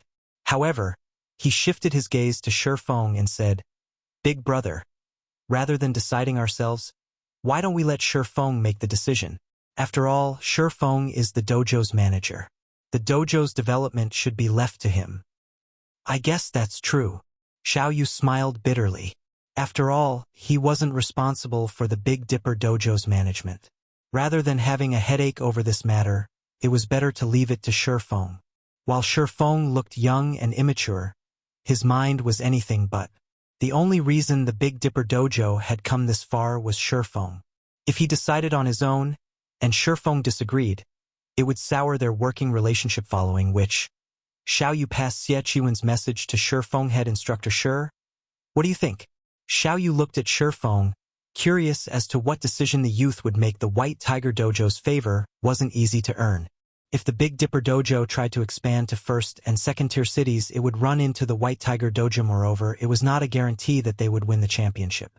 If they rejected this offer, they might lose the opportunity to obtain the Green God Company's invitation. The White Tiger Dojo's offer didn't particularly surprise Shi Feng. Straightforwardly, he responded, "Chairman Xiao, tell them that we can get the Green God Company's invitation by ourselves. We don't need their charity." The White Tiger Dojo was a frightening organization. As one of the best dojos in the country, it had branch dojos in practically every first and second-tier city. Shi Feng understood Xiao Yu's thoughts. If he hadn't been reincarnated, he really would have been tempted to accept this offer as well. After all, getting in the good graces of a top dojo would make things easier when the Big Dipper Dojo expanded into first and second-tier cities. Unfortunately, the future was in God's domain. The Big Dipper Dojo had only recently established. If he wanted to recruit talented players and quickly increase the dojo's fame, this friendly competition was the best stepping stone available. He could not let this opportunity get away. If he waited a few more months, the other dojos and training centers would monopolize many talented players. He was in a race against time. Did he have enough to waste with the White Tiger Dojo? If we do this, Xiao Yu was stupefied. He had never expected such a clear-cut response from Shi Feng. This was the White Tiger Dojo they were talking about. If they humiliated the White Tiger Dojo today, the Big Dipper Dojo would suffer from its wrath later. However, seeing Shi Feng's determination and taking into account that the youth had full management rights for the Big Dipper Dojo, Xiao Yu would not offer a differing opinion. He sighed as he had no choice but to relay the decision to Gan Xingting. "What? They refused?" Xie Qiwen asked again. Thinking he had heard wrong, they said that they will obtain the Green God Company's invitation by themselves. Gan Xingting had also thought he had heard wrong. However, Xiao Yu's answer had been definitive. "Good. Excellent." At this moment, Xie Qiwen's expression was as cold as ice. He had never thought that a little dojo would dare oppose him. "Let's wait and see then.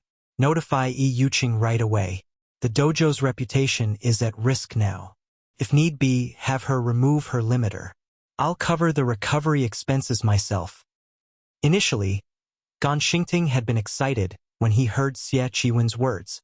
After all, he would finally get an opportunity to witness a limit removal. Yet he began to worry as he responded, "But boss, if we expose that move here, we'll get in trouble with the main branch. I'll take responsibility for it. I want to show these no-name dojos and training centers that, no matter how much they try, their efforts are futile." Xie Qiwen sneered as he glanced at Shi Feng. On the main stage, both Yu Qiao and Yi Yuqing eyed each other, carefully observing the other party's movements. As soon as the referee swung his hands down and announced the start of the match, both fighters dashed forward, invading into each other's attack range. Although Yi Yuqing's attacks seemed soft and light, they were incredibly fierce.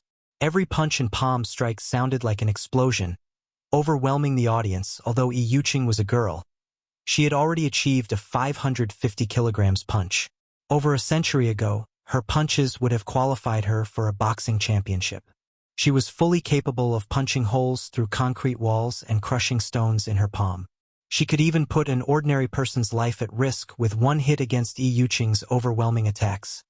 Any normal person would have retreated. However, Yu Qiao did not. Instead, she launched her own barrage of attacks, her hands moving like whips as they clashed with Yi Yuqing's attacks. Her momentum was no slower than Yi Yuqing's. Moreover, every time she blocked an attack, a loud crash would echo throughout the venue. This scene stupefied the audience at the spectator stands. Both fighters exchanged blows constantly, attacking and defending non-stop. In the blink of an eye, Yu Qiaoqiao and Yi Yuqing had exchanged numerous moves. The audience could not keep up with the two girls. This continued for over a dozen seconds without either side securing an advantage. It was obvious that neither side would have an easy victory. Seeing the fight going nowhere, Yi Yuqing backed away. With a confused expression, she then said, "I haven't found a single weakness in your defense even after our exchange. It really is hard to imagine why an expert like you would join a small dojo that has no history." In terms of strength and speed, she was clearly a cut above Yu Qiaoqiao.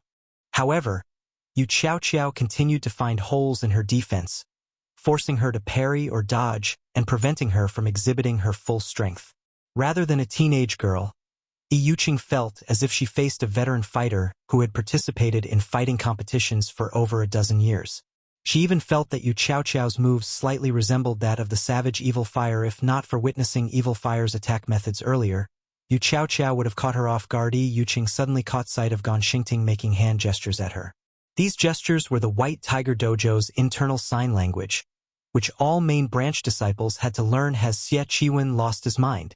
This is just a friendly competition. Is there a need to go so far? Yi Yuqing could not help her surprise when she saw Gan Xingting's gestures. Noticing that her opponents diverted attention, Yu Qiaoqiao took advantage of the distraction and advanced, using a superficial footwork technique, following which Yu Qiaoqiao seemed to flicker in and out of existence. By the time Yi Yuqing snapped back to attention, Yu Qiaoqiao had already circled to her side.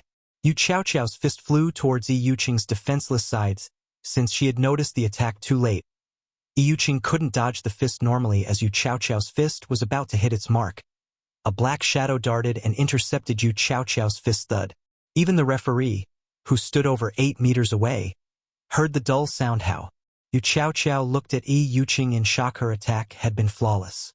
She had used the momentary distraction to circle to her opponent's side and attack from a blind spot. Yi Yuqing shouldn't have been able to defend herself yet. The palm that had caught her fist belonged to none other than Yi Yuqing. Most importantly, she had put her entire weight into that punch, yet Yi Yuqing had intercepted the hit. Felt as if she had punched a wall. It was unbelievable. You really are amazing. If I hadn't used limit removal, you might have defeated me with that blow. At this moment, Yi Yuqing sighed ruefully as she gripped Yu Qiaoqiao's fist. Originally, I had planned to save this move for the national competition. I never thought that I would be forced to use it so soon. However, since I have, this match is over.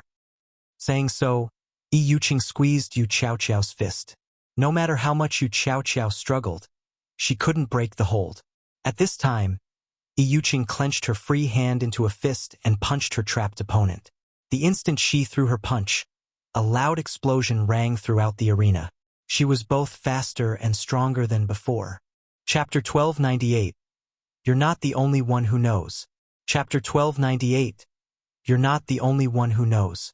Knowing that she couldn't avoid Yi Yuqing's fierce punch, Yu Qiaoqiao clenched her free hand into a fist and aimed a punch for Yi Yuqing's wrist. The instant her fist met the young woman's wrist, however, she felt as if she had punched a steel wall. Fortunately, the force behind her punch diverted Yi Yuqing's attack trajectory slightly, the latter's punch missing her shoulder and only tearing her clothing. When Yi Yuqing saw that her first hit had failed, she followed up with another, giving Yu Qiaoqiao no time to breathe. Limit removal was a double-edged sword. Ordinary people could only exert up to 20% of their muscle strength, with their minds suppressing the remaining 80%.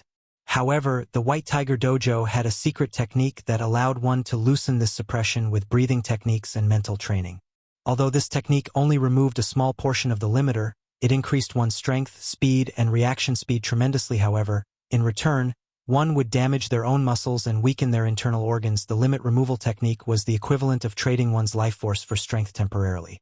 If one used this technique for too long, they could die.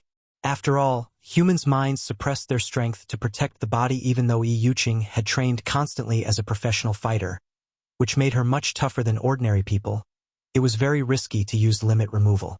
She wouldn't use it unless absolutely necessary, if not for Xie Qiwen's promise to pay for her recovery and the White Tiger Dojo's reputation being at risk. She wouldn't have even considered using the trump card. Yi Yuqing launched a series of rapid punches. Meanwhile, Yu Qiao tried her best to block while struggling to break free from Yi Yuqing's hold. However, Yi Yuqing's control grew more precise, which made it increasingly difficult for Yu Qiao to block her attacks. Yi Yuqing's punches were like bullets from a machine gun. They were both fierce and powerful. The strong wind from her punches stirred the dirt and dust on the stage. The audience was stupefied. So strong. Is this the genius that will succeed Tang Jingyao in the White Tiger Dojo in the future? Why do I have the feeling that Yi Yuqing is even stronger than Gu Chen?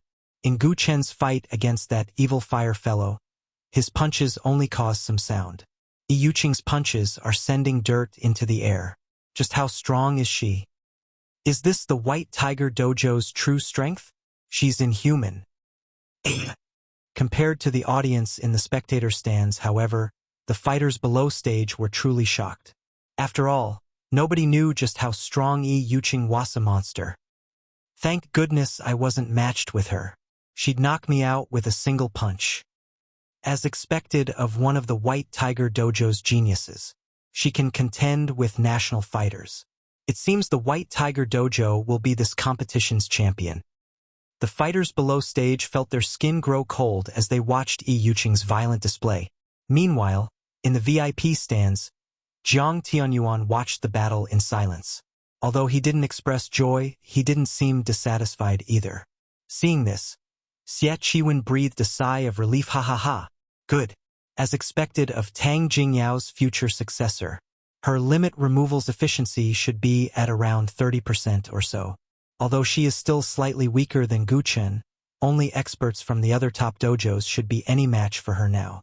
Xie Qiwen sneered as he watched Yu Qiao's defense crumble. One of the reasons that the White Tiger Dojo had become one of the best dojos in the country was this limit removal secret technique.